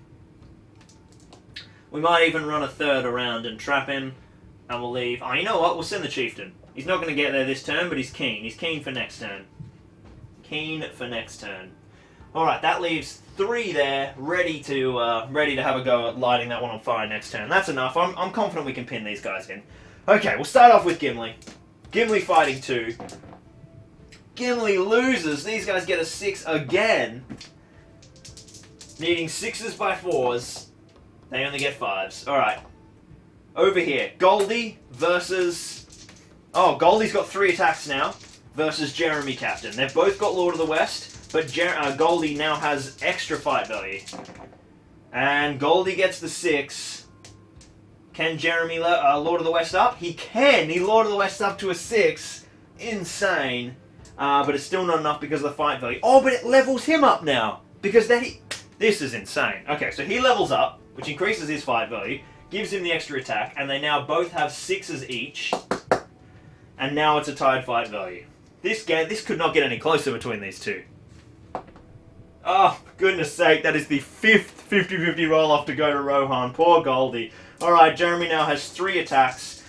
He still needs 5s to wound. Is this the demise of Goldie? Yes, it is. He deals him 3 wounds, finally finishing off the a valiant effort. He leveled up twice in that game. That was phenomenal. Phenomenal. Alright. Aragorn now. Well, it's probably good that Rohan did win that fight, because Aragorn is in serious trouble. The Warriors of Good have 3 models left on the board. Gimli, Aragorn, and Jeremy. We have the Orc Captain, the Uruk Captain, and 3 Uruks fighting against Aragorn. Aragorn's got the fight value. If he gets a 6 here, he's got this. He's got this. He gets a 5, but in other news, so do the forces of evil. 5 high on both sides. It goes to Aragorn. I think Aragorn's just got to kill some warriors at this point. Needing 5s. Oh, whoa! 5, 5, 6. Aragorn kills 2 uruk-hai and puts a wound on the captain. That is insane. Has the captain been wounded, guys? Oh, of course. Of course, what am I talking about? Goldie respawns. Goldie respawns to Goldie's Hill. How could I forget that? I'm so sorry. I'm so sorry. Thank you, Aramanth. GVHL Damien says, God, I love it when Lockie makes random shit up. James said, if one more Uruk dies, is the game over. No, we did away with that. We want to play it till the end. We want to play it till the end. Okay, Goldie's back. Goldie's back. That was a huge swing, though. I don't think the captain's been wounded, so he just takes a wound. Okay. Priority. This is a big one. I say that every game, though. Oh, double 2s! Double 2s! Which means it swings to the forces of good. Okay, so... Oh, Gimli, what are you going to do? Gimli's basically just got to charge those 2. I think Aragorn is going to keep... Aragorn can charge the 2-handed chieftain. No, Aragorn can charge the captain. The 2-handed Jeremy is going to chase down the Dunlending chieftain. It's Jeremy on Jeremy models here. He hits with his throwing spear. He wounds! He deals a sneaky wound with the throwing spear on the way in and charges him in combat. That's it for the good models. I think Malcolm Luck is just going to make a run, light those houses on fire. Goldie is going to make a climb test. He rolls a 5. Whew, whew, whew. Can the uruk-hai captain hold Aragorn off? Because if he doesn't, they're in big, big trouble. There are now 4... Oh, of course. And the 3 Uruks who are on the building, they have a chance to light the building at the start of their move. So 3 uruk-hai at the start of their move. If they roll a 6, the building goes down. Oh, they fail again! 2 turns in a row, only 5 high. Okay, they are rapidly running out of time to keep models from being in contact with that building. Oh dear. Goldie, you are needed. Goldie, you need to come back from the grave. Alright. Let's go. Let's jump into combat. We've got, we'll start with Aragorn. We'll start with Aragorn versus the captain on 1 wound. Are we going to shield? I don't even need to ask. I don't even need to shot. That's almost over, Kenny. Oh, Aragorn gets it with a 6. The captain can't put up against that. 1 more 5 and the captain is finished. Oh, Aragorn, you choke! 1, 2, and a 3. The captain lives. Oh, that's so important. So important for the forces of evil. Alright, we've got Gimli fighting the same 2 Dunlendings. The Dunlendings win again. They absolutely need to be leveled up. They have been ridiculous. Unfortunately, I've been rolling them as a pair. So I think what we'll do is we'll say that together they're a pair. So they can have Lord of the West as long as they're fighting. Maybe they're brothers. They're even the same pose. Okay, so the brothers... what's some Dunlending names? We'll call them... I don't know. What the hell are Dunlending names? Probably like Rohirric names. Let's call them... Thorn and Born. There we go. Thorn and Born, but Born is spelled like Beorn. Alright, so Thorn and Born, they have rolled a 6 and beat Gimli again, and now have Lord of the West. They need 6s to wound. Oh my god, they just got double 6s. Obviously it's 6s by 4s. Strength 3. Actually, Strength 3 or Defense 8. Is that 6s by 5s? I rolled a 5 last time anyway, that's why I didn't bother checking. This might matter. Where's the rulebook? Here, we'll go to the rulebook of years past, because it's the first one I found. Where's the bloody wound chart? Is that at the back? Isn't there a quick reference wound chart? Here we go. Okay, so Strength 3 on Defense 8. It's only 6s by 4s. Okay. So they've got 2 chances. If they get a single 4 and they've got Lord of the West, Gimli dies. Oh, take that! What the hell? The Slayers of Gimli, Bjorn and Thorn, have annihilated the son of Durin. They didn't even need to level up, but they have. So the 2 brothers are ready to go. They're ready to take on their next victim next turn. Okay, we've got the Battle of the Captains here. Jeremy Captain, who has leveled up, fighting against the 2-handed wielding Dunland Captain. I think Jeremy will make short work of him. They both roll 5s, but the 2-hander goes down to 4s. Jeremy gets it on fight value. He needs 5s to wound him because he's got no armor. He rolls a 1, a 2, and a 1, but he has his Lord of the West. Oh, his Lord of the West does the business. Down goes the Dunlending Captain. Wow, this is just rocking back and forth. Okay. Priority. This was a long one. I said it was going to be a big bat rep. Okay, double 2s, they tie again. And this time it swings to Rohan. Swings to Rohan. Okay. Well, Aragorn's going to keep charging the captain. It's basically all he can do.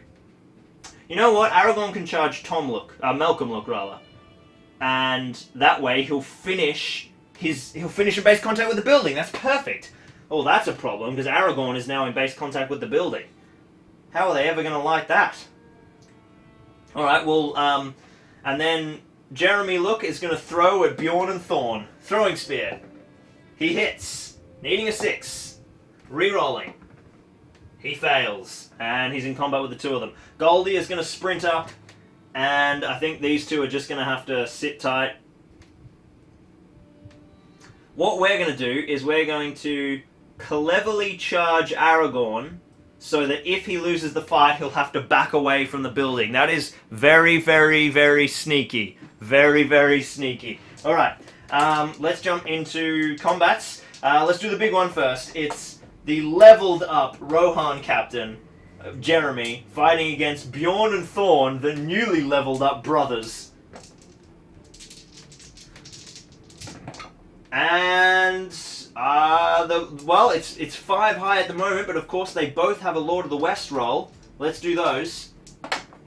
Oh, Bjorn and Thorn have Lord of the Wested up to a 6, pushing back Jeremy. Jeremy is on 1 wound here, and he's only defense 5. Bjorn and Thorn, oh, failed to kill him. Oh, but they've got Lord of the West. Oh, they kill him. Oh my lord, this game is wild. Jeremy has fallen. Bjorn and Thorn have taken over the field. And now Golly doesn't even have anyone to fight. Alright, Aragorn fighting the Uruk captain and Malcolm Look. Aragorn's got to clutch this. He's got to finish the Uruk captain. He's lost his only ally on the field. It's 4 high. It's 5 high. Aragorn clutches it on fight value, which means these two back away and he stays in contact with the house. He's got 3 dice, he needs 5s. Any 5 will see the Uruk Captain dead. Gets him. Uruk Captain's gone. Uruk Captain has fallen. Alright. I'm getting into this. The chat's going off. I'm not even reading it. Sorry. Give them combat synergy. Oh my god. Oh my god. Oh my god. Damien, that's the best idea I've ever heard. How does combat synergy work, Damien? I don't have the Hobbit rulebook. So basically they're representing Feely and Keely. And I think combat synergy is they can like swap if they're in base contact or something. Okay, and we're clearly, yes, alright, they're being renamed. They're no longer Bjorn and Forth. They're Kilfath and what is it? Kilfath and Filthath. That's so good. That's so good. Oh, I'm so happy. I'll have to write their names on them whenever. Basically, anytime the Uruk-hai play in a battle, they'll just appear. It does fuck all. I love it. I love it. Okay. Good work, Aragorn, keeping us in the game. Let's jump into priority. Isengard get it. Now, all they can do is basically nothing. You know what? I'll tell you what Isengard's going to do. Isengard isn't going to charge Tomluk. I'm just going to leave Tomluk there, because if Aragorn charges him, it'll take him away from the house. So he's never going to want to do that. So let's just charge in Goldie. Charge in Hilthath and Kilfath. Kilfath and Filthath.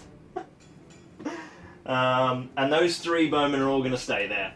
And Aragorn's just going to have to stay still. So that's that turnover. Priority. And Isengard win again. Okay, here we go. Here we go.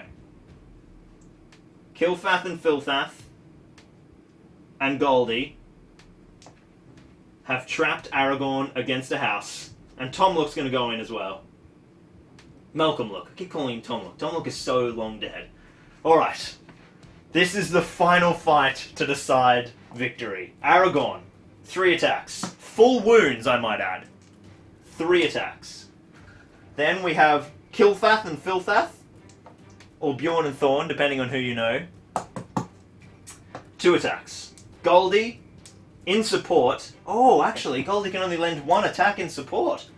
Oh, that was slightly foolish, but that's okay. So there's 2 Lord of the Wests. We also have the normal Uruk, which can be Malcolm-luk. Alright. Alright, let's set the bar with the evil forces first.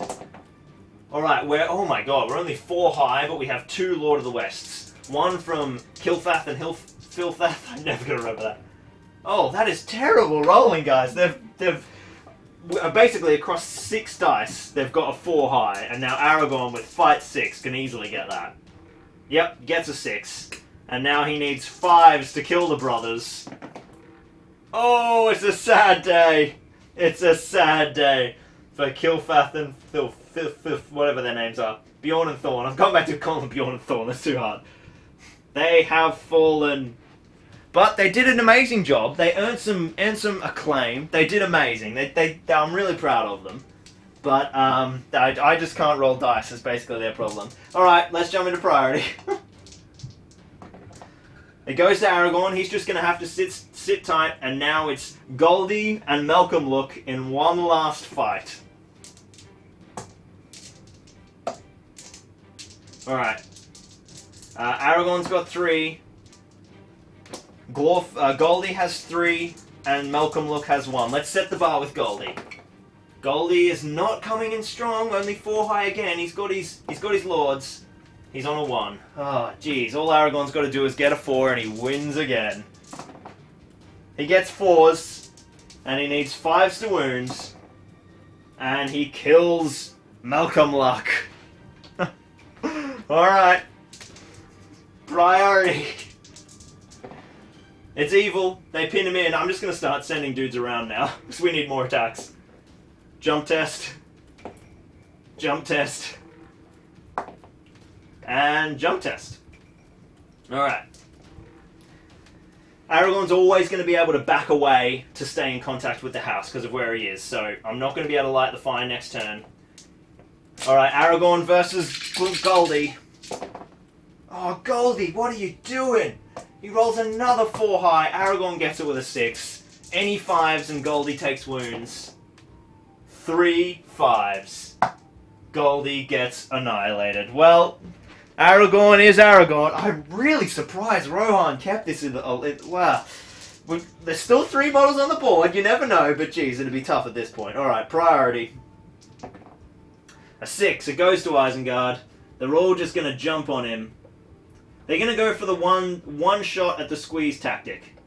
If they we'll keep 2 on him, and if they win the fight, Aragorn will have to back away. So Aragorn's got 3 dice. The 2 Dunlending bowmen have 2 dice. Let's set the tone for them. They get a 6! Lovely work, guys. If Aragorn fails this... He does! He backs away from the building. Look at that positioning.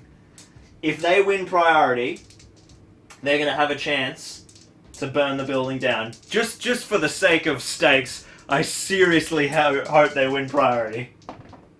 Oh, they rolled a 1. Aragorn can charge them both and land back in combat with the building. This is the never-ending game. Alright, we'll try the... Oh, Damien says he wants me to trap him this time. Alright. Oh, you know what? I think I failed to... I didn't try and wound Aragorn.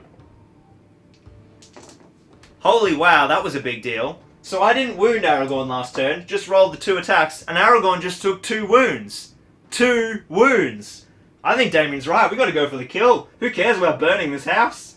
Aragorn's dead. 3 attacks each. If Aragorn rolls equal, Aragorn's got the 5 value. But he's dead if he loses. If he loses, he's cooked. Let's roll it all together. Evil has a 6. The Dunlendings have a 6. 1 5, and Aragorn is dead, and he's trapped. Oh, they fail on the first roll! No way! You're kidding. No, there it is. There's 1 5, there's 1 5, there's 1 5. Aragorn dies. Oh, okay. Apparently he already took a wound, so that was a fitting result. I can't keep track of this. There's about 80 heroes, and I'm inventing them halfway through the game. Jesus.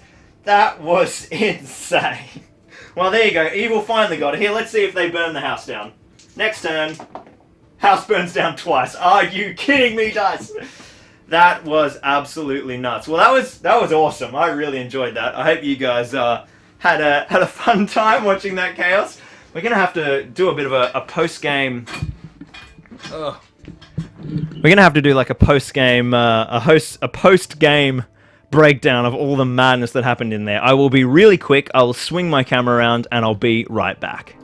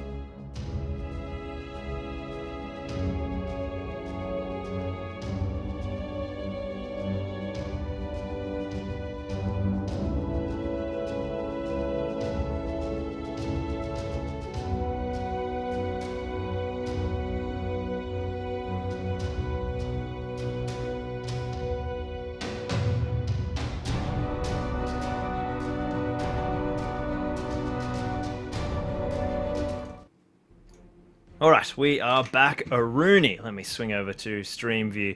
Wow, what an absolutely mental game that was. Before we dive into our Patreon wheel to see who our giveaway recipient is for today, let's break that down. Let's see if you guys can see a bit better.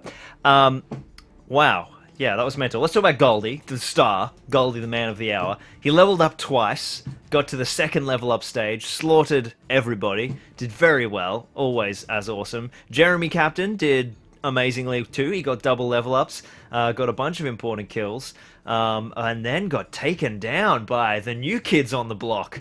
The Dunlending twins, their brothers. Their names might be Thorn and Born, or Philhath and Kilhath. We'll have to wait and see. Probably Philhath and Kilhath. That sounds more Dunlending. I like it. They're unbelievable. So we'll have to get those guys all labelled up. The Uruk Captain did well as well. It eventually got over the wall and did some choppy and managed to buff off Aragorn for a couple of turns and get a wound on him, which ended up getting him killed. That was absolutely savage. Let's go leap over into the chat. Alex Kaiser says, end Isildur's line, then proceed to kill the Oaken Shield and kill all the bloodlines. Absolutely. Yeah, it's heroic challenge time. Yeah, we absolutely should have. If only Goldie almost made it back. You know, he probably could have come for a third time. But yeah, absolutely savage. The Dunland brothers are insane. Good work, guys. Good work. We should have sent in Terry for the final confrontation. Aragorn died. If Aragorn had survived, we would have done a 1v1 for sure. Yeah, it was the... Damien says, glorious, the best stream battle report yet, and my wife and daughter were killed, so that's saying something. Oh, dear me. Amazing. There was one little thing you guys were chatting about. It takes me 5 hours to paint Boromir's banner, and he plays a game, paints a captain, and then plays a game in less time, says Alex. Yeah, well, I'm on speed mode when I've got the pressure of you guys watching me. So, let's dive into giving away some pretty awesome stuff. Let me grab the giveaway. We just have one giveaway this fortnight, but then I have got another giveaway. I'm not going to give it away this fortnight because it's not here yet, but I've got another little exciting one to announce too, which is going to be cool. So let's spin out this wheel. So this is for the recipient of our quite brave uruk-hai captain. He did very well indeed. He was pretty good. Wounded Aragorn and survived till the very end. Managed to sort of cut through to the wall as well and help set a building on fire. So yeah, I think he's got potential. Did he get any big kill? I killed a lot of Rohan dudes. We could model some Rohan shields on his base for the kills that he got or something. But he's got promise. I'm excited to see how he does in future scenarios, but he definitely has promise. Let's see which of our lucky Patreons scores himself the uruk-hai captain. Well, let's just put it right in the way. I was like, I'll get some good sound effects. And then you can't even see.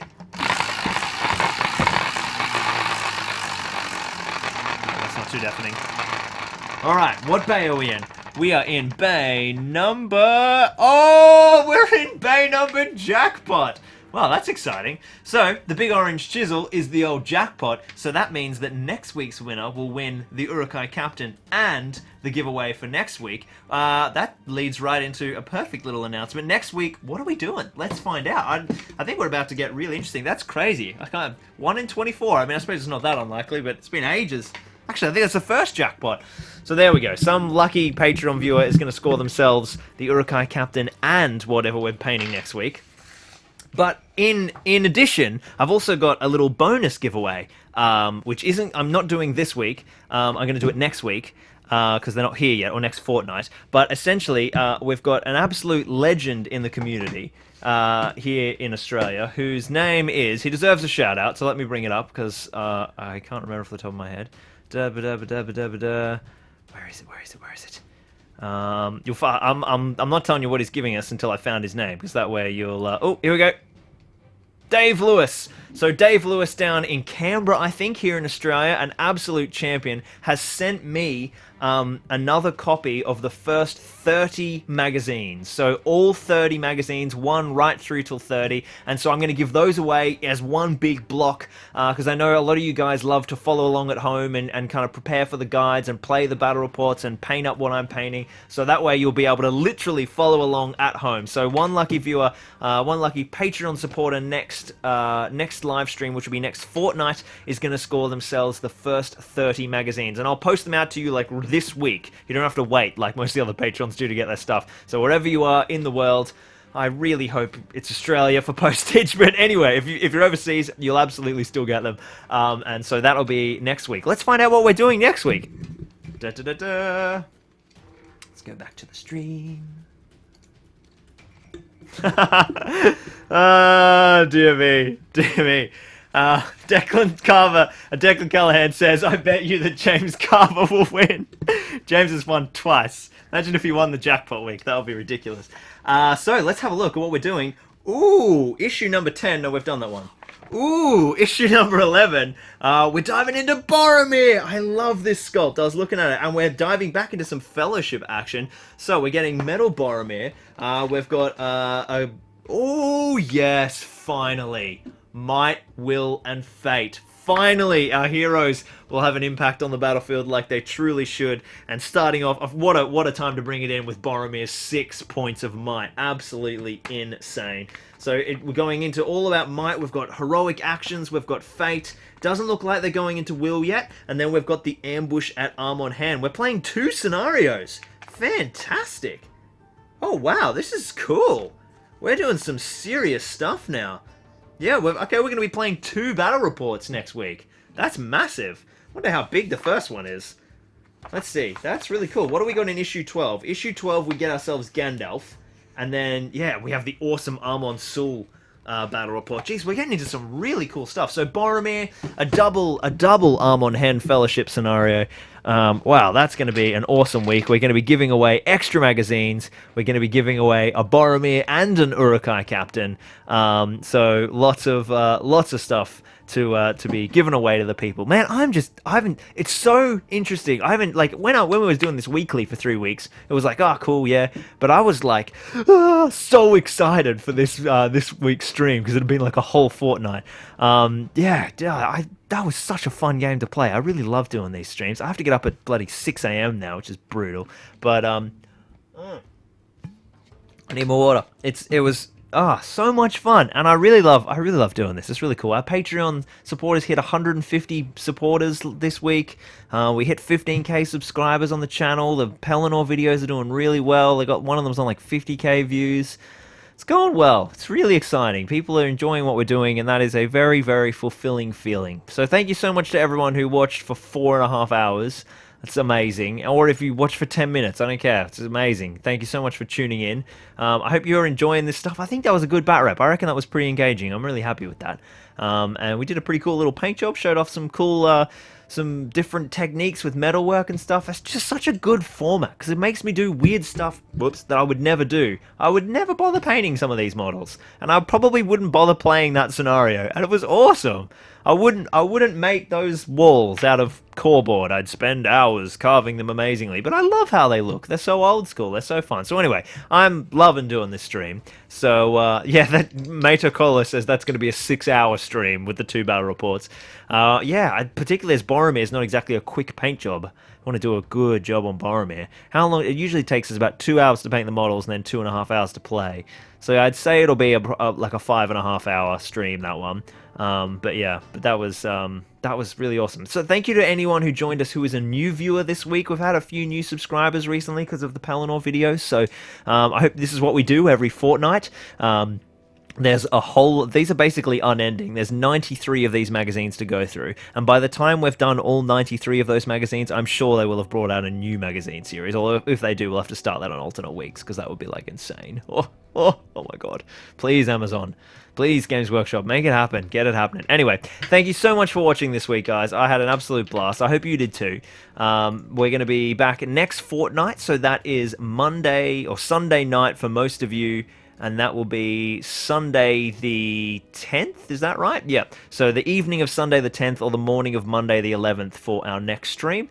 Thank you so much for tuning in. I will see you all next time right here on Zorpazorp Gaming. Cheers, guys. Did that work? Nope. That did. Okay, now